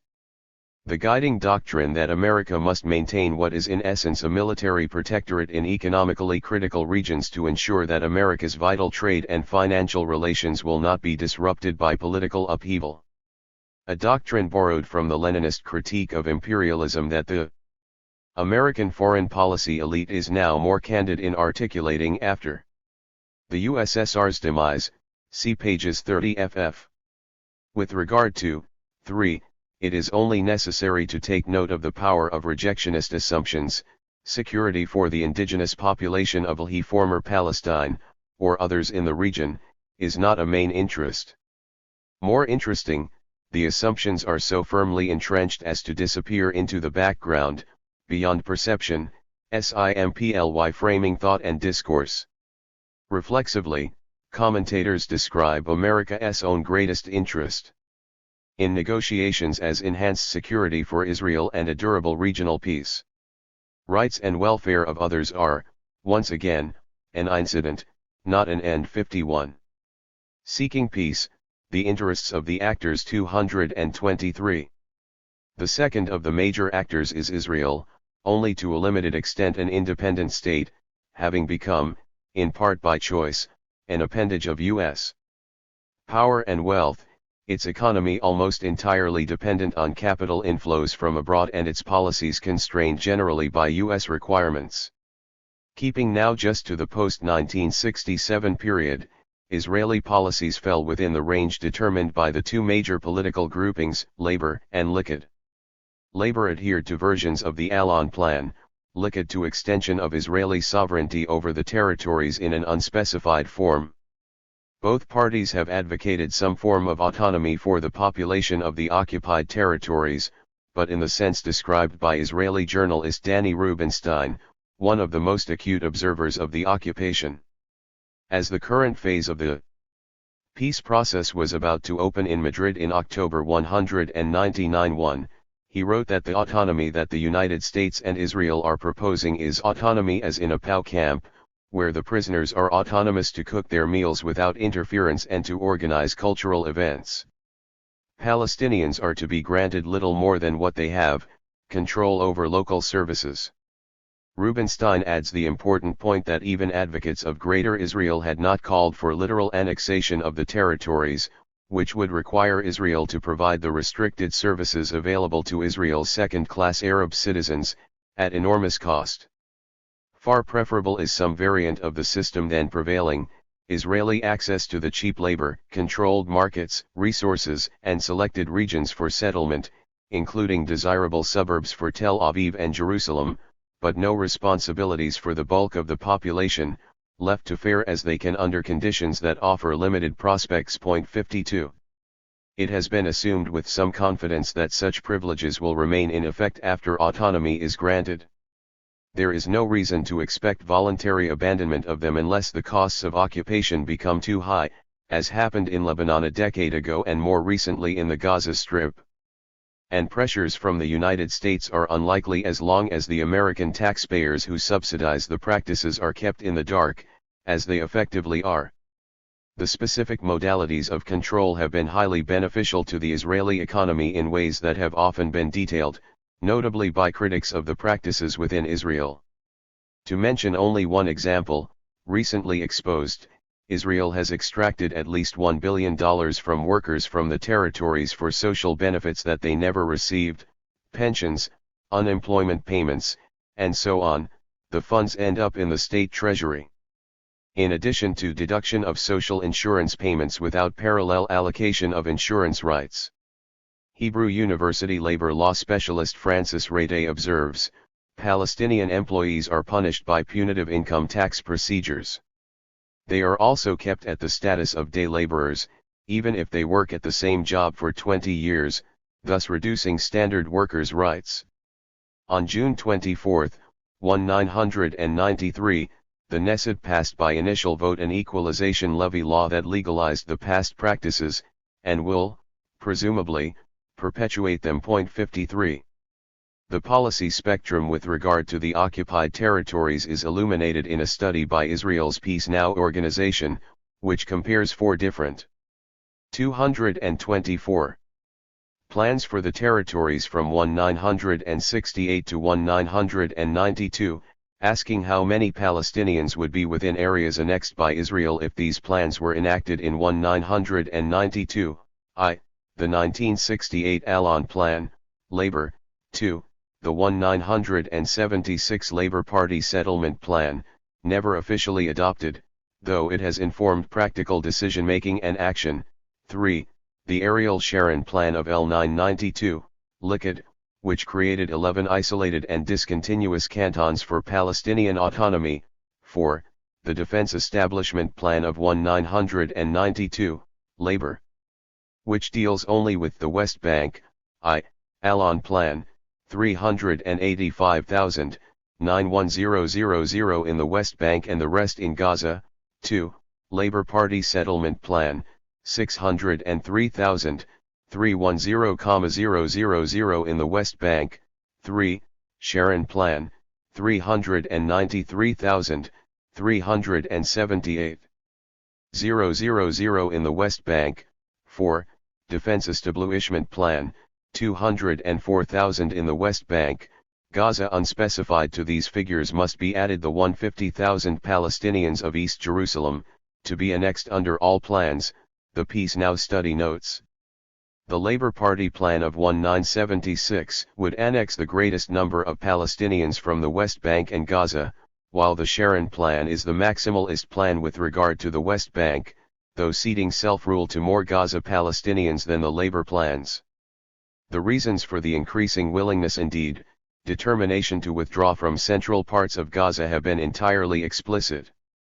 As Gaza has declined to utter catastrophe under the military occupation, the costs of direct Israeli rule became too high, particularly after the Intifada broke the pattern of submission.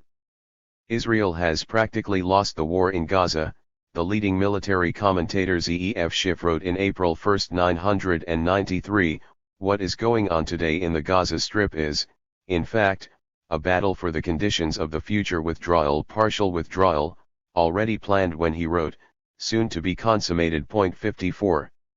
With regard to Jerusalem, whatever may have been envisioned in the past, current understanding is that it extends to Greater Jerusalem, a metropolis with much wider borders than the area annexed to Israel in 1967, Nadav Shraga points out in a discussion of the expanding concept of Jerusalem. The occasion for his article was the achievement of a Jewish majority in East Jerusalem, already overwhelming in West Jerusalem, as a result of building programs carried out largely by the Labor Party. The jurisdictional area of Jerusalem itself tripled after Israel's conquest and annexation of the city in 1967. But when Prime Minister Rabin speaks about Jerusalem, Shraga continues, he means really Greater Jerusalem, a big metropolitan area created by Israel south, north and east of the present boundaries of jurisdiction, including Uding settlements in surrounding areas where construction work is going on at full speed, in fact, Amuk more rapidly than under Shamir. Highways, sewage disposal, and water networks are designed to incorporate a region extending to Ramallah and Bethlehem, including many Arab villages. In fact, a large metropolitan area of Greater Jerusalem, with borders drawn according to the decision of Israeli governments, exists already, inhabited by 750,000 people, half of them Arabs. 55. There is no intention of relinquishing any of this system to Palestinian jurisdiction. Seeking peace, the interests of the actors. 225. In 1993, another plan was reported, this one authored by Tel Aviv University Orientalist Yitzhak Balin, published in Haaretz with an accompanying map. The plan, not officially adopted but in fact being implemented by the Rabin Peres Labor government, brings up to date the cantonization proposals for the territories that have taken various forms over the years. The basic idea is to leave areas of Palestinian autonomy separated from one another and isolated from the main highway system and the developed economy generally. The Balin plan envisions 3 such enclaves in the West Bank. Palestinians would also remain in East Jerusalem, already annexed by Israel. The Palestinian enclaves including less than half the territory of the West Bank. The remainder, including almost all current Jewish settlements, would fall under Israeli sovereignty, presumably to be annexed at some future date. The cantons are to be administered by Jordan according to the Balin plan, which, in fact, conforms rather closely to the official Israeli plan that was the basis for the phase of Middle East diplomacy that led to the Oslo Agreement of August 1, 993.56. In January 1993 the Rabin government formally approved a plan of road building, development and settlement that effectively implements such proposals, with the expectation that the U.S. government would continue to provide required funds and would allow the loan guarantees to be adapted to these purposes. The goal is to complete the de facto cantonization of Palestinian areas, and the integration within Israel of territories intended to be retained, Greater Jerusalem extending virtually to Jericho, the Jordan Valley, the more valuable parts of the Gaza Strip, before any agreement on Palestinian autonomy is reached through negotiations. 57. The elaborate development programs of past years have laid the basis for further implementation of these plans, with or without autonomy. In a detailed review, Anthony Kuhn, head of the Centre for Planning at the University of Strathclyde, Glasgow, reports estimates of Israeli and Palestinian analysts that about 60% of West Bank land had been taken by Israel by mid-1991, with a substantial additional area subject to blanket restrictions on use and access falling short of outright expropriation. Much of this land, partially used for Jewish settlement, is termed state land, the implication being that the land is unused and that there are no adverse consequences for the Palestinians. But in fact, Kuhn notes, about 95% of land under the control of Jewish settlements was privately owned. The road system has been designed to serve the needs of the Jewish settlements and to integrate the West Bank and Israel physically and economically. With Palestinian villages isolated and the population in disconnected enclaves, linked primarily via Israel and Israeli-annexed East Jerusalem. 5K. As the Peace Now analysis indicates, the policy spectrum has been narrow, and invariably rejectionist. Traditionally, a central component of the labor movement, Adat Avada, the largest sector of the kibbutz movement, was as expansionist as Menachem Begin's Herut party, the core of Likud. 59. The political blocs have differed on West Bank Arab population. 226. Concentrations, labor being more concerned than Likud to exclude them from areas scheduled for Israeli takeover. The August 1, 1993 Oslo Agreement falls within the policy spectrum just outlined. Prior to the Clinton administration, Washington had favored Labor Party rejectionism, which is more rational than the Likud variety. The latter had no real provision for the population of the occupied territories except eventual transfer, expulsion, while the labor plans, all versions of the original Allon plan, would leave Arab population concentrati _ons either stateless or under Jordanian administration, or perhaps in something called a state for cosmetic reasons but without even limited independence.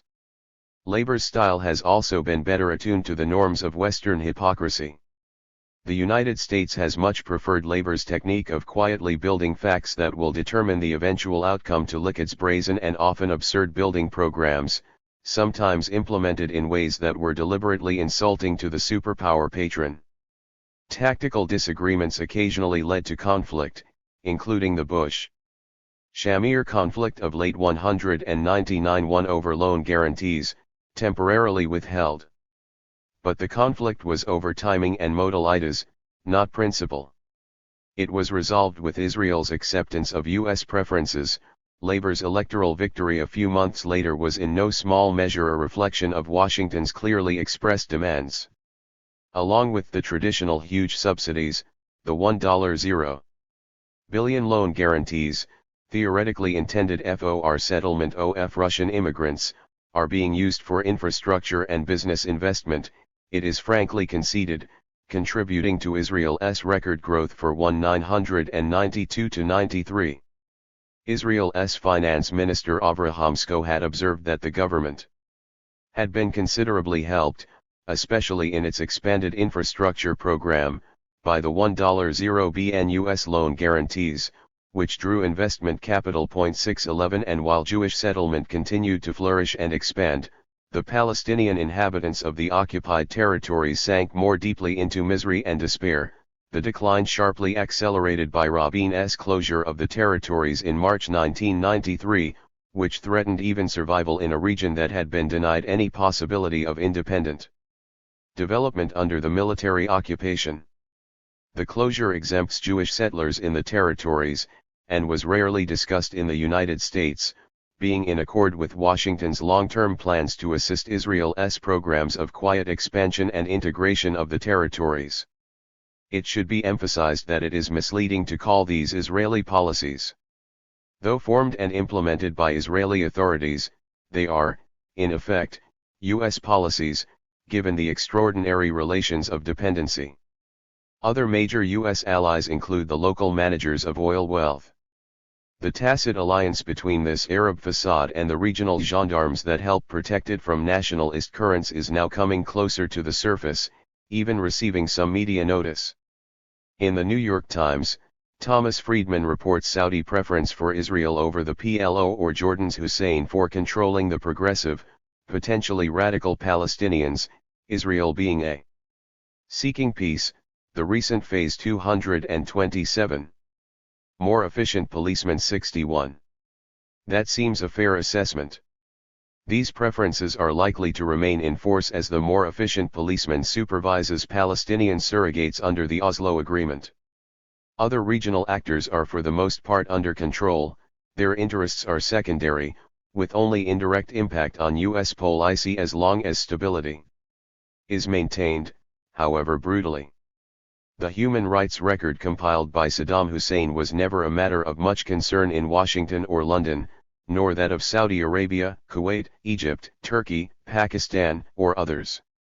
Syria's Hafez al-Assad was readily absorbed into the American system when that proved useful for regional control, despite extreme human rights violations, and was tacitly authorized to extend control over Lebanon, just as he had been supported by the United States and Israel in 1976 when his targets in Lebanon were Palestinians and the national movement. As for democracy in the Arab world, that has always been regarded as disagreeable or intolerable, for reasons already discussed, though a formal electoral facade would be acceptable as long as it conforms to the required top-down forms of democratic change that leave U.S. clients in power. With secular nationalism in utter disarray, having largely failed or been destroyed, the current threats are seen to be Islamic fundamentalism, of the wrong variety, not, say, that of Saudi Arabia, and the rogue states, Iraq, Iran, Libya, and the Sudan. The latter are not under control, therefore enemies on standard principles.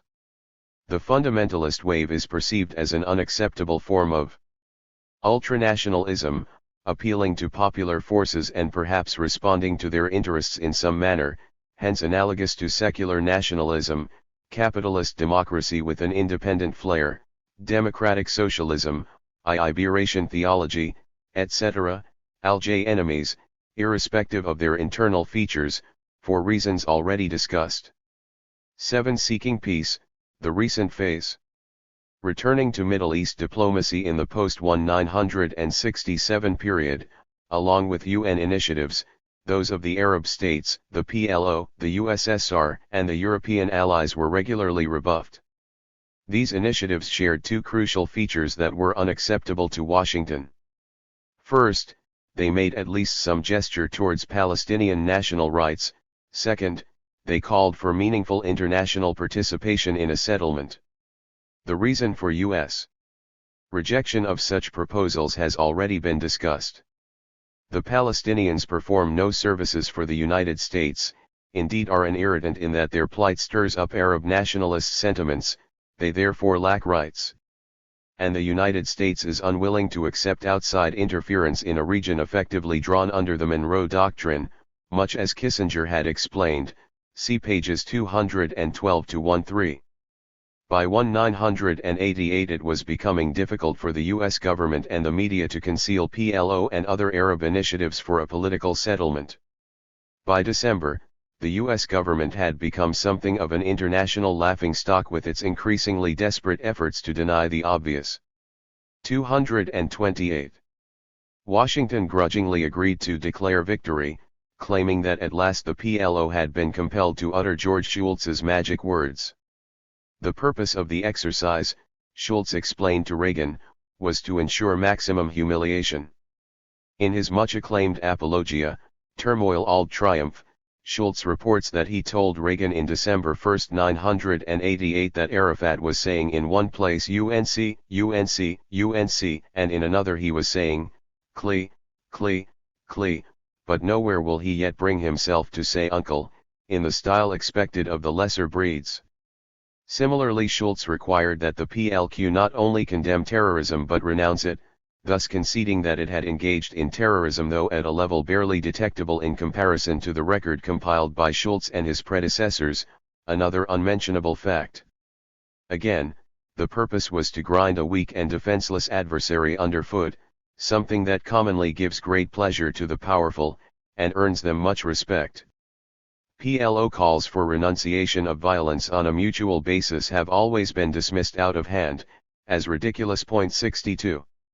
It is, incidentally, next to inconceivable that U.S. news reporting or commentary might take note of the major UN resolution on terrorism, which states that nothing in the present resolution could in any way prejudice the right to self-determination, freedom and independence, as derived from the Charter of the United Nations, of peoples forcibly deprived of that right. Particularly peoples under colonial and racist regimes and foreign occupation or other forms of colonial domination, nor The right of these peoples to struggle to this end and to seek and receive support in accordance with the Charter and other principles of international law. The resolution passed 153 to 2, US and Israel opposed, Honduras alone abstaining. It is therefore vetoed, and banned from history. 63. Naturally, Washington denies any right to resist the terror and oppression imposed by its clients. Since Washington's stand is taken to be obviously valid by U.S. commentators, indeed axiomatic, there is no need to report the facts, or what they imply about the occupied territories or southern Lebanon, which is obvious enough. On these matters, silence has been total, apart from margins of the usual margins, and the most elementary conclusions would by now be virtually unintelligible to a U.S., indeed, Western, audience. It is only fair to note, in this connection, that Israeli practice is far more honest. After 400 Hamas activists were deported in December 1, 1992, a lead article in the Israeli press observed that we cannot accuse Hamas of practicing random terror which hits innocent women and children, because they don't. We should pay heed to the fact that all Hamas guerrilla operations prior to the expulsion were targeted at soldiers. The same point was made with regard to Hezbollah by Uzi Mahanaimai, a respected hawkish commentator on intelligence and Arab affairs. Commenting on Israel's attack on Lebanon in July 1, 1993, he asserted that Hezbollah is not a terror organization, since it avoids striking civilians except in retaliation for Israeli attacks on Lebanese civilians. Furthermore, Hezbollah differentiates between the Israeli conquest of southern Lebanon, seeking peace, the recent phase 229, and the existence of the State of Israel, taking its task to be only that of reversing the conquest, that is, legitimate resistance against an army occupying foreign territory in violation of Security Council orders. Other commentators ridicule the U.S. State Department, which knows no better than to give Hezbollah greater prestige by declaring it the most conspicuous terror organization in the world. American commentary, in contrast, keeps strictly to State Department doctrine. 64. Mahanaimai's analysis, surely correct, at once raises the question of why Israel has insisted on occupying southern Lebanon. Not for security reasons, as both the history and his accurate observations make clear. A widespread suspicion is that this has to do, once again, with long-term plans for control over water resources of the region, much as in the case of the little secret about Labour Party settlement programs from the 1970s revealed by Haim Gewurtzman. But in the absence of any closer inquiry, the questions remain open. Returning to the antics of December 1, 1988, the record shows clearly that the gap between the US and PLO positions remained about as before on every major issue. But the farce proceeded smoothly in the public arena. Having declared victory, the United States could then impose its own interpretation of what had happened and proceed on course, without fear of contradiction. As a reward for saying uncle in properly humble tones, the PLO was offered the right to take part in a dialogue with the U.S. ambassador in Tunis. Publishing leaked protocols of the first meeting, the Jerusalem Post could hardly contain its pleasure over the fact that the American representative adopted the Israeli positions. Ambassador Robert Pelletreau stated two crucial conditions that the PLO must accept: it must abandon the idea of an international conference, and call off the riots in the occupied territories, the Intifada, which we view as terrorist acts against Israel. In short, the PLO should ensure that the former status quo is restored, so that Israel's repression and expansion in the territories with firm U.S. support could again proceed unhindered. The ban on an international conference follows from the fact that the world is out of step, so that participation of outside parties beyond the United States and its clients would lead to unacceptable pressure for a non-rejectionist political settlement. Britain might be allowed, later Russia, but no voice that might prove too independent. The characterization of the Intifada as terrorism, for example, tax resistance in Beit Zahur, effectively declared illegitimate by the United States at the Security Council a year later, follows from the Israeli rejection of the otherwise unanimous international consensus on the right of resistance to military occupation, already discussed. The sheer accumulation of endless humiliations and casually committed brutalities that close Israeli observers regard as the crucial factor eliciting resistance, p. 135, has been removed from the record along with the international consensus on terror.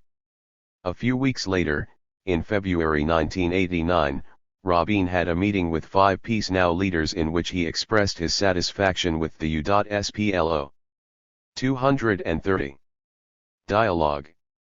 He described it as a successful operation, journalist Nahum Barnea reported, involving only low-level discussions that avoid any serious issue. The Americans are now satisfied, and do not seek any political solution, and they will grant us a year, at least a year, to resolve the situation in our own way. This way is force. The inhabitants of the territories are subject to harsh military and economic pressure, Rabin explained. In the end, they will be broken, and will accept Israel's terms. 65. Endorsing the essentials of this view, a high-level_IUS official urged Israel to put an end to its public objections to the dialogue, which only add significance to it, thus interfering with its intended goal, to displace attention from the forceful repression of the Intifada. Bush administration proposals in early March, offering suggestions to Israel and the PLO, underscored the point.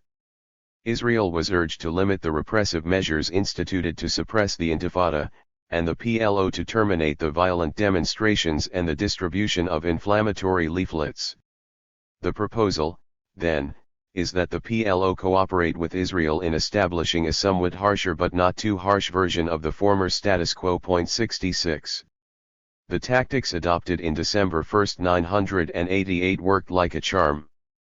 News coverage of the occupied territories declined further, thus granting Israel the opportunity to resort to still harsher measures so that they will be broken as eventually, they were. There is a limit to what flesh and blood can endure, when any hope of help from the outside is gone. Attention was focused on the U.S. managed peace process, not the repression that was intensifying with U.S. backing. Nonviolent resistance was finally displaced by violence, much to the relief of U.S. and Israeli authorities, who have always been particularly concerned about the threat of moderation, as Israeli commentators have long recognized. The violence of the Israeli reaction to the Intifada received some general notice, but neither these reports, nor the occasional accounts in earlier years when atrocities passed beyond the norm, give an accurate picture of the sheer accumulation of endless humiliations and casually committed brutalities that finally led to the uprising. 67. More illuminating are the innumerable cases considered too insignificant to report, for example, an event in Gaza a few weeks before the Intifada broke out.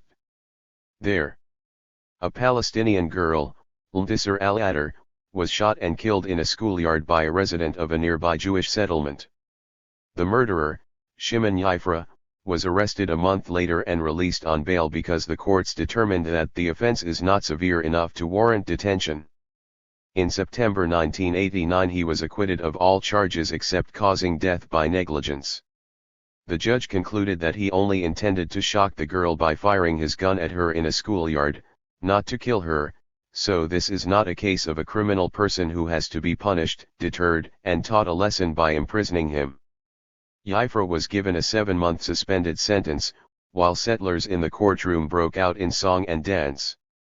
Though below the threshold of attention in the United States, these events left some memories among Israelis. As settler violence against Arabs. Seeking peace, the recent phase 231.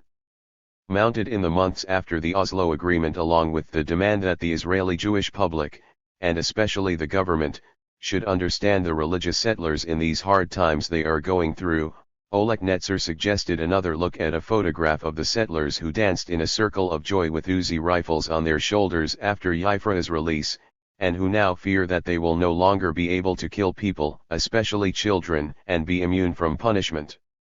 Such cases and the reaction to them in the United States provide a good deal more understanding than the occasional massacre that is too violent to ignore. They also provide insight into the values that inspire U.S. leaders to reject the right of resistance and declare it to be terrorism against U.S. clients, standing alone against the world. 611. While Rabin's harsh military and economic pressure was having the intended effects on the subject population, Washington supervised a version of the peace process that would satisfy the two basic requirements: no meaningful outside interference, and no Palestinian rights. On May 14, 1989, Israel's coalition Labor Likud, Paris Shamir, government adopted a detailed peace plan, with three basic principles. 1. There can be no additional Palestinian state in the Gaza district and in the area between Israel and Jordan, Jordan already being a Palestinian state. 2. There will be no change in the status of Judea, Samaria, and Gaza other than in accordance with the basic guidelines of the Israeli government, which reject an additional Palestinian state. 3. Israel will not conduct negotiations with the PLO, though it may agree to speak to certain Palestinians other than their chosen political representatives. On these conditions, free elections were to be held under Israeli military control, with much of the Palestinian leadership in prison without charge or expelled. 69. The United States endorsed the Israeli proposal, while keeping its essential content under wraps. There appears to have been no official reference to the May 14 plan, nor any report in the press, though it was the operative policy statement, and this was understood in Washington, where the May initiative was lauded for its great promise and potential. 711. Secretary of State James Baker announced in October that our goal all along has been to try to assist in the implementation of the Shamir initiative. There is no other proposal or initiative that we are working with. A different Shamir initiative had been proposed in April, then superseded by the May 14 Shamir Paris election plan, which was the only proposal or initiative that Israel had presented officially, and was therefore the only Shamir initiative that Baker or anyone else was working with. In December 1, 1989, the Department of State released the 5-point Baker Plan, which stipulated that Israel would attend a dialogue in Cairo with Egypt and Palestinians acceptable to the United States and Israel. These Palestinians would be permitted to discuss implementation of the Israeli proposals, but nothing else. The Palestinians will come to the dialogue. 232 H. Readest Prize. Prepared to discuss elections and the negotiating process in accordance with Israel's initiative, and would be free to raise issues that related to their opinions on how to make elections and the negotiating process succeed. 71. In short, the Palestinian delegation would be permitted to express opinions on the technical modalities of Israel's proposal to bar any meaningful form of Palestinian self-determination, and even this right was accorded only to Palestinians who convince Israel and its patron that they are free from any taint of association with the PLO. The purpose of the latter condition was again little more than humiliation.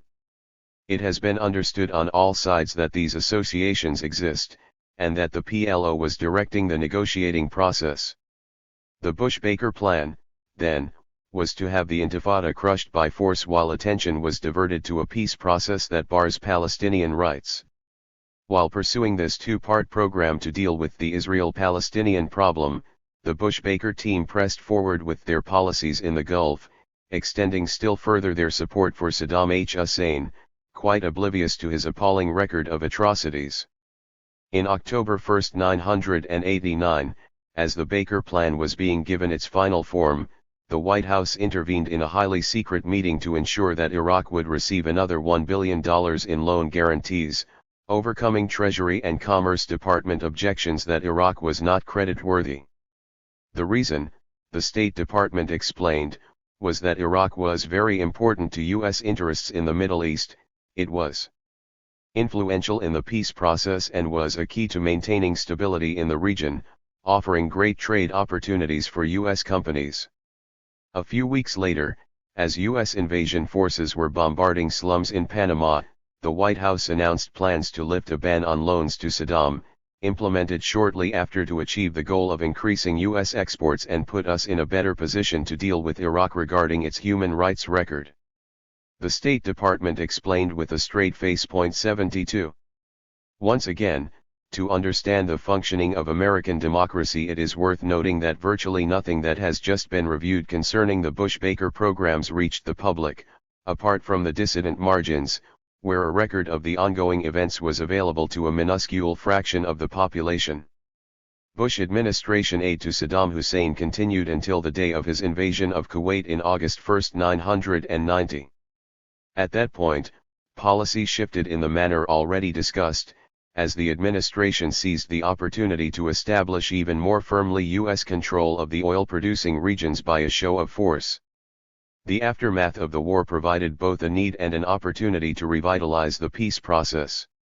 The need arose from the sordid spectacle in the Gulf, huge destruction and casualties, the human rights catastrophe escalating under the effect of sanctions, the Gulf tyrannies safeguarded from democratic pressures, Saddam Hussein firmly in power, having demolished popular rebellions with tacit U.S. support. All in all, hardly a scene that could 233 be left in public memory, particularly after the frenzy of jingoist hysteria and awe for the grand leader that had been whipped up by the doctrinal institutions. The opportunity arose from the international context. Europe had at last fully conceded the Middle East to the United States. Europeans would henceforth refrain from independent initiatives, limiting themselves to implementation of U.S. rejectionist doctrine, as Norway indeed did in 1993. The Soviet Union was gone, its remnants now loyal clients of Washington. The UN had become virtually a U.S. agency. Whatever space the superpower conflict offered for independent non-alignment was gone, and the catastrophe of capitalism that swept the traditional colonial domains of the West in the 1980s left the Third World mired in general despair, disciplined by forces of the Western-managed market. With Arab nationalism dealt yet another crushing blow by Saddam's aggression and terror and PLO tactics of more than the usual ineptitude, the Arab rulers had less need than before to respond to popular pressures with pro-Palestinian gestures. The United States was therefore in a good position to advance its rejectionist program without interference, moving towards the solution outlined by James Baker well before the Gulf crisis while satisfying the basic conditions stressed by Henry Kissinger years earlier, now modified by changed conditions. Europe, having abandoned any independent role, was less of a threat. Russia could now be welcomed rather than excluded, being powerless and obedient. The PLO approached the same status, for similar reasons, by mid-1993. The peace process was renewed with great fanfare at Madrid in the fall of 1999. The remarkable tableau in Madrid revealed that a very great deal had changed, Times diplomatic correspondent R.W.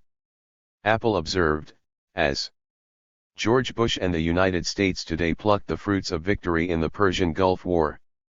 The reason why Bush could now dream such great dreams about Middle East peace, Apple explained, is that his vision of the future can be implemented with no fear that regional tensions might lead to superpower confrontation, and no longer must the United States contend with countries whose cantankerousness was reinforced by Moscow's interest in continuing unrest. The standard reference to Soviet adherence to the international consensus that the United States rejects, in splendid isolation. 73. U.S. diplomats naturally agreed. As the Madrid negotiations opened, Alfred Leroy Atherton, in charge of Near East affairs in the State Department under Ford and Carter and a participant in the Camp David negotiations, observed that no significant Arab-Israeli agreement, at least since 1967, has been reached without an active U.S. role, and this need still exists. Now, he continued, the U.S. task will surely be easier in the absence of a Soviet spoiling role. That an active U.S. role has been essential is absolutely correct. Just as in the affairs of the Caribbean, nothing else is permitted by the reigning superpower, that, after all, is the basic meaning of the Monroe Doctrine, realized for Latin America in 1945 and extended to the Middle East. It is also true that the former Soviet Union had played a spoiling role. 234. Joining the rest of the world, including Europe, in objecting to U.S. rejectionist designs. 74. Analysts found great inspiration in Bush's statement that the time has come to put an end to the Arab-Israeli conflict, words spoken with commitment by an American president at the height of his powers and forming part of his broad vision of Middle East peacebuilding. Helena Cobban. Even critics were impressed. Anthony Lewis wrote that the president is at the height of his powers and has made very clear that he wants to breathe light into that hypothetical creature, the Middle East peace process. The reasons why the creature remained hypothetical are unarticulated, unthinkable. Palestinian Middle East scholar Walid Khalidi, an advisor to the Jordanian-Palestinian delegation, hailed the personal commitment of the President of the U.S. to a just and comprehensive settlement. In the occupied territories, well-informed Palestinians reported, there were great expectations and hope. 75. Something else that had changed, the press exulted, was the birth of a new pragmatism among the Palestinians, now raised another important notch through Baker's benign influence at Madrid. Thomas Friedman. Until Madrid, Friedman continued, both sides have hidden behind the argument that there is no one on the other side with whom to negotiate, the official version of the fact that the PLO called on Israel to negotiate but the United States and Israel refused. The Palestinian delegation at Madrid called explicitly for a two-state solution, Friedman wrote admiringly, so different from the despised PLO, which supported, or perhaps prepared, the Security Council resolution calling for a two-state solution 15 years earlier. The great achievement of Madrid was the Palestinian self-adjustment to the real world, Palestinian acceptance of a period of autonomy under continued Israeli domination, during which Israel can build the facts of its permanent domination with U.S. aid, as it proceeded to do after Madrid. This willingness to follow U.S. orders the real world has tossed the negative stereotypes out the window, Times journalist Clyde Haberman observed approvingly. With their new pragmatism, Palestinians are at last willing to talk to Israel, to set aside all-or-nothing demands, to accept half a loaf in the form of interim self-rule under Israeli domination. 76. The Madrid Conference was organized under unilateral U.S. leadership, an obsequious Russian partner offering a fig leaf of internationalism. The Palestinian delegation, after passing U.S. Israeli tests of legitimacy, was informed by James Baker that the negotiations would be based solely on UN 242, which offers nothing to the Palestinians. Anything else, the president noted, would fail the twin tests of fairness and security. The modifications in the international consensus through the 1970s, as reflected in the vetoed Security Council resolutions and other blocked initiatives, were completely off the agenda, though Baker did relax the demand in his December 1, 1989. 5-point plan that Palestinians must keep strictly to the technical details of Israel's program for integration of the territories. 77. Seeking peace, the recent phase 235. As was reasonably clear from the outset, the goal of the latest phase of the peace process has been to establish a peace settlement among the states of the region, with Palestinian national rights excluded.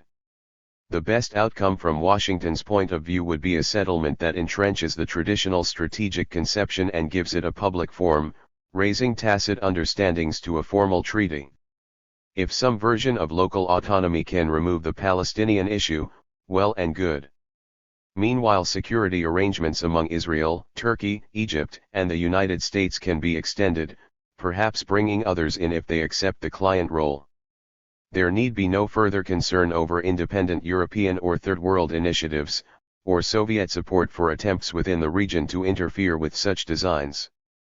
While the negotiations were proceeding without issue, Israel stepped up the harsh repression in the territories, following the thinking outlined by then Defense Minister Yitzhak Rabin in February 1, 1989. These Israeli measures achieved much success, extended with Rabin's closure of the territories, which administered a crushing blow to the staggering Palestinian economy and also took an important step towards the intended cantonization. By effectively barring West Bank Palestinians from their institutions, hospitals, etc., in East Jerusalem, and preventing travel from the northern to the southern part of the West Bank, since the main road connections pass through East Jerusalem. The current situation is assessed plausibly, in my opinion, by General Res. Shlomo Gazit, formerly head of Israeli military intelligence, a senior official of the military administration of the occupied territories, and a leading participant in the secret meetings that developed the security arrangements for implementing the Oslo Agreement. With the collapse of the Soviet Union, he wrote, Israel's main task has not changed at all, and it remains of crucial importance. Its location at the center of the Arab-Muslim Middle East predestines Israel to be a devoted guardian of stability in all the countries surrounding it.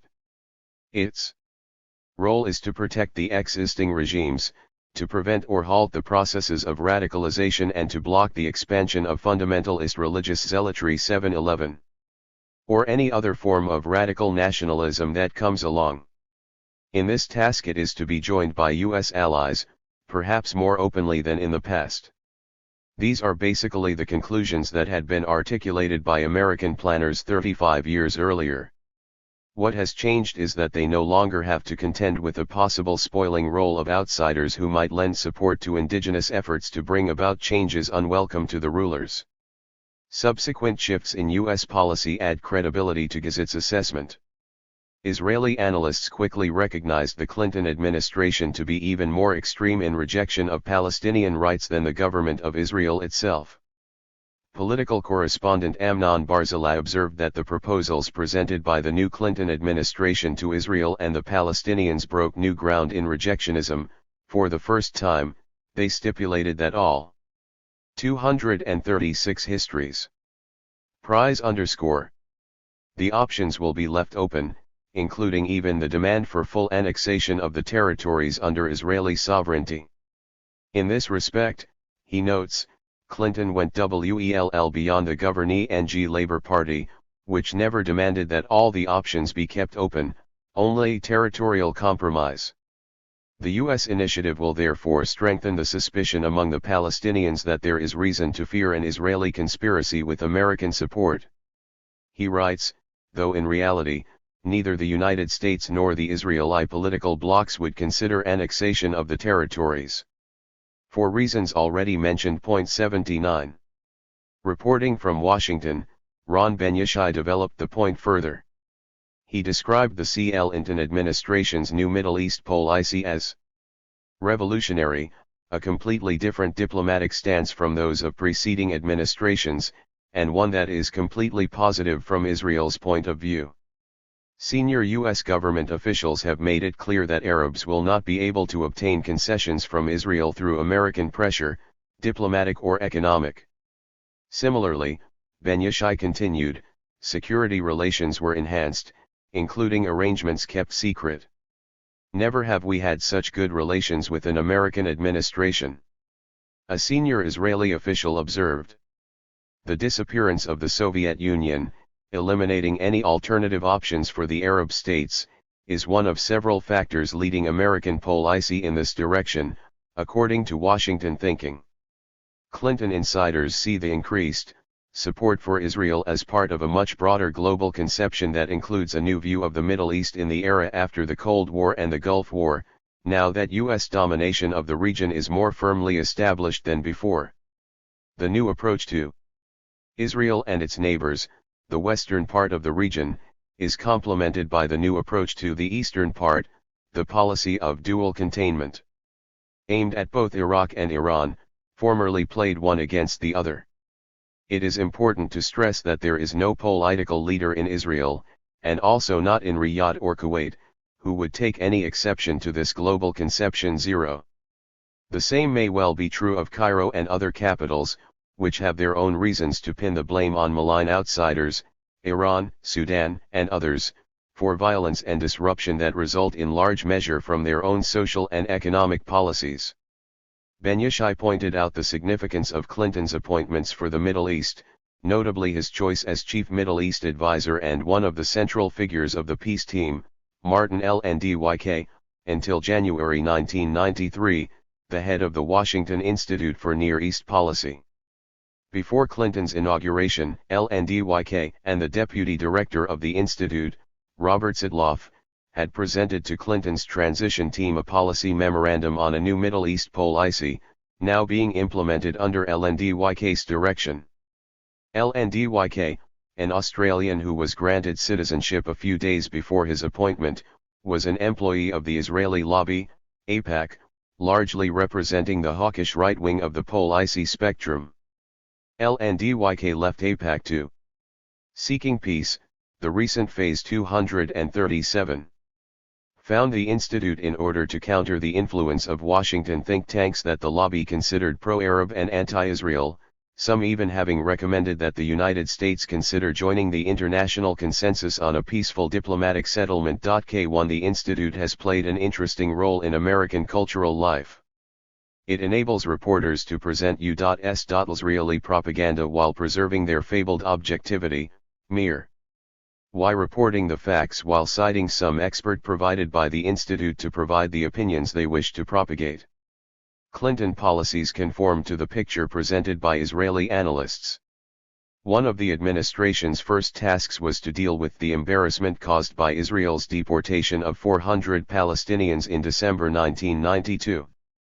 The deportees were accused of responsibility for terrorist acts, namely attacks against the Israeli occupying army that cannot be termed terrorist, as recognized in the Israeli press, CP 228.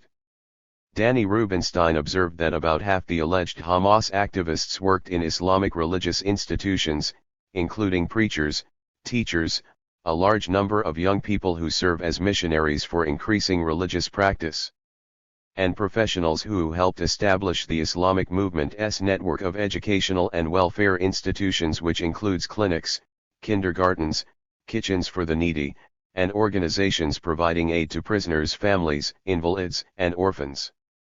Members of the military wing of Hamas and the Islamic Jihad organization are not among those deported, he added.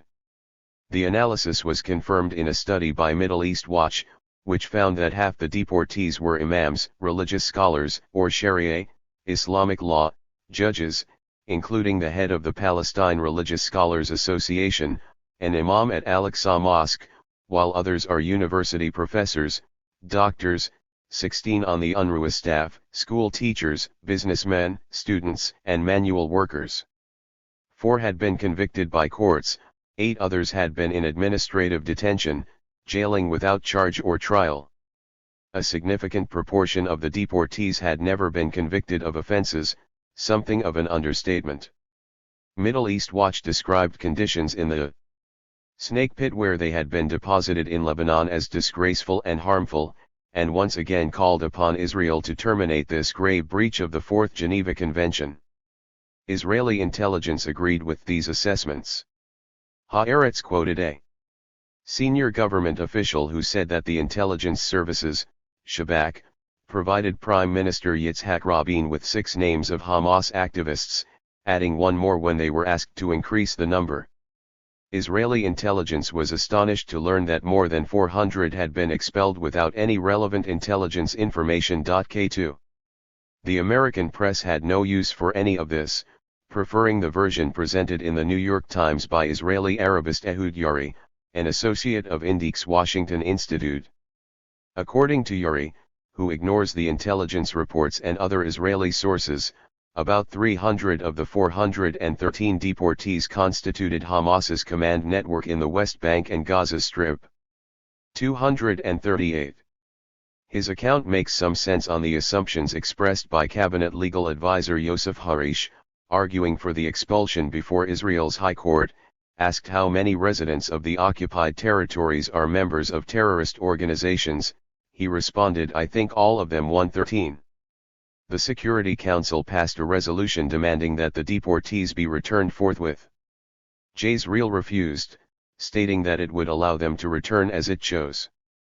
The Clinton administration then determined that Israel was honoring the Security Council resolution by flagrantly violating it, and the issue was declared closed, and promptly disappeared from press coverage, which returned to the peace process.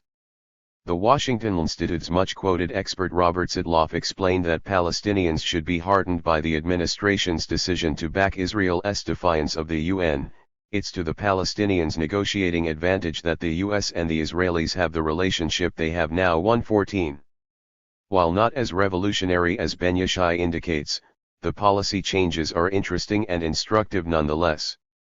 The traditional strategic conceptions and objectives are not being abandoned with the disappearance of the Soviet Union, rather, as General Gazet observed, they are being pursued more vigorously, the deterrent having disappeared and the Third World becoming even more defenseless for this and other reasons. The pattern is exactly what we have seen elsewhere in the world. It is radically inconsistent with decades of propaganda about the Cold War, but quite in accord with both planning and history, with the basic thinking that has undergirded policy, and the way events have unfolded. 8. Conquering history.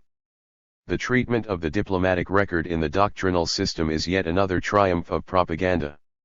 In this case, the usual subordination to state-private power was amplified by the affection that Israel won among American intellectuals, notably in the left liberal spectrum, when it demonstrated its military prowess in 1967.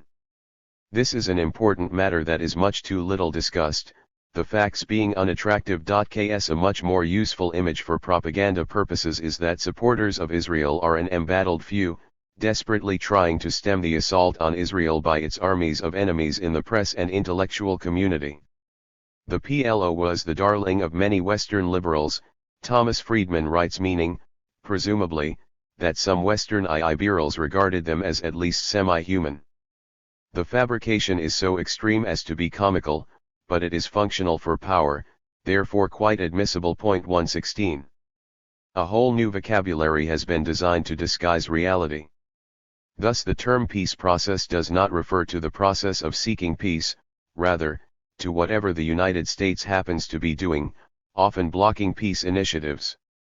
The diplomatic record, including Sadat's famous offer of 197-1 and Palestinian and other Arab proposals later, those advanced by Europe and the USSR, and the entire record at the United Nations since the 239 United States dismissed it in 1976 are therefore not part of the peace process, indeed, not part of history. Failed U.S. initiatives qualify for entry, initiatives blocked by the United States do not. The doctrine, which extends to other regions as well, is convenient. By definition, the United States is always advancing the peace process, trying to bridge the gap between extremists on all sides. The terms moderate and extremist obtain their meanings within this framework, moderates being those who conform to U.S. plans, extremists those who have their own ideas. The moderates can also be called pragmatists, the extremists radicals or hardliners. The conventions are in fact quite general. In the present case, the moderates are those who accommodate to U.S. rejectionism. Thus we read that a Soviet draft presented to Secretary of State Cyrus Vance in 1977 was remarkably balanced for a Soviet document. It did not include calls for a Palestinian state or participation by the PLO, and deviated from the U.S. stand only in a reference to Palestinian rights, which went a step beyond the standard American reference to Palestinian interests. The U.S. stand does not lack balance, indeed could not, by definition. X. Note that the Middle East is unusual in that, since 1967, the American intellectual community has been loyal to two states, not just the usual one. This sometimes leads to departures from the norm. Thus in October 1, 1977, President Carter agreed to a Soviet-American statement calling for termination of the state of war and establishment of normal peaceful relations between Israel and its neighbors, as well as for internationally guaranteed borders and demilitarized zones, arousing strong criticism from the government of Israel. Instead of reflexively adopting Washington's position as the basis for discussion, the media highlighted the Israeli position, treating Carter in the manner of some official enemy. Israeli premises framed the issues, and Israeli sources generally dominated coverage and interpretation. Arab views scarcely entered the discussion. Under sharp media attack, the Carter administration backed down, and the peace process resumed its rejectionist course. XX. The terminological conventions permit marvels of reportage. Thus, as the Baker Plan was taking form in late 1989, a New York Times correspondent in Israel noticed a difficulty lurking in the background. With the exception of the United States, not one nation has endorsed the Israeli peace plan that was the only one on the table, Baker made clear. A few days after the Baker Plan was announced, another Times report perceived some signs of improvement in world behavior. Under the headline "Soviets Trying to Become Team Player in Mideast," Alan Cowell wrote that the Soviet Union has moved away from a policy of confrontation with the United States and now indicates that it prefers partnership with Washington in the diplomacy of the region. This shift away from confrontation brings the Soviet Union closer to the mainstream of Mideast diplomacy. To translate from Newspeak, the Soviet Union may be moving towards U.S. rejectionism, thus joining the 240 United States off the spectrum of world opinion. This will make it a team player in the mainstream because the team, by definition, is the United States and the mainstream is the position occupied by the team. However, the world may be out of step. A person who has not internalized these conventions can scarcely be taken seriously. Accordingly, such commentary, which abounds, does not even evoke an amused smile in cultivated circles. 9. The term rejectionism is used, by now quite unthinkingly, in a strictly racist sense, referring to those who reject the right of national determination of Jews, not Palestinians. That usage is, indeed, a necessity. Were the term used properly, it would be necessary to conclude that the United States leads the rejection front. Joined by both Israeli political groupings and various elements in the Islamic world, mostly peripheral in recent years, and justly termed extremist. The conclusion is quite unacceptable, and, fortunately, need not be drawn, thanks to the rigid norms of political correctness. The facts have been vetoed along with numerous peace initiatives that interfere with the peace process. A related notion is mutual recognition of Israel and Palestinians. As proposed over the years, it has referred to recognition by Palestinians of Israel's rights as stipulated in UN 242, and Israel's recognition of comparable rights of Palestinians to national self-determination in their own territory, from which Israel is expected to withdraw in accord with the international consensus, which the United States shared, pre-197-1. Within the U.S. ideological system, mutual recognition was long dismissed as an option totally, with such force that Palestinian calls for mutual recognition have been banned from major media and history, as we see directly. As Israel and the United States came to the conclusion that the PLO leadership in Tunis might be more willing than local Palestinians to forfeit Palestinian rights, mutual recognition came to be a thinkable option, and we thus read of a dazzling breakthrough, steps towards mutual recognition by Israel and the Palestine Liberation Organization 90. But this is not the kind of mutual recognition that the PLO has been proposing for many years with overwhelming international support, all under a rigorous ban in the free press. Rather, in this breakthrough, the PLO is to renounce terrorism, once again crying uncle, and formally recognize Israel's right to exist, a right accorded to no other state in the international system, designed to ensure that Palestinians officially recognize not only the fact but also the justice of their displacement. In return, Israel will recognize the PLO, but no Palestinian national rights. Recognizing the PLO means allowing it to administer local autonomy under Israeli supervision. That may or may not be a step forward for Palestinians, but plainly it constitutes no meaningful mutuality.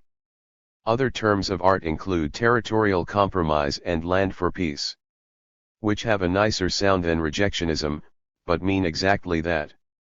The terms refer to the form of rejectionism preferred by Washington, basically, some version of Israel's Allon plan, modified to accommodate a form of autonomy. 241. Also available is an array of terms that can be used to cancel deviant thoughts generally. Thus it is fine for the Joint Chiefs, the National Security Council, government intelligence analysts, congressional leaders, Israeli generals, and others to outline Washington's use of Israel as a counter to Radical Arab nationalism. But for a critic of U.S. policy to review such evidence and the policies that accord with it, even worse, to place all of this within the more general framework of policy planning and implementation worldwide is to indulge in conspiracy theory, stale leftist rhetoric, Marxist dogma, and other such old-fashioned nonsense.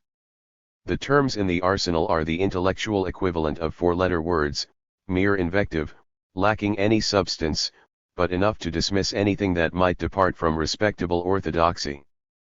The crucial doctrine that must be safeguarded is that, unlike other states past and present, the United States has no coherent policies apart from a generalized benevolence, and no domestic power structure that interferes with the democratic pluralism from which policy decisions flow as a reflection of popular will. The exercise of doctrinal management on Middle East issues falls within the general project of disciplining the enemy within, discussed earlier, though with some special features. The achievements in imposing this regimen have been most impressive, as documented in detail elsewhere. Point 91. As the newspaper of record, the New York Times has had to be more careful than most to safeguard the preferred version of history. To cite a few additional, and typical, examples, one priority has been to perceive the image of the United States and Israel as moderates seeking peace, faced with the terror and unremitting rejectionism of their Arab adversaries, particularly the unspeakable Palestinians. Accordingly, public PLO support in 1976 for Israel's sovereignty, territorial integrity, and political independence and its right to live in peace within secure and recognized boundaries is down the memory hole, even more deeply buried than Sadat's famous milestone of 197.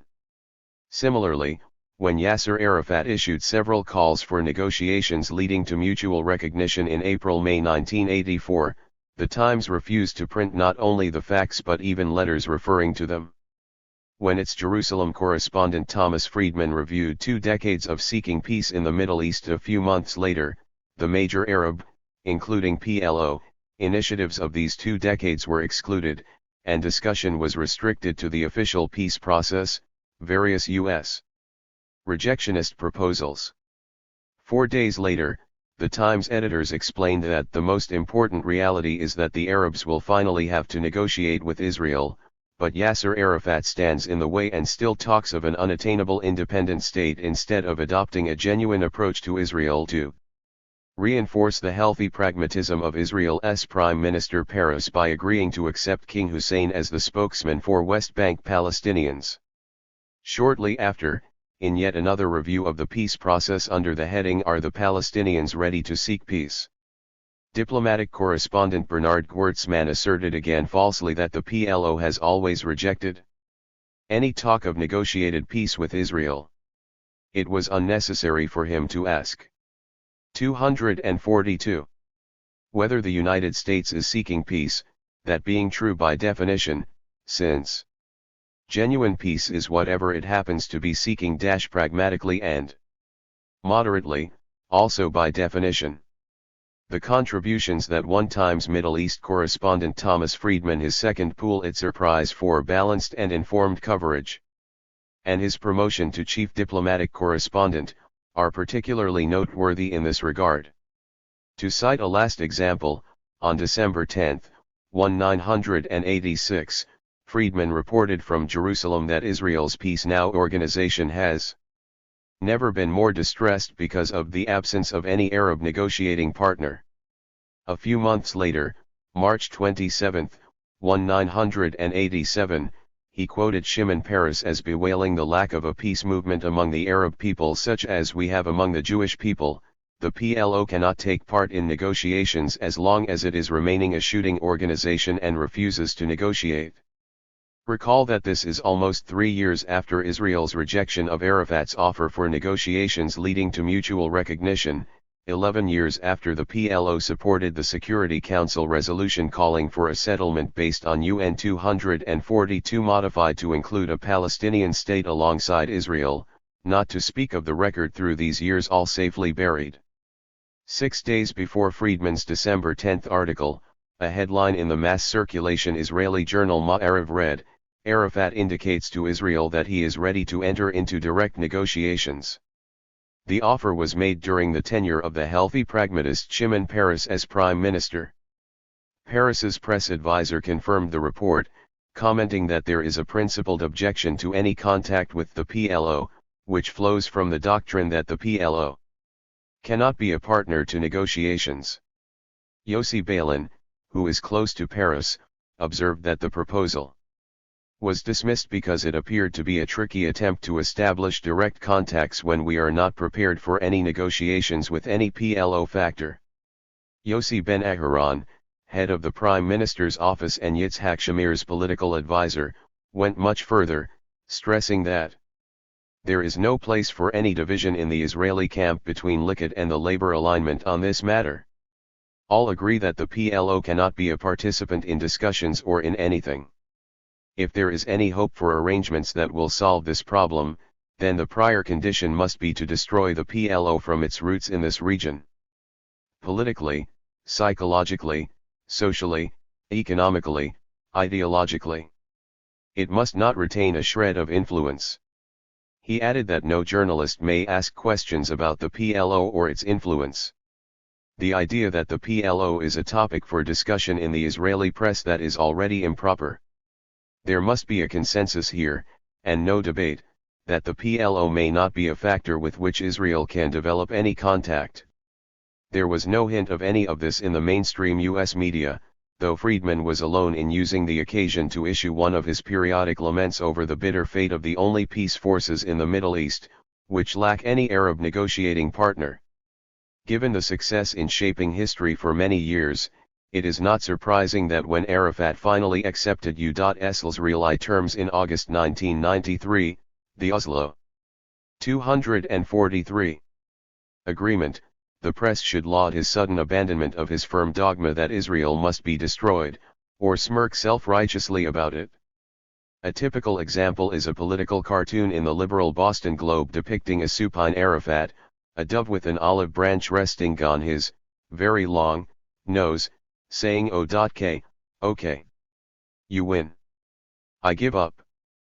The New York Times editors sympathized with Israel's reluctance to trust the PLO, a group that had long epitomized Arab vows to sweep Israel and its Jewish inhabitants into the sea and that has, until now, proclaimed that armed struggle is the only way to liberate Palestine, always refusing to consider peaceful means.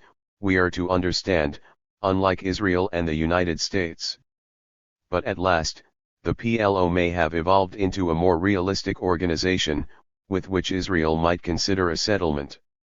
In the Times' major historical review, Thomas Friedman wrote that for almost 100 years the Israeli-Palestinian conflict has proven insoluble because the two sides would not recognize the other as legitimate enemies.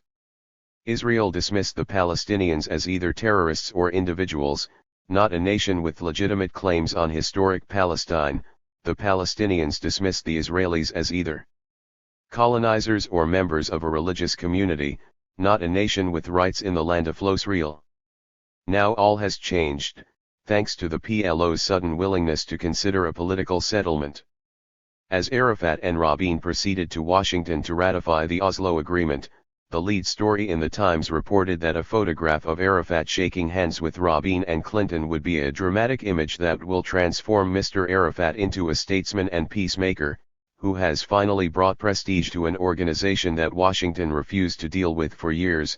Elaine Ciolino, Rabin and Clinton are already statesmen and peacemakers, since, unlike Arafat, they have not dedicated their every waking moment to destruction of the adversary, refusing to contemplate any compromise. The next day, her lead story opened, after a lifetime of violent struggle for a Palestinian homeland, Yasser Arafat set foot on American soil today and expressed hope that an agreement with Israel would bring peace to the Middle East, a dramatic reversal for this man of pure violence. The Journal's leading dove Anthony Lewis, boycotted by Jewish organizations for years as a defender of Palestinian rights, wrote that Palestinians said no in 194-7, as they had repeatedly rejected compromise before and have since. But now, for the first time, they are willing to make peace possible. 92. Their colleagues elsewhere sang the same song, without a false note. Once again, we see the great importance of maintaining a totalitarian-style intellectual culture, in accord with Hume's maxim, particularly in societies in which governments are the most free and most popular, and public opinion can more easily make a difference. 9. The Berlin Wall falls again. From the early days of the Intifada, if not before, it was becoming clear that the PLO leadership was losing its popular support in the occupied territories. Local activists from the secular nationalist sectors. 244. While still recognizing the PLO as the sole agent for negotiations, spoke with open contempt of its corruption, personal power plays, opportunism, and disregard for the interests and opinions of the people it claimed to represent. By all indications, the disaffection increased in the years that followed, while the fundamentalist opposition that Israel had initially nurtured gained popular support, feeding on this growing discontent and on the demoralization as the programmed violent suppression that Rabin had outlined in February 1, 989, was implemented, with constant U.S. support at all levels, economic, diplomatic, and ideological. 93 With its popular support in decline and its status deteriorating in the Arab world, the PLO became more tolerable to U.S. Israeli policymakers, particularly as the growing fundamentalist movement evoked memories of the resistance that had driven Israel out of much of Lebanon. Informal Israel-PLO contacts were increasingly reported, reaching their culmination with the agreements of summer 1993. The growing crisis in the PLO was naturally observed with close attention by the Israeli press. In late August 1, 993, Danny Rubenstein reported that the PLO had reached bankruptcy. Its crisis was in part financial, but even more important was the criticism of Arafat's methods, which had evoked a large wave of protests and threats of resignation. All the dams had broken in internal Palestinian politics, he reported, as dozens of activist and community leaders in the territories and the Palestinian diaspora abandoned the principle of not washing dirty laundry in public, and expressed sharp protests and denunciations of the PLO leadership. PLO officials described Arafat as personally responsible for the deterioration of the organization, and announced that they would call for a National Palestinian Congress. Even over his objections. On August 22, Faisal Husseini of the Palestinian negotiating team, close to Arafat's Fallah, called for a government of national salvation that will prevent the general collapse of Palestinian institutions. The next day, the military leader of Fatah in Lebanon called upon Arafat to resign.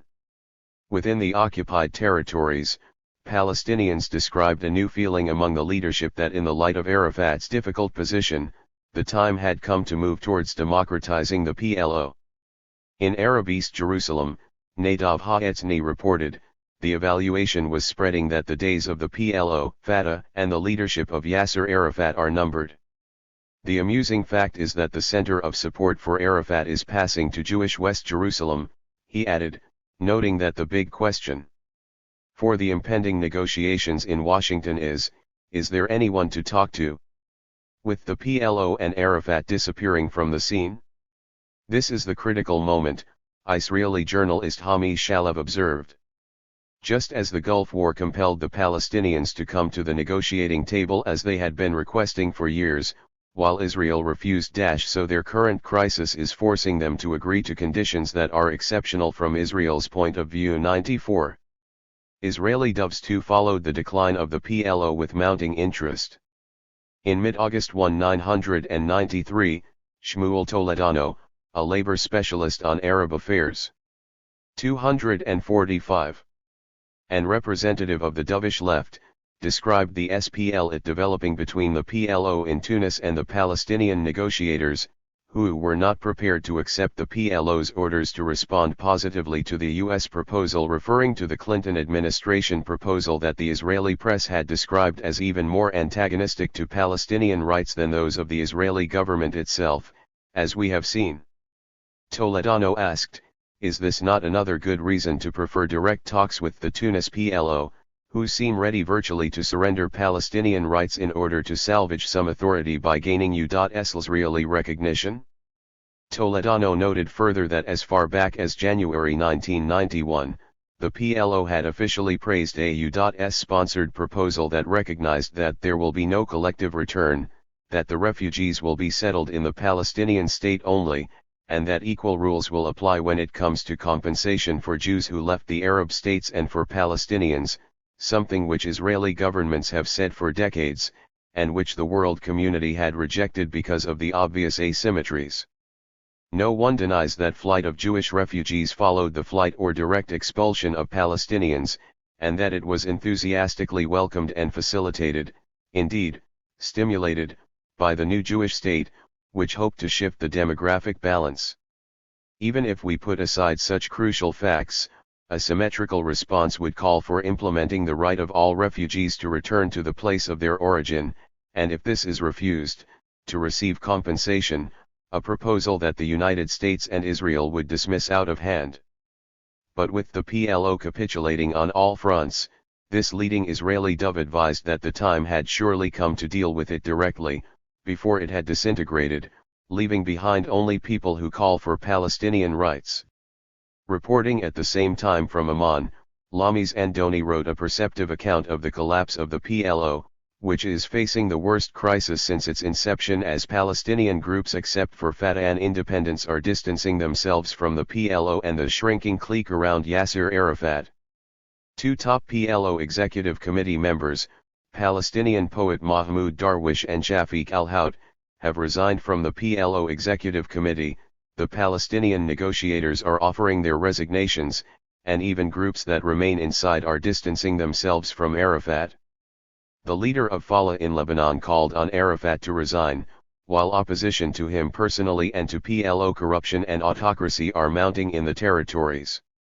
Along with the rapid disintegration of the mainstream group and Arafat's loss of support within his own movement, the speedy disintegration of the PLO's institutions and the steady erosion of the organization's constituency could render any breakthrough at the peace talks meaningless. For such reasons, she observed, Arafat is advancing the Jericho-Gaza option, which he hopes will assert the PLO's authority, especially amid signs that the Israeli government could go the extra 10 miles by talking directly to the PLO, thus salvaging for it the legitimacy it is losing internally. 246. At no point in the PLO's history has opposition to the leadership, and to Arafat himself, been as strong, Andoni observed, while for the first time there is a growing feeling that safeguarding Palestinian national rights no longer hinges on defending the PLO's role. Many believe that it is the leadership's policies that are destroying Palestinian institutions and jeopardizing Palestinian national rights. Israeli authorities were surely aware of these developments. Under these conditions, they came to appreciate that it made good sense to deal with those who are destroying Palestinian institutions and jeopardizing Palestinian national rights before the population turns elsewhere to realize its national goals. The August 1, 993 articles of Toledano and Andoni are entitled, respectively, Talking to the PLO and Arafat and the PLO in Crisis. The two concepts are obviously related, as was to become clear a few weeks later when the secret talks were announced. Unknown to the authors, the government of Israel had seen the light, and was talking to the PLO to help Arafat re-establish his authority and preside over the anticipated abandonment of Palestinian national rights. 95. The tragicomedy spun by the shapers of history took new forms as these developments proceeded. Recall that as the peace process was launched at Madrid in October 1, 1991, the Palestinian negotiators had received high marks for their pragmatism and realism, as government and media perceived signs that they were more willing to accommodate to U.S. Israeli demands than the outrageous PLO. But by mid-1993, it was becoming clear that Arafat was moving to undercut them by becoming even more pragmatic and realistic than they. In the past, the New York Times explained, Arafat had always appeared to be a hawk holding out for the hardest Palestinian positions. True enough, if we keep to the appearance designed by the newspaper of record. But now he seemed willing to make compromises that the local population regards as selling out. His image accordingly began to improve, even more so as a proper form of mutual recognition began to take shape, undercutting the Palestinian delegation, now considered too hardline to be taken seriously. By the end of August an agreement was reached in Oslo between Israel and Yasser Arafat, in a personal initiative. The Oslo Agreement was welcomed in the United States with great acclaim, 97 marred only by skepticism as to whether it could hold America's own greatest interest, the twin goals of enhanced security for Israel and regional peace, both seem closer to achievement this morning than ever before, the Times editors observed as the agreement was announced. Apart from omission of the tacit understanding that regional peace must ensure U.S. control, their identification of Washington's highest priorities is accurate, though automatic identification of U.S. government policy with America's greatest interest reflects the standard mystification. It requires argument, not mere assertion, to show that ignoring Palestinian national rights and the security of others is in the interest of the American people. 247. One would have to search far to find any deviation from these fundamental assumptions about America's interest. Palestinians may have problems, but they are not our business. The only question that arises is whether the risks are acceptable for Israel. Those opposed to the historic agreement toward peace in the Middle East argue that it will lead within a few years to a Palestinian state and therefore to the fatal undermining of Israel, U.S. Middle East diplomat Roger Harrison writes. But the critics are wrong, he argues. Though Israel faces risks, it is to its interest to accept them, and no other question even arises. HDS Greenway, a foreign correspondent with extensive Middle East experience who has reported the travail of Palestinians with sympathy, writes that the agreement looks promising, but remains problematic. In the end, the question will always be what it has always been. Is it safer to keep control of occupied territories and more than 1 million unhappy Arabs who can never be absorbed if Israel is to remain a Jewish state? Or is it safer to rid the state of the occupation that is sapping Israel's energy and seek security through compromise? There is great risk in either course. That someone might rationally question the Oslo Agreement on grounds of risks to the Palestinians is unworthy of mention, perhaps unintelligible. The leaders of Iran and Hamas are doubtless aware of their rejectionist assumptions. Their Western counterparts cannot perceive the comparable facts in their own case, a remarkable and important fact. The fundamental commitments are illustrated symbolically by a series of maps that the Times displayed under the heading, Shifting Borders, A History of Conflict in Israel and the Middle East. The second in the series depicts Palestine under the British Mandate, the three that follow, later stages. The first delineates the Kingdom of David and Solomon, 10th century B.C. 9K. The guiding assumptions were revealed again as the background planning for the Oslo Agreement was made public. In a lead story, the chief political correspondent of Yediot Aharonot reported from Washington that Israel's police and intelligence services were meeting with their PLO counterparts to arrange for close cooperation in ensuring security in the Gaza Strip, meaning security for Israelis and the PLO authorities who are to take over local administration under their supervision.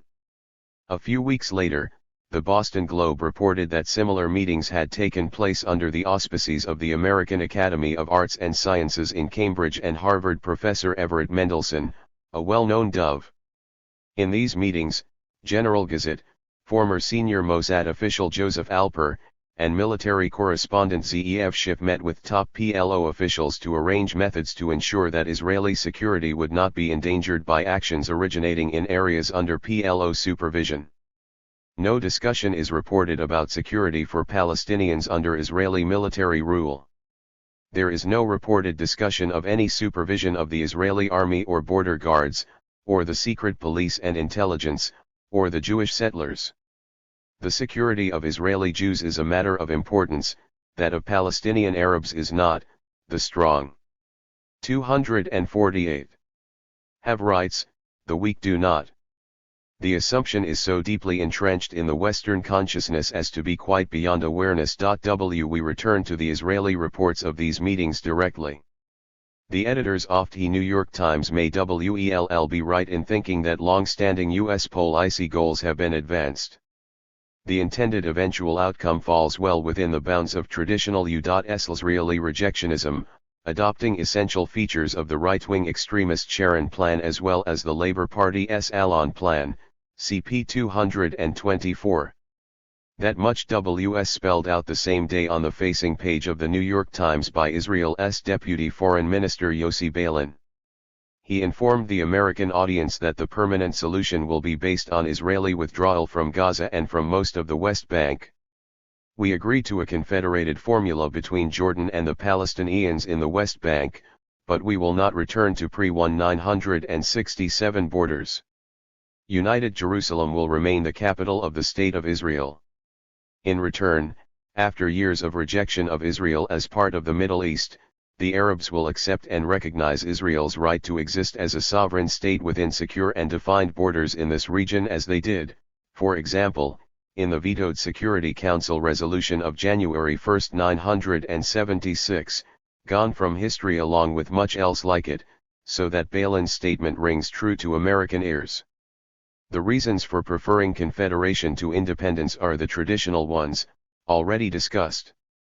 United Jerusalem is a concept of broad and as yet undetermined scope.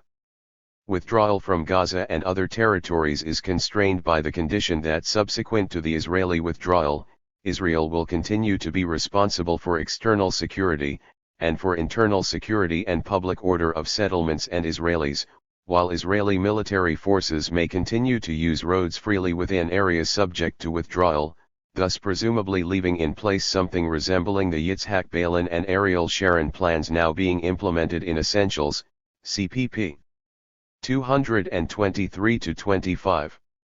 11M. And even this permanent settlement lies well down the road. It is understandable, then, that the Times editors, expressing the prevailing view, should see the historic deal as a great opportunity. It is the Middle East equivalent of the fall of the Berlin Wall, Thomas Friedman proclaimed, a reasonable metaphor, given that the historic deal represents Palestinian capitulation on the major issues that had caused Washington to block international efforts at diplomatic settlement.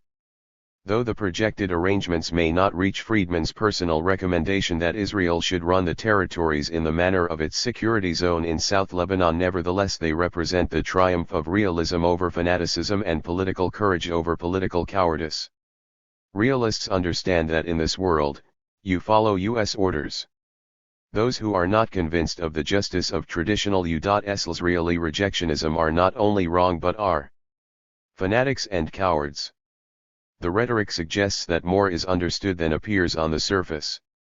The draft agreement makes no mention of Palestinian 11 rights, the primary issue that separated the United States and Israel from the Interna.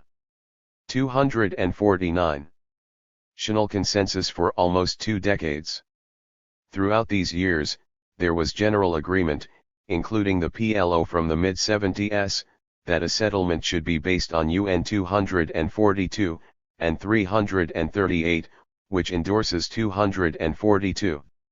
There were 2 basic points of contention. 1.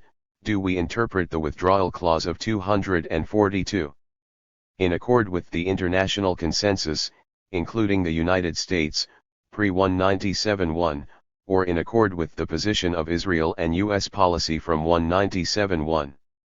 2. Ls the settlement based solely on UN 242, which offers nothing to the Palestinians, or 242 and other relevant Union resolutions American Samoa. The PLO had long proposed in accord with the non-rejectionist international consensus. Thus, does the settlement incorporate the Palestinian right to national self-determination repeatedly endorsed by the UN, though blocked by Washington, or the right of refugees to return and compensation, as the UN has insisted since 1948, with US endorsement, long forgotten? These are the crucial issues that have stood in the way of a political settlement. On both major issues under dispute, L. and 2, the agreement explicitly and without equivocation adopts the U.S. Israeli stand. Article I, outlining the aim of the negotiations, specifies that the negotiations on the permanent status will lead to the implementation of Security Council Resolutions 242 and 338, nothing further is mentioned. Note that this refers to the permanent status, the long-term end to be achieved. Furthermore, as Balin made explicit, UN 242 is to be understood in the terms unilaterally imposed by the United States, from 197-1, entailing only partial withdrawal, as Washington determines. In fact, the agreement does not even preclude further Israeli settlement in the large areas of the West Bank it has taken over, or even new land takeovers. On such central matters as control of water, it refers only to cooperation in the management of water resources in the West Bank and Gaza Strip and equitable utilization of joint water resources in a manner to be determined by experts from both sides, some of them already cited. The outcome of cooperation between an elephant and a fly is not hard to predict. Both sides agree that it is only the resources of the occupied territories that are to be subject to such cooperation, consistent with the general framework of Israeli rejectionism, which demands an in Oslo achieved a relation of subordination between a region of Palestinian local autonomy and an expanded Israel, the precise terms and boundaries of that subordination remaining ambiguous.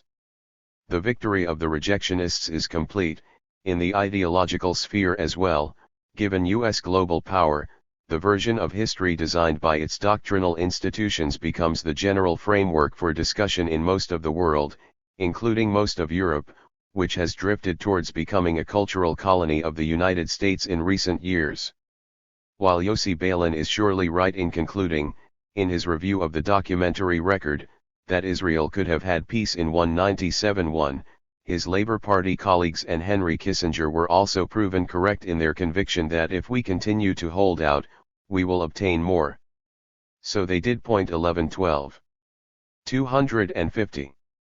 The extent of the rejectionist victory became even clearer with the exchange of letters between Yasser Arafat and Yitzhak Rabin. 11-13. Recall that the United States opposed the international consensus on a third crucial point, the right of resistance to military occupation, which the United States and Israel alone reject.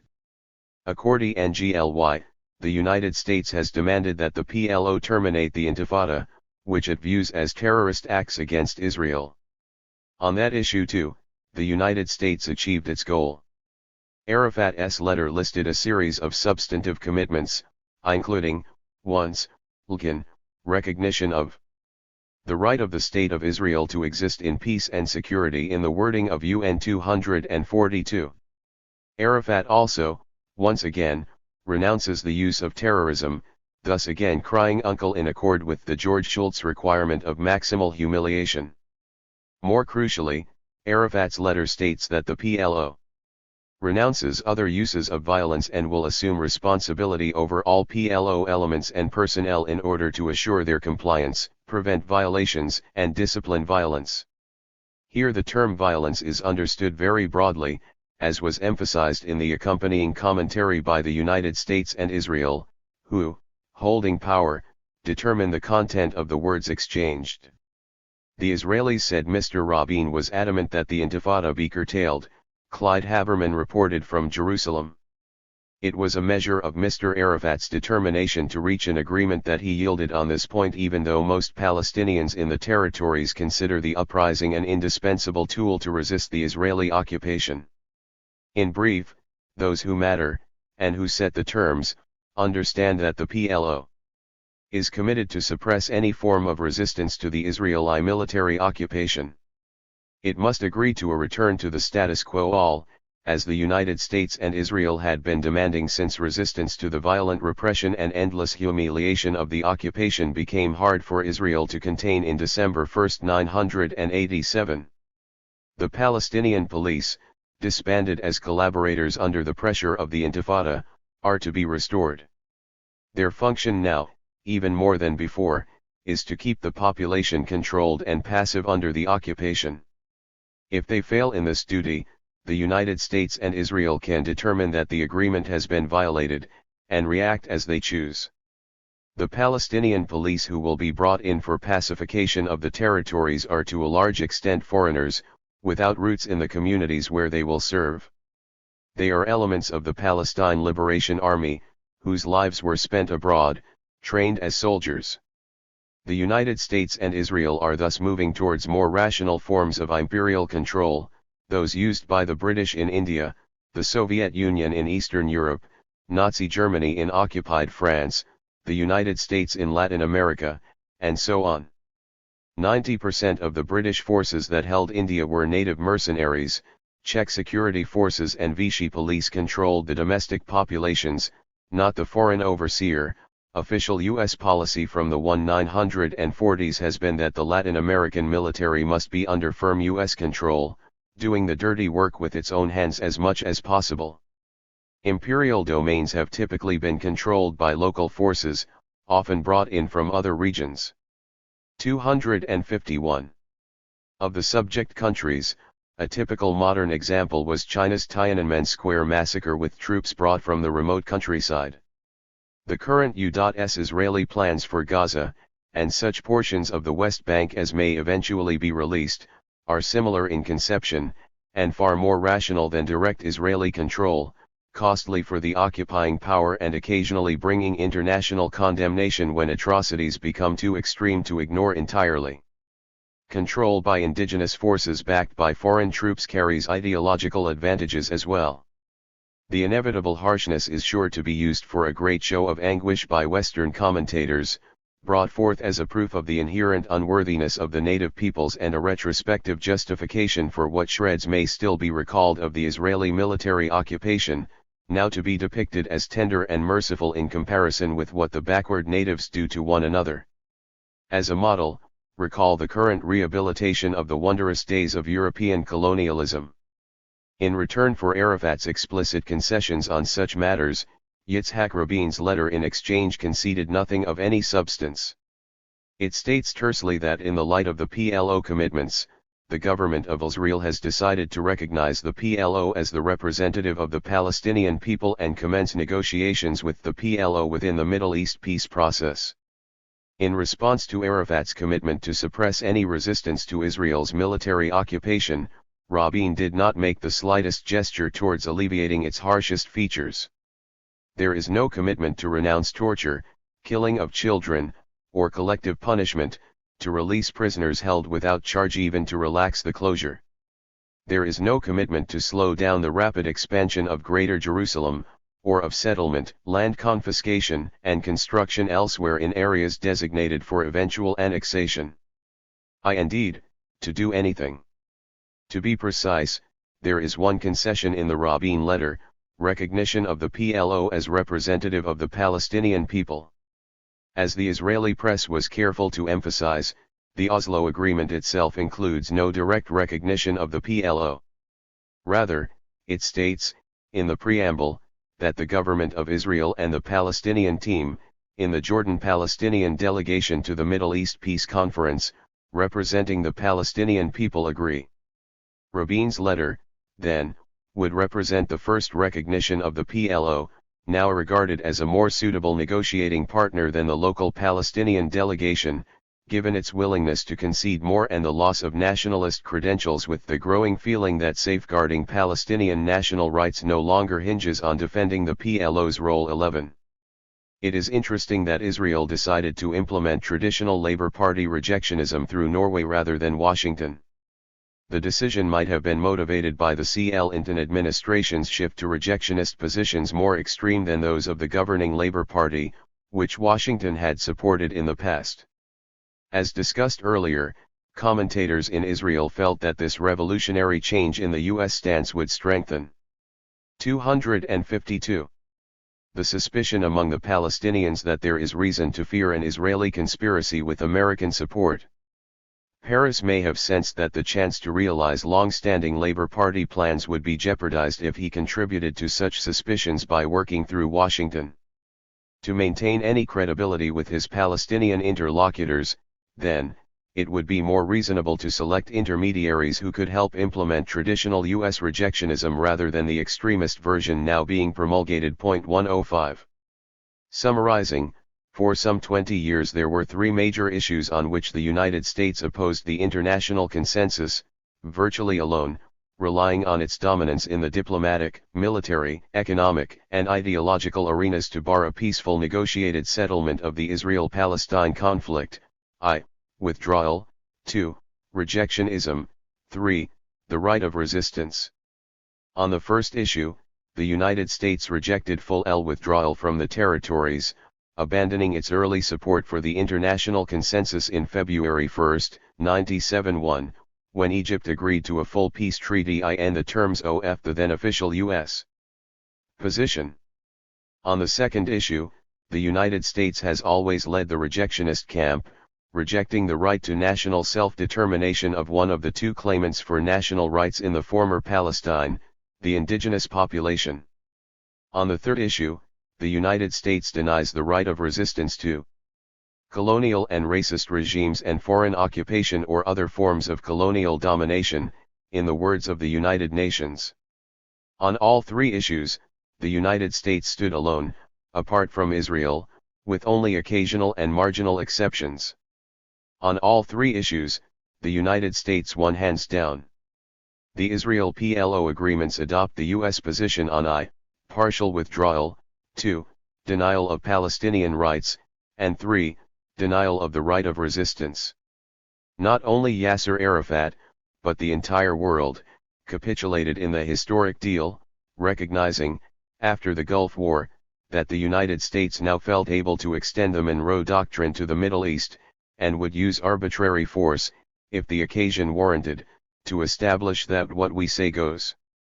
George Bush's slogan as he announced the New World Order while the bombs and missiles were flying. The Clinton administration is now carrying the rejectionist victory several steps beyond, abandoning the former U.S. support for the international consensus on the right of Palestinian refugees to return or compensation, the status of the territories as occupied, rather than disputed, and the inclusion of Arab Jerusalem in the disputed territories. Given U.S. power, those departures too are likely to become the conventions of the future, the facts securely hidden from view. See pages 219 to 20. A closer look at Gaza helps explain the meaning of what is contemplated, not withdrawal, but modification to satisfy Israel's needs. The point is made quite forcefully and prominently in Israeli commentary. A major interview with Chief of Staff Ehud Barak in the Journal of the governing Labour Party takes as its headline, running across the top of the page, "We are not leaving Gaza and we will be in any place where it is necessary that we be." 1116. 253. General Barak's announcement is based firmly in the text of the Oslo Agreement, which secures Israel's rights to control the settlements and access to them. Israeli settlements in Gaza include a large part of the coastline, the most valuable areas. Israel might estimate the proportion it holds at about 40%, depending on how it chooses to draw the boundaries around the settlements it is committed to maintain and protect. These areas include a small section in the north bordering Israel as well as the Gush Katif region running from the Egyptian border northward, established by the Rabin Peres Labor government of 1974–77. These settlements, surrounded with concertina wire and an electrified fence, convey a more established sense of permanence than the ones in the north, Middle East specialist Jeffrey Aronson wrote after a recent visit, with their plentiful grass, larger trees, more public buildings and commercial services. Some 4,000 Israeli settlers use much of the limited water of this desert area for agriculture and for such benefits as a huge artificial lake in front of a luxurious tourist hotel. Their Garden of Eden, as the Labour Party press described it in March 1, 1993, exports almost half of Israel's tomatoes and a substantial part of its flowers, grown with labor-intensive cultivation at enormous profits, given the super-cheap Arab labor available. Construction continued to boom after the Labour government returned to power in mid-1992, including water pipes from Israel to the Gush Katif settlements, new villas, and roads that allow access without passing through Arab-settled areas. Prime Minister Rabin has confirmed that the Gaza settlements are entitled to top priority development assistance. "We have continued to steal the Strip's water, even though its quality deteriorated from year to year," military correspondent Zeev Schiff wrote in March 1, 1993, and to steal the Strip's tiny land resources, in order to found there more and more Jewish settlements, as if we deliberately wanted to make the inhabitants despair, and in their despair think in terms of having nothing to lose. He regarded this as absurd from the point of view of Israel's security. Though figures are secret, Israeli and Palestinian economists conclude that the yearly per capita budget allotted by Israeli authorities to the Gaza Strip was about $30, compared to $1.20 in the West Bank, $825 in Jordan, $2.13 in Israel. Throughout its rule, the Israeli government has refused to allocate a single cent from its own budget for the Arabs in the territories, Alex Fishman reported. Taxes collected locally were mostly used for the military administration. With fishing barred and Arab fruit and citrus cultivation dwindling, the population of the Gaza Strip was compelled to rely on work under intolerable conditions at miserable pay in Israel or subcontracting for Israeli industries by women and children at home, as in the early days of the Industrial Revolution, Danny Rubenstein reports. Meanwhile, a new wealthy Palestinian elite has been arising from these and similar forms of integration into Israel's economy. The territories have been a huge laboratory for testing the military government's successive theories for control and economic integration, Fishman observes. 11.7. 254. Consistent with General Barak's pronouncement, after the Oslo Agreement, the Israeli civil administration continued to offer 49-year leases to Jewish settlers and developers, a clear indication of intentions, Gaza researcher Sarah Roy observes. They also established industrial zones on fertile agricultural lands, a blow to local agriculture, despite the availability of barren lands, she adds. The development plans and projects, she concludes, express Israel's plan to establish a restructured form of integration, ensuring Israeli state control over Palestinian land and _d water.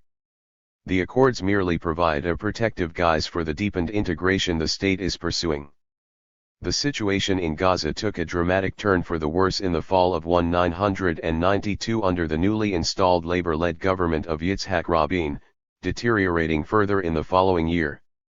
Rabin closed the territories, meaning that everything remains open to Israeli Jews while Palestinians are locked in, a severe economic blow because they had been made dependent on employment under harsh conditions in Israel.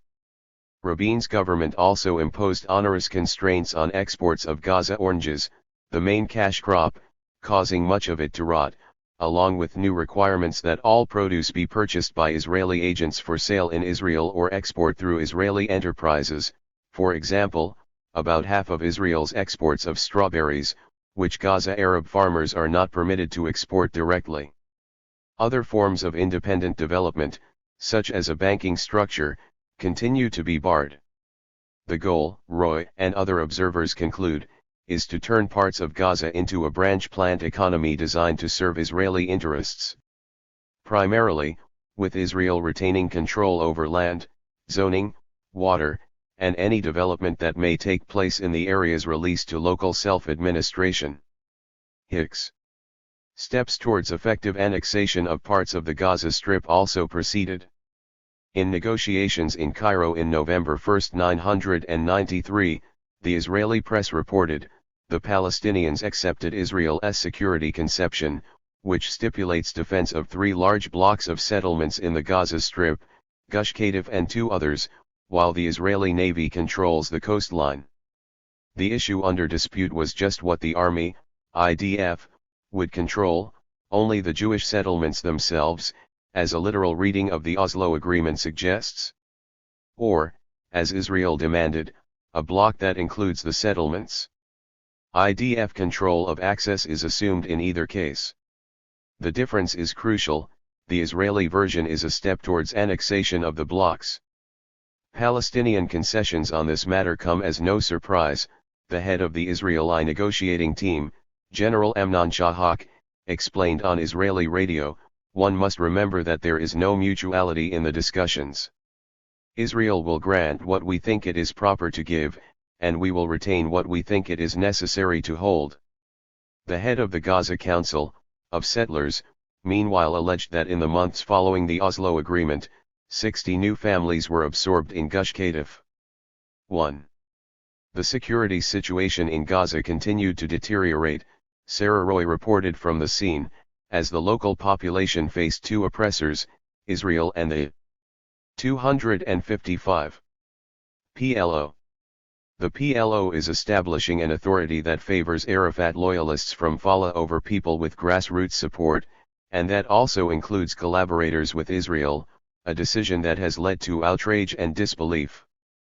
As anticipated, Fatah is increasingly seen as a reactionary, regressive force promoting dissension and discord. It is, in short, playing very much the role of local forces subordinated to the dominant power in the classic pattern of imperial control.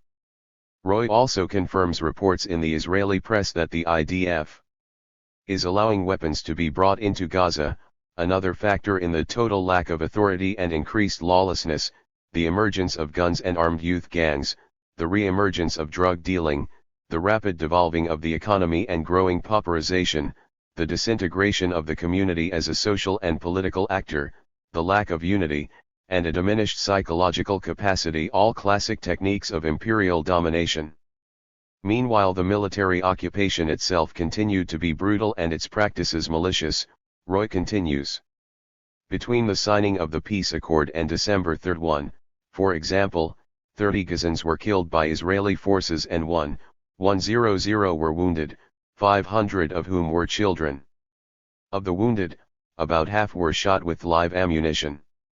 The security forces in Gaza, as in the West Bank, also continued to employ undercover assassination units, death squads, in the Latin American sense, a practice that sometimes led to publicity and even apologies when the wrong targets were hit, to use massive force to demolish houses and kill suspects within, and otherwise to rule with an iron hand.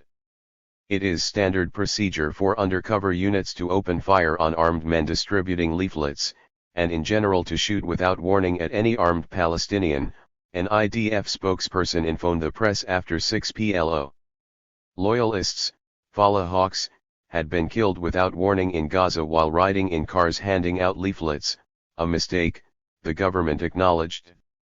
The official reason is the protection of our own soldiers, the spokesperson said, but privately, however, military officials acknowledge that massive overkill operations also have the advantage of scaring Palestinians and deterring them from sheltering wanted men, Peter Ford added. 110.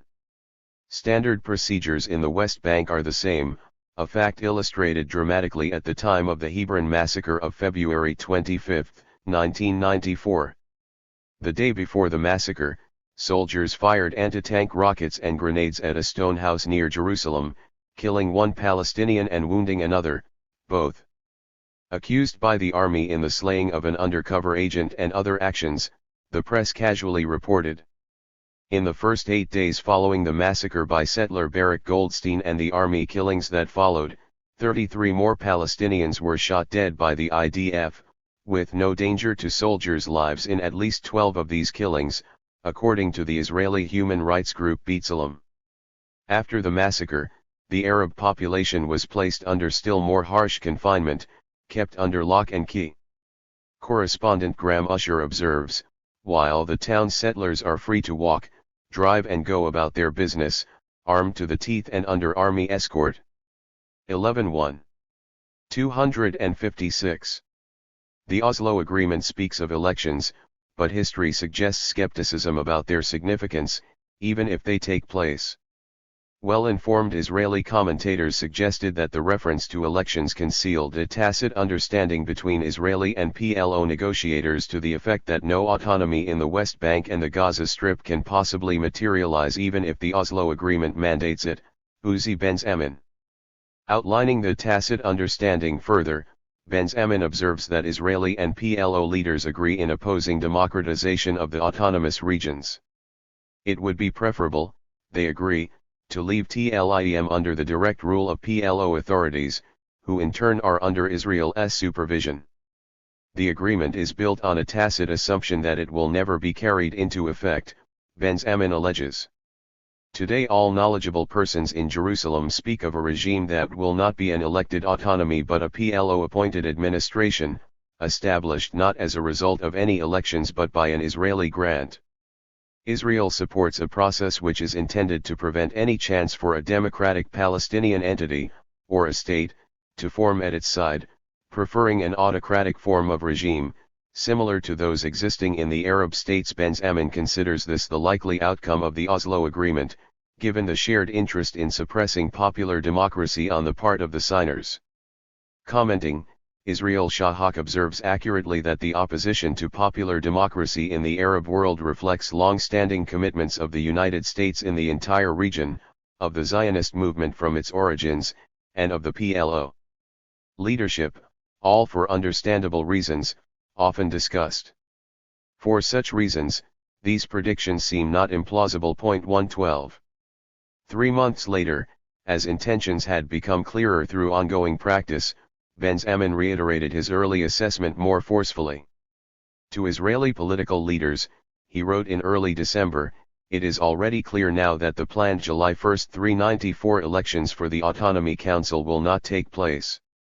It is clear to them that the PLO will rule over all of Gaza, except for the Israeli settlements, in the manner in which it is to take control of Gaza and Jericho, that is, by an accelerated transfer of authority from the Israeli military and civilian administration." Secretly, Israeli leaders hope that a season will break out in the territories.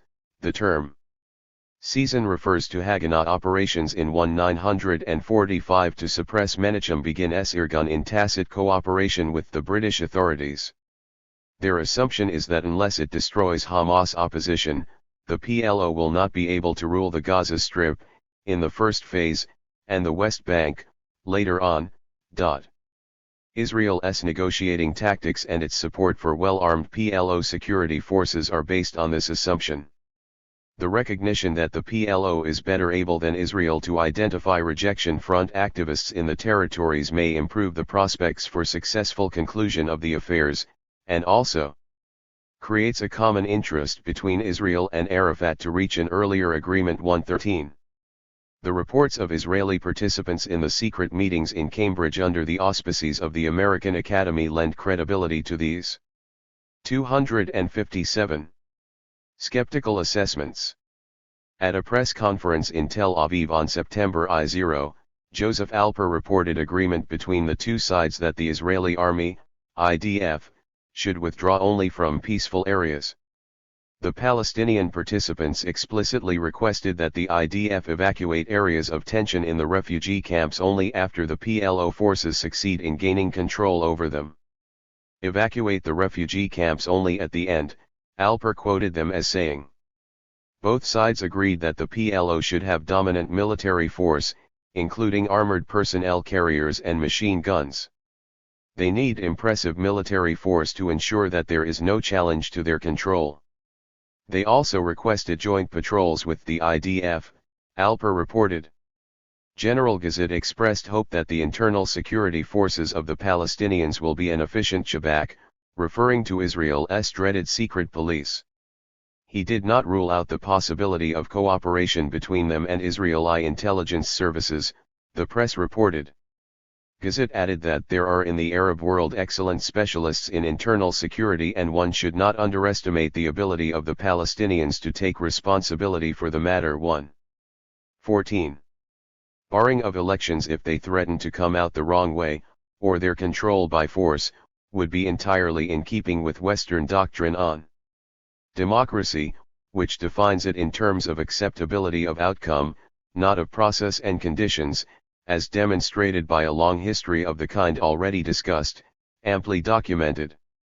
Israel's political leaders were forthright in explaining what they had achieved. The day the accords were announced, Shimon Peres stated over Israeli television that there has been a change in them, not us. We are not negotiating with the PLO, but only with a shadow of its former self. Effectively gaining Israel's traditional demands. His conclusion was underscored by the Prime Minister. Interviewed about the accords a month later, Rabin suggested that maybe the greater part of wisdom is to skip the second phase in 9 months because maybe Arafat does not want elections, and go straight to a territorial solution where you separate Israeli and Palestinian populations permanently without ceding anything significant to the Palestinians, he made clear.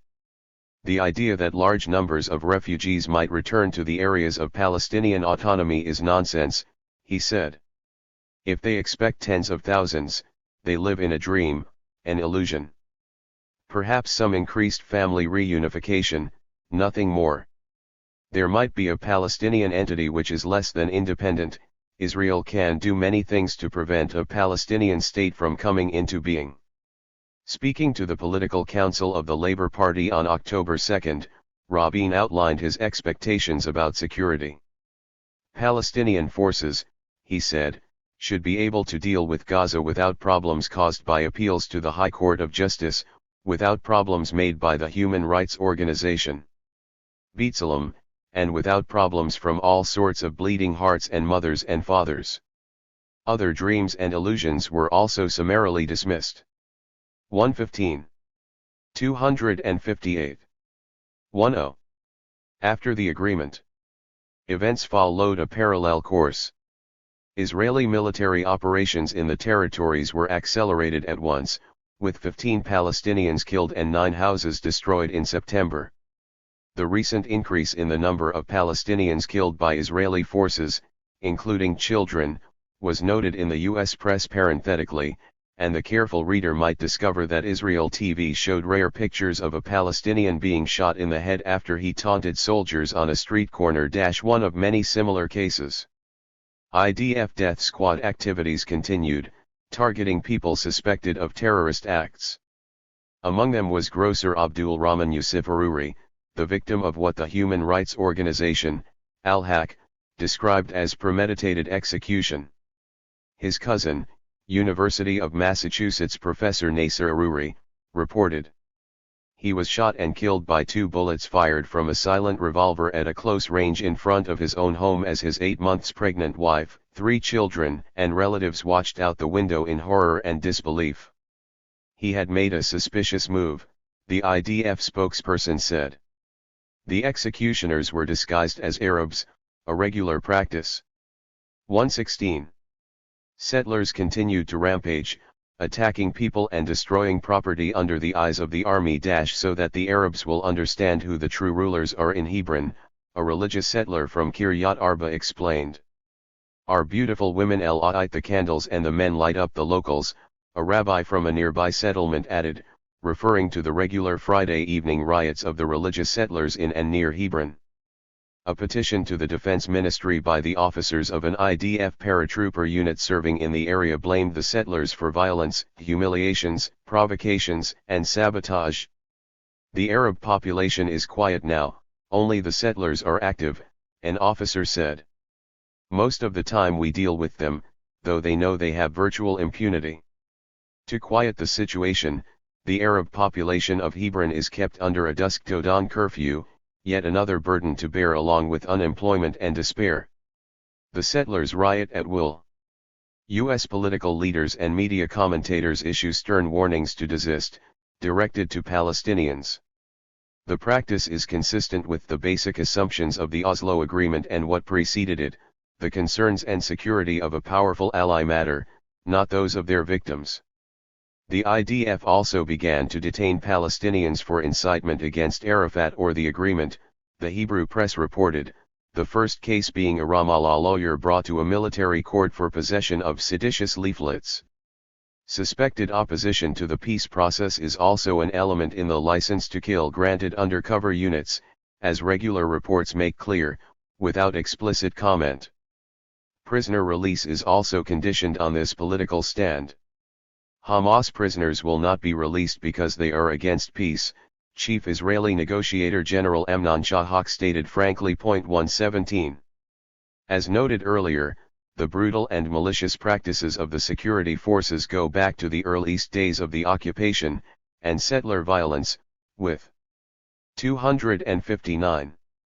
Impunity, is nothing at all new. As it increased after the Oslo Agreement, the earlier history was occasionally recalled in Israel. Haaretz correspondent Yossi Torpstein reported from Hebron in November on what had happened there since the first religious settlers took over a section of the old city in the mid-1970s. Palestinian fear of the settlers is real and substantive, he commented, and was not born in the last few weeks. In the Old City, there had been 25,000 Palestinians, but as a result of systematic pressure, daily provocations, and imposition of terror by the foreign settlers, many of them abandoned the old quarter, leaving their houses to the settlers. Settler atrocities included destruction of property and wild shooting, along with attacks on women and children and on Muslims praying in the cave of the Maqbala, where the February massacre took place 3 months later. Palestinian anger at the prevailing pogrom-like atmosphere was heightened by the reaction of the army, which may be described as standing perplexed on the side.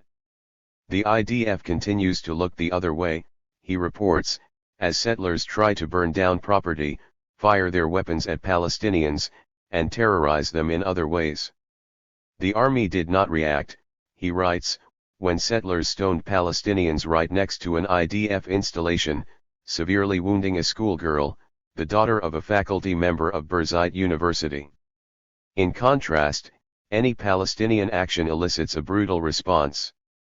In the 2 months after the signing of the Oslo Agreement, he reports, 18 Palestinians were killed by soldiers and settlers, while settlers rampaged freely. The simple truth is that an Arab who attempts to shoot a Jew forfeits his life, and justly, Amnon Denkner wrote in early January, but a Jew who attempts to shoot an Arab is immune from the wrath of the soldiers, if they act according to the army's orders. They will not hinder him or prevent him from murdering an Arab, they will not shoot over his head or shoot at his legs, and certainly will not shoot to kill before he commits his dastardly crime. No secret to anyone familiar with the territories, these army orders were made public in the first days of January by a lieutenant colonel who commanded a military unit there. Asked how he was permitted to respond if he saw a Jew aiming a rifle at an Arab with the obvious intent of murders, the colonel stated that he would be permitted to rush and cover the Arab with my own body, but under no circumstances am I allowed to open fire on a Jew. These standing orders invite all the settler fanatics to shoot Arabs, guaranteeing to them that in the course of the action not a hair on their heads will be harmed. Denkner adds. Television viewers in January were shocked to see film of Israeli soldiers running away as settlers shot at Palestinians in Hebron. Peter Ford reported after the February massacre. 11K. After the massacre, great shock was expressed at the revelation of the double standard that had prevailed for the 27 years of the occupation, and the Army's open-fire rules, which forbid shooting at Israelis involved in violent disturbances, Joel Greenberg reported, while recalling a December 1, 993 Army document stating, "It should be emphasized that a soldier shall not use a weapon against an Israeli." The shock and 260 surprise were unwarranted. The facts were well known before, from regular practice over many years and even explicit statement. It also comes as no surprise that well after the February massacre, General Barak underlined that the Army's continuing top priority in the occupied territories was the battle against Palestinian terrorism. Its second most important task, he added, was securing the roads for Israeli travelers, David Horowitz. 119. General Barak was speaking after the IDF killed 4 Palestinians in Hebron in a gun battle in which they used heavy weapons to demolish the building in which they were found. Suspected gunmen of the militant Hamas group, the New York Times reported, quoting General Danny Yatom, who said that one of the gunmen believed to have been inside the apartment houses had been involved in the slaying of 2 Israelis from Kiryat Arba. The IDF reported that the men were wanted for complicity in that killing. Chief of Staff Barak stated that they were on a retribution mission and were among the most important Hamas men in Hebron. A pregnant Palestinian woman was killed by Israeli army fire according to witnesses and Palestinian hospital sources. The IDF commandeered a children's hospital and fired from it, eliciting a rare public protest from the ICRC, Red Cross, for this violation of one of the most sacred principles of international humanitarian law. They then declared the entire Hebron area to closed military zone, another blow to the Arab population confined under the curfew imposed after the February massacre, which in turn followed long curfews that had made life intolerable for the 80,000 inhabitants. The Red Cross for the first time felt compelled to supply food aid to 3,000 of Hebron's inhabitants, but that was prevented by the IDF on grounds that it might lead to disturbances. Prime Minister Rabin said that he felt uncomfortable about the plight of the Palestinians in Hebron. 1211.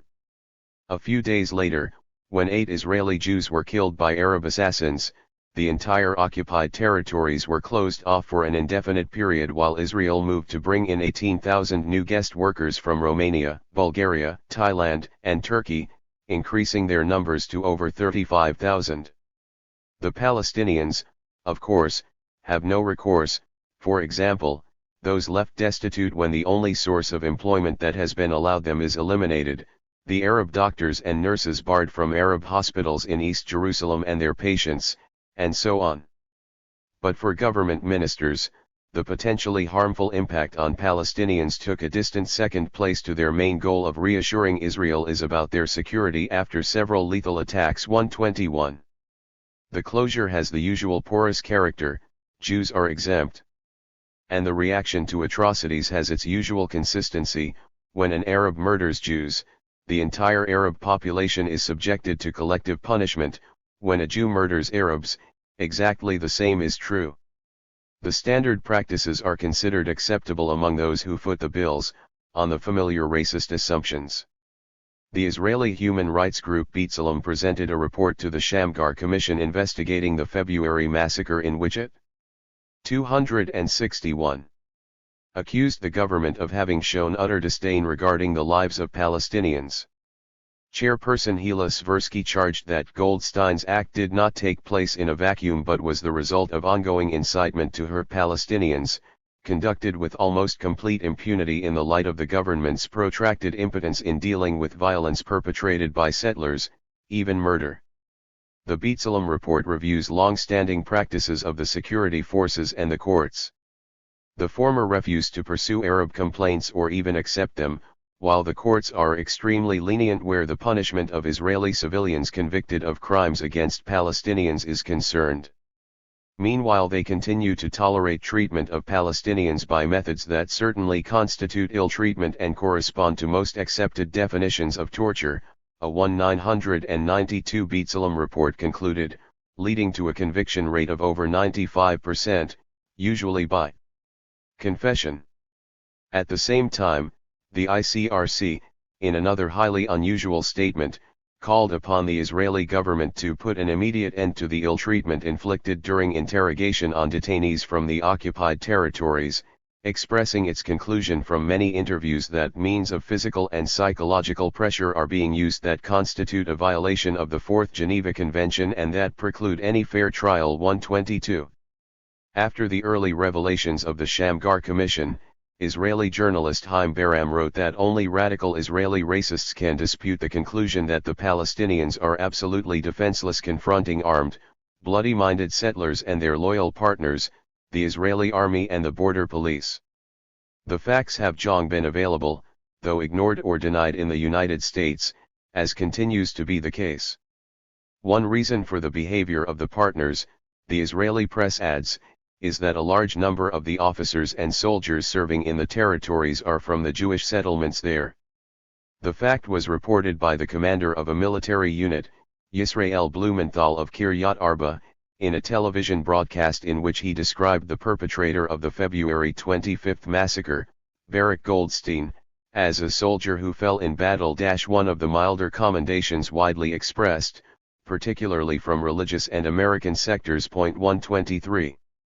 Construction in the occupied territories continued at the record levels instituted by Rabin, who boasted that more housing in the territories is being built during his tenure than at any time since 1967, the Washington Report on Israeli Settlement observed, noting that under the new Rabin government, housing starts have shifted from Israel proper to the territories while total government-financed housing dropped. In October 1, 1993, Housing Minister Binyamin Ben-Eliezer announced in Israel and Washington that construction in formerly Arab East Jerusalem would continue despite U.S. and Palestinian demands it be halted, the Jerusalem Post reported. The concept Jerusalem being understood in the usual Jack's fashion. A new government plan announced a month later called for development from the eastern borders of Jerusalem to the outskirts of Jericho. The intention is to settle 70,000 Jews in this new Gush Adumim block, which will affect 262. Tivoli divide the remaining Palestinian areas of the West Bank and extend Israeli control of the large Jerusalem region. A report in Ma'ariv estimated the actual number of living units at 15,000, not the 13,000 announced. The building pace is far beyond that of the ultra-right Ariel Sharon, whose construction projects caused some friction with Washington. The plans extend well beyond the borders of Jerusalem in all directions. Givat Ze'ev, an urban concentration 7 km north of Jerusalem, is to be more than doubled. To the east, the population of Ma'ale_Adumim, which has doubled in recent years, is to be more than doubled again under the new plans. Ma'ale Adumim, according to all views, is part of Jerusalem, Deputy Defense Minister Mordecai Ger said. Ben Elizer's announcement in Washington of expansion of construction in Jerusalem, a particularly sensitive matter that had been kept secret previously, the Hebrew press reported, aroused little interest in the United States. Nor does the further elaboration. All of this is again consistent with the wording of the Oslo Agreement, and, we can only assume, the intentions of the effective rulers. 124. The Israeli press gave many further details. Michael Sella described the rapid construction of Givat Ze'ev and the highway to it. There has been no proposal to allot any housing to Palestinians suffering from a severe housing shortage, Sella added. Israel's intention at this stage is to keep out of the negotiations not just the city of Jerusalem, but also anything the Israeli Housing Ministry may fancy to set up in Greater Jerusalem. This rapidly growing urban area separates the northern and southern halves of the West Bank, Samaria and Judea, undermining any prospects for meaningful autonomy. Sella observes, Arab towns and villages within it begin to look like scattered islands in the midst of a sea. Israel insists on keeping an arrangement that requires a long and difficult drive between Bethlehem and Ramallah for Arabs, barred from direct access through East Jerusalem. Israeli construction intended exclusively for Jewish habitation in what is already called Greater Jerusalem can be seen as a continuation of the well-known plans of Ariel Sharon to split the areas of Palestinian habitation into enclaves, which he called the pockets of autonomy. No fairness and no solution satisfactory to the two peoples is possible if Sharon's plans are applied to urban development of Jerusalem, as has been rapidly underway since the agreements were signed. A few weeks later the government announced the annexation of lands linking Givat Ze'ev to the Jerusalem border. A government official said the plan reflects the government's often stated policy of strengthening the country's control of Greater Jerusalem, in particular in the direction of Givat Ze'ev and Ma'ale Adumim. New construction to the east and west of Givat Ze'ev was also announced. 125. The Rabin Paris enclave strategy is similar in principle to Sharon's plans, but more acceptable in style and manner to the United States, which ultimately foots the bill. 263. In the Israeli journal Challenge, two researchers of Israeli settlement policies estimate the area of the Greater Jerusalem zone of influence, extending from Ramallah to Hebron to the border of Ma'ale Adumim near Jericho, at 30% of the area of the West Bank. The aim of the current settlement drive is to finish creating circles of contiguous Jewish settlements in the Greater Jerusalem zone of influence, so as to further surround the Palestinian communities, limit their development, and prevent any possibility that East Jerusalem could become a Palestinian capital. With control of land that reaches almost to Jericho, the settlements are also designed to cut the West Bank into two geographically separated areas, one north of Ramallah, and one including Hebron and the south. At the same time, a vast network of roads has been under construction, forming the backbone of the settlement pattern. There are also plans for a Palestinian settlement northeast of Jerusalem, to be named Al-Quds, the Arabic name for Jerusalem. We need to find a capital for the Palestinians, we have to find a site for Al-Quds, explained Uzi Weixler, chairman of the Authority for the Development of Jerusalem. In early October, Hadashot reported a visit to the Jordan Valley by Ari Mizrahi, director of the Settlement Bureau, who announced new construction there for hundreds of settlers on the express orders of the Prime Minister to ensure Israeli control of that area. Inducements include an especially low price and generous subsidies for construction and schooling, 10 times what is offered within Israel. A comprehensive review in Hadashot 2 months after the Oslo Agreement was reached found that the government of Labour and the Dovish Meretz Party had scarcely reduced expenditures for settlement, employing many devices to attract Jews to the territories. Settlers there, who constitute 2.4% of the population of Israel, receive 12% of the domestic budget.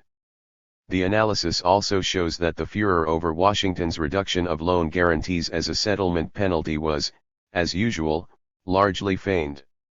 Unlike its predecessors, the Clinton administration left the calculations to the government of Israel, which presented an estimate of $430 million, omitting Jerusalem. The bombshell was that Clinton added $7 million to show its concern for Israel's expanding settlements in and around East Jerusalem. The Israeli Treasury estimates actual expenditures beyond Israel's borders at $700 million. The review finds no change in the expenditures flowing to the settlements after the Oslo Accords, with new plans for 1994 throughout the West Bank and Gaza, Gush Katif. Rabin will continue not to dry out the settlements, the report ends, ironically using Rabin's phrase for settlement beyond the borders. And the Americans. They will understand 126. A plausible conjecture, with ample historical precedent. The Settlement Ministry continued its efforts to stimulate emigration to the occupied territories. Along with the various subsidies and other inducements, the ministry engages in such activities as hiring buses to bring Ethiopian immigrants living near Netanya in Israel to tour West Bank. 264. Settlements where the ministry wants them to rent apartments. In January, the Israeli press and radio reported secret government plans to extend the integration of Greater Jerusalem virtually to Jericho, with vast construction projects, plans for tourist sites along the northern shore of the Dead Sea, some $700 million of investment in new roads to connect settlements with Israel and each other, bypassing Palestinian villages and towns, and steps to effectively obliterate the official border, the Green Line, by settlement and road building.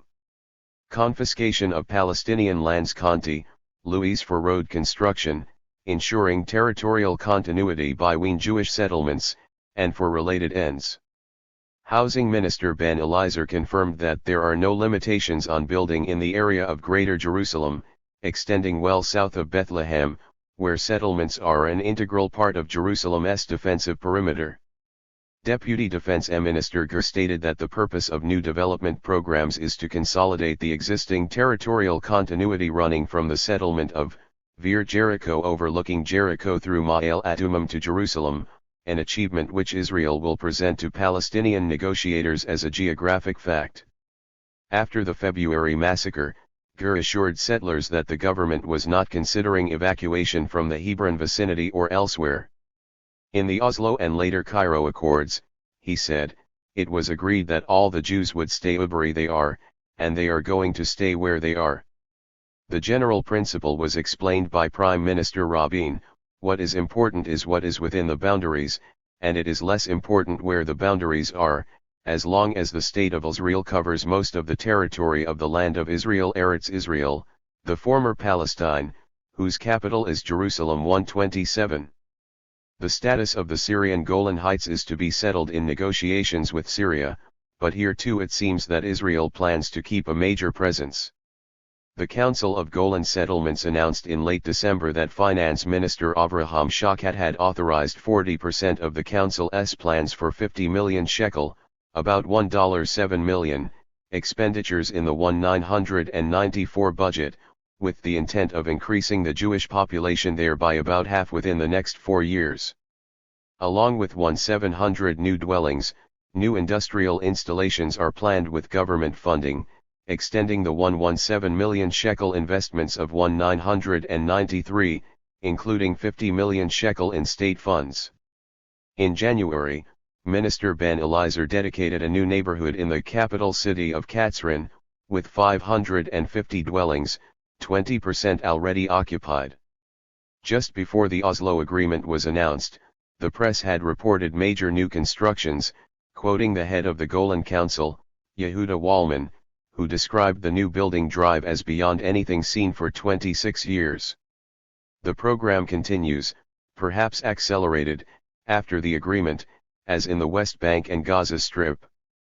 The August 1, 993 report was headlined, "Quiet, we're building," referring to the traditional Labour Party strategy of building facts while others do not see, or at least pretend not to see, notably the U.S. authorities who ensure that the huge flow of aid, and now loan guarantees, will enable these programs to proceed unhampered. 1, 11. 265. Despite the achievements in historical engineering, there is always the danger that discipline might erode and the actual historical record might someday come to light, with all that it implies about the Oslo agreements. It only makes sense, then, to purify the record by official fiat, eliminating offending facts. A useful step in this direction was announced amidst the euphoria over the historic agreement in Oslo. Egypt, Russia, and the United States have agreed to work with Israel to eliminate, revise or defer many resolutions on Middle East affairs that the United Nations General Assembly has adopted, New York Times UN correspondent Paul Lewis reported. The countries plan to press for the wholesale revision of the 32 resolutions, most of them critical of Israel. The step is unprecedented, but useful for two reasons: first, for interring the corpse of history, and second, because the concerns that elicited the resolutions have not been addressed. The goal is to eliminate resolutions on Palestinian national rights, human rights violations under the military occupation, Israeli settlements, Israel's refusal to renounce nuclear weapons, Israel's virtual annexation of the Golan Heights, etc. It is time to get rid of obsolete, anachronistic, and counterproductive resolutions, which are irrelevant to the new Middle East situation, Israel's UN representative Gad Yacobi said in an interview. In Times lingo, this worthy effort of eliminating past irrelevancies is part of the drive to bring the United Nations positions in line with the new status as the new status is construed by the United States, Israel, and the New York Times. Plainly, the issues that fall under these resolutions remain quite alive, exactly as under the old status. Nothing material has changed in this regard. Equally plainly, that fact is doctrinally unacceptable, as are the circumstances that gave rise to the resolutions that the United States blocked, and in the Security Council, regularly vetoed. 129. Clinton administration initiatives at the December 1, 993 UN session, reviewed earlier, are a step towards implementing these plans. In his commentary on the Rabin-Arafat letter exchange in The Brave New Middle East, Thomas Friedman described Arafat's letter as not simply a statement of recognition. It is a letter of surrender, a typewritten white flag, in which the P.L.O. chairman renounces every political position on Israel that he held since the P.L.O.'s foundation in 1964. In return, Arafat received a few words with no substantive commitment. Friedman's account is partially accurate, as noted, in the real world, PLO willingness to recognize Israel's rights in the context of a two-state settlement, and its calls for negotiations leading to mutual recognition, date back many years, though they do not enter into the official version of history as conveyed by the Times and other doctrinal organs. But Friedman's recognition of the surrender is realistic, and it is understandable that the reaction to it should be so exultant on the part of a correspondent for whom Israel is like an old flame. We in love, there's no two ways about it. 1311. Reactions elsewhere varied. Danny Rubenstein noted that in the agreement, there isn't even a hint of a solution to the basic problems which exist. 266. Between Israel and the Palestinians, either in the short run or down the road. Financial Times Middle East correspondents Julian Ozanay and Andrew Gowers describe Arafat's acceptance of the accords as a desperate last throw by a weakened leader to secure a part of Palestine before all is lost and, perhaps, to save something of his personal prestige and influence in whatever fiefdom may be granted him, from which he can disperse largesse to loyal supporters, which, it is hoped on all sides, will bribe the population into accepting the abandonment of their rights and hopes. From Israel's point of view the deal is a dream, Ozanay and Gowers continued. It leaves Jewish settlements in the territories intact, preserves full Israeli control over its security and borders, does not broach the thorny subject of Jerusalem, claimed by Israel as its eternal, indivisible capital, and does not concede a Palestinian state. For the Palestinians, the fruits are more bittersweet. The danger, as they discovered through hard experience, was that like Bosnia's Muslims they would get nothing if they insisted on what were good arguments for holding out for more. 131. The analogy that Ozanay and Gowers drew to Bosnia has some merit, despite many differences. A settlement may come in Bosnia too, recognizing the weight of conquest. In that case, the Belgrade press will resemble American media in September 1, 993. In general, those with the guns tend to win, to exult about their victory, and to praise themselves for their integrity, honor, and virtue rewarded. Some of Israel's more extreme American advocates remained dissatisfied, warning that the Palestinians might use their territorial gains as a launching pad for a final assault in Phase 2 of their nefarious design. Norman Podhoretz, A. M. Rosenthal. One Harvard professor, lamenting Israel's terrible mistake, said that it's the first time that an Israeli government is doing something for which I as an American Jew, would not like to bear moral responsibility. Ruth Wissa, an interesting comment, when one thinks of the actions over the years for which the problem doesn't arise. But the more rational and perceptive understood what had been achieved.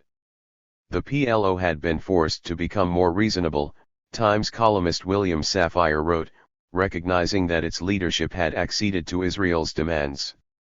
A self-described pro-Israeli hawk, Safire observed with pleasure that Arafat finally appears to be ready to accept Menachem Begin's approach of 1978, adding the Gaza-Jericho twist. Having been softened by 5 years of Israeli hard line, not to speak of U.S. intransigence. 132. For Palestinians in refugee camps and elsewhere outside the territories, the agreement offers little hope, and they have expressed understandable bitterness. Jordan, Syria, and Lebanon also criticized the PLO for making concessions with Israel that could jeopardize Palestinian national rights and undermine the joint Arab negotiating strategy, giving Israel the upper hand in imposing its conditions on each Arab country separately in the negotiations to follow. 133.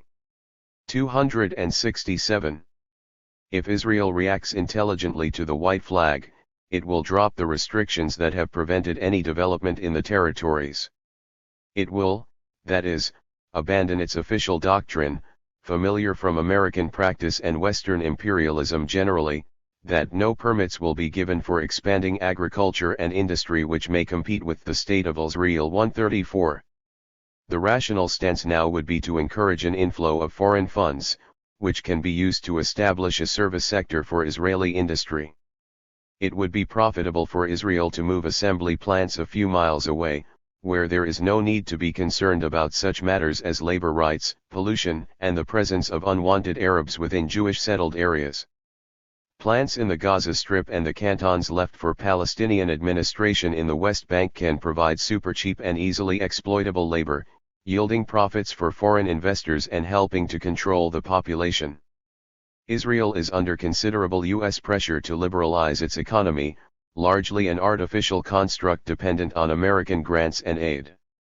The result will likely be to integrate Israel more fully into the international economy dominated by TNCs, in this case even more U.S. based than the norm for historical and socio-cultural reasons. That will only increase the pressures to integrate the occupied territories as well. The Caribbean basin and Mexican border provide a possible model. Another likely consequence will be the dismantling of Israel's social democratic features, much as the United States has been accomplishing in the case of Costa Rica, CP 136. Israeli industrialists have been considering these matters for some time. While a whole generation of Israeli manufacturers tried to crush every possibility of capitalist industrial development in the territories, correspondent Asher Davidi wrote in the Labour Party journal Davar in February 1, 1993, with the increasing likelihood of some form of autonomy, that way of thinking was changing. There is complete agreement between representatives of the various sectors, banking, industry, and large-scale commerce, and the government that the economic dependence of the Palestinian entity must be preserved, including Israel's $1 billion a year export market in the territories. Large Israeli manufacturers, at least, see advantages in a shift to a U.S. Mexico NAFTA-style model.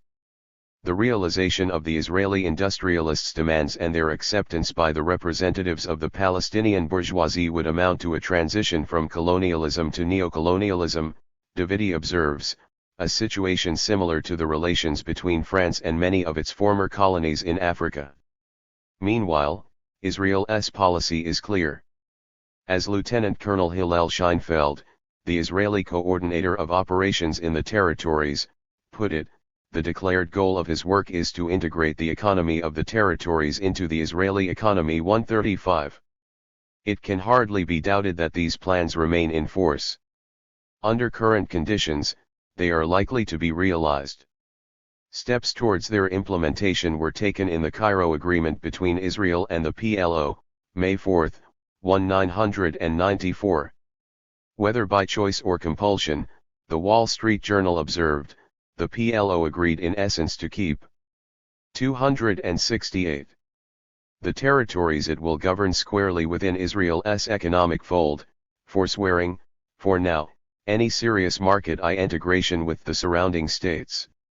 Israeli companies will continue to enjoy near-captive markets, Palestinian consumers will continue to pay higher prices than their Arab neighbors, and Palestinian laborers will continue to work in Israel in large numbers, as Israel allows. Israel's high tariff structure is extended to cover nearly everything entering the Palestinian market from abroad, and though prices in Jordan are a third of those in the West Bank and Gaza, according to the World Bank, Palestinians in those areas will continue to be barred from importing most Jordanian goods. Palestine will be treated as an Israeli market, an executive of a Jordanian multinational drug company observes.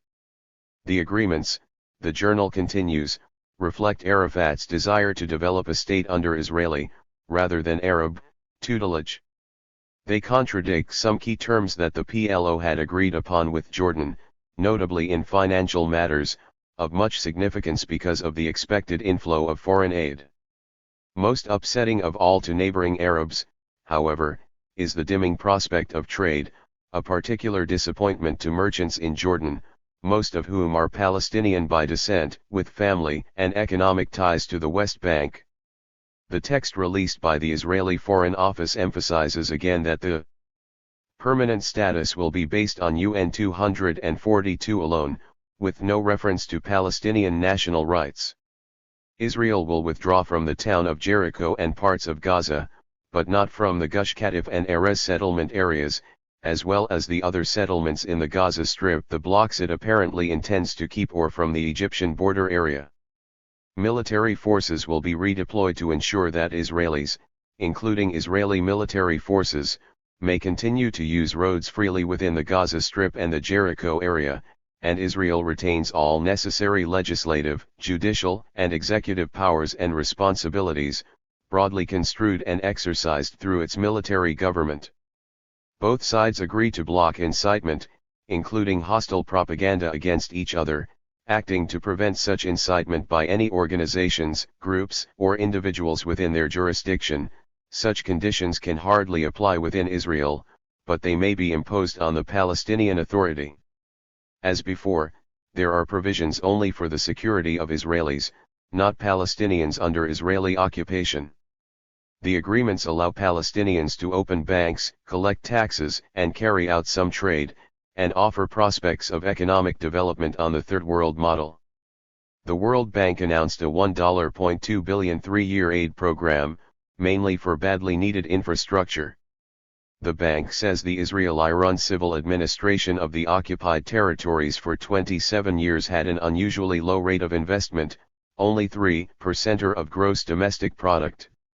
Julian Ozane reports, leaving infrastructure in disrepair and chaos, compounding earlier Egyptian neglect.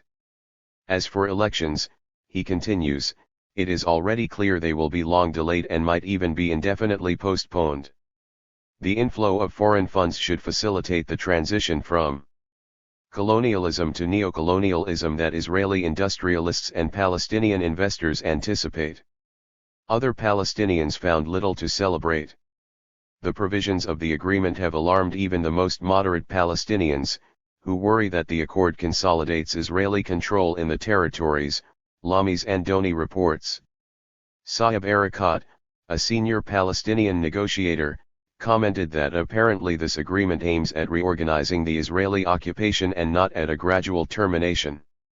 Even Faisal Husseini, who is close to Arafat, said that the accord is definitely not the beginning that our people were looking for. Centrist Palestinian leaders, including the former head of the Palestinian delegation, Dr. Haidar Abdal Shafi, again criticized the PLO leadership for accepting an agreement that permits Israel to continue settlement, land appropriation, annexation, and Judaization of its expanded Jerusalem area, and its economic hegemony over Palestinians. Particularly grating is what Palestinians saw as the shabby behavior of the PLO leadership, including a pattern of ignoring Palestinians who have suffered through 27 years of Israeli occupation in favor of exiles coming from Tunis to take power.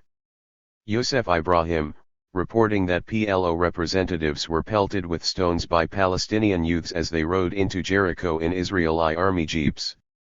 Arafat's provisional list for his governing authority reveals that he is determined to stack it with loyalists and members of the Palestinian diaspora, Ozane reports from Jerusalem, including only 2 Palestinian insiders, Faisal Husseini and Zakaria al-Agra, both Arafat loyalists. The rest come from Arafat's loyal political factions from outside the territories. 136. All pretty much as expected. A separate matter entirely is whether the parties are well advised to accept the Cairo and Oslo agreements. For the United States and Israel, the question hardly arises, the agreement incorporates the basic terms on which they have insisted. For the Palestinians, the question is more complex. The agreement entails abandonment of their hopes for national self-determination and independence, at least for the foreseeable future. Nevertheless, realistic alternatives may be much worse. Given U.S. power, refusal to accept U.S. Israeli terms is at once translated into a demonstration of the worthlessness of such fanatics and cowards, who thereby cede any remaining rights and are rightfully subject to the whims of the powerful. That consideration aside, the Israel-Arafat agreement should offer Palestinians some relief from the barriers to development imposed by the military administration, no small matter. And it moves beyond Rubinstein's autonomy of a POW camp in that Palestinians are assigned control over some economic affairs, including direct taxation.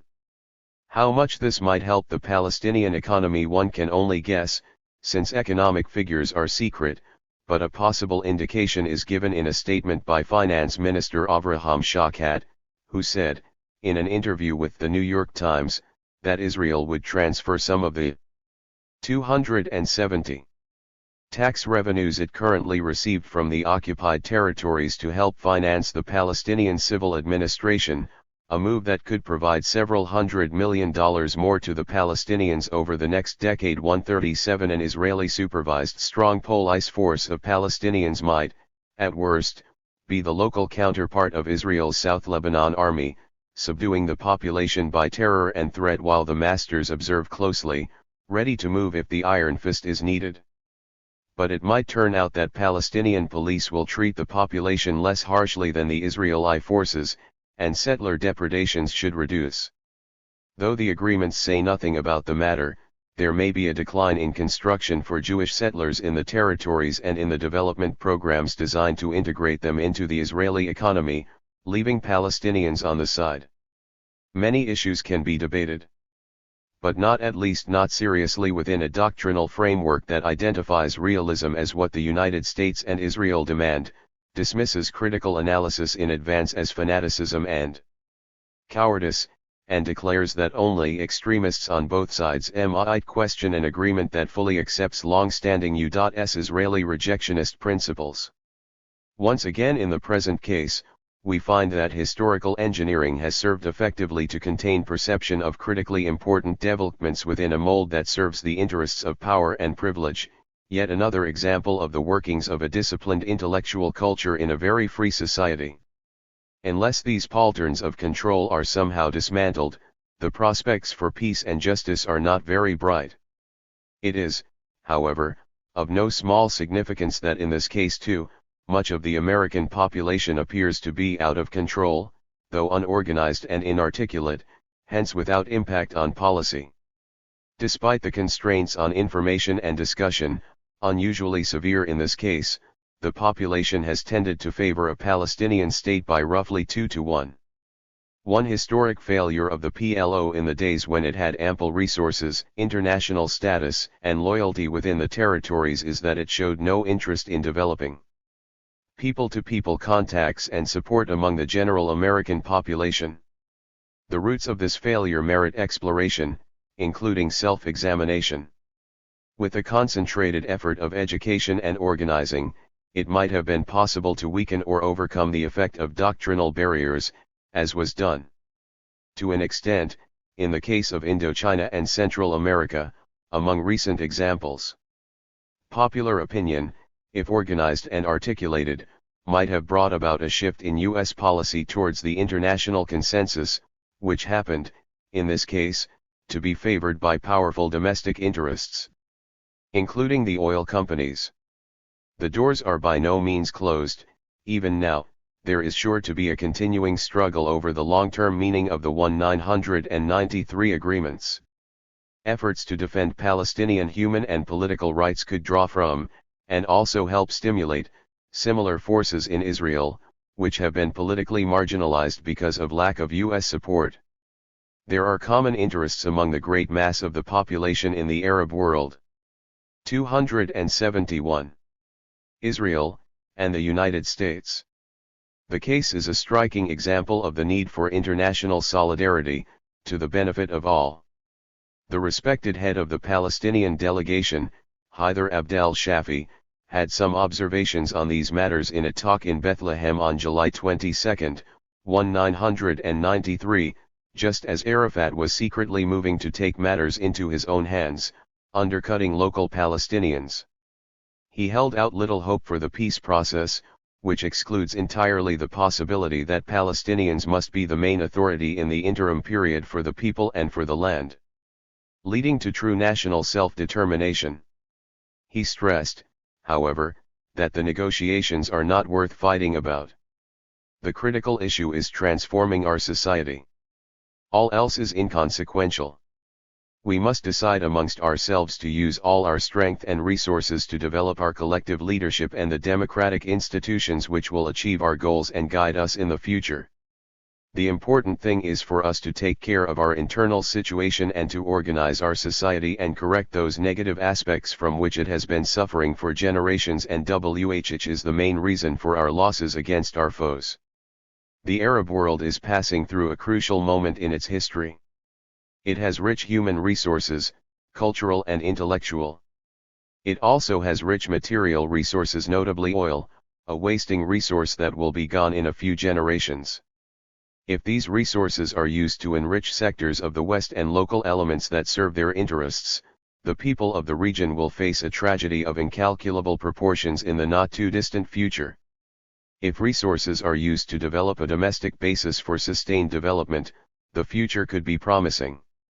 A prerequisite for any serious progress in this direction is the dismantling of authoritarian and repressive structures, creation of an atmosphere of tolerance and defense for freedom of expression, organization of constructive popular forces, and, in general, substantial steps towards meaningful democracy. These choices have to be faced seriously before too long, or it will be too late. As for the New World Order, it is very much like the old, in a new guise. There are important developments, notably the increasing internationalization of the economy with its consequences, including the sharpening of class differences on a global scale, and the extension of the system to the former Soviet domains. But there are no fundamental changes, and no new paradigms are needed to make sense of what is happening. The basic rules of world order remain as they have always been: the rule of law for the weak, the rule of force for the strong, the principles of economic rationality for the weak, state power and intervention for the strong.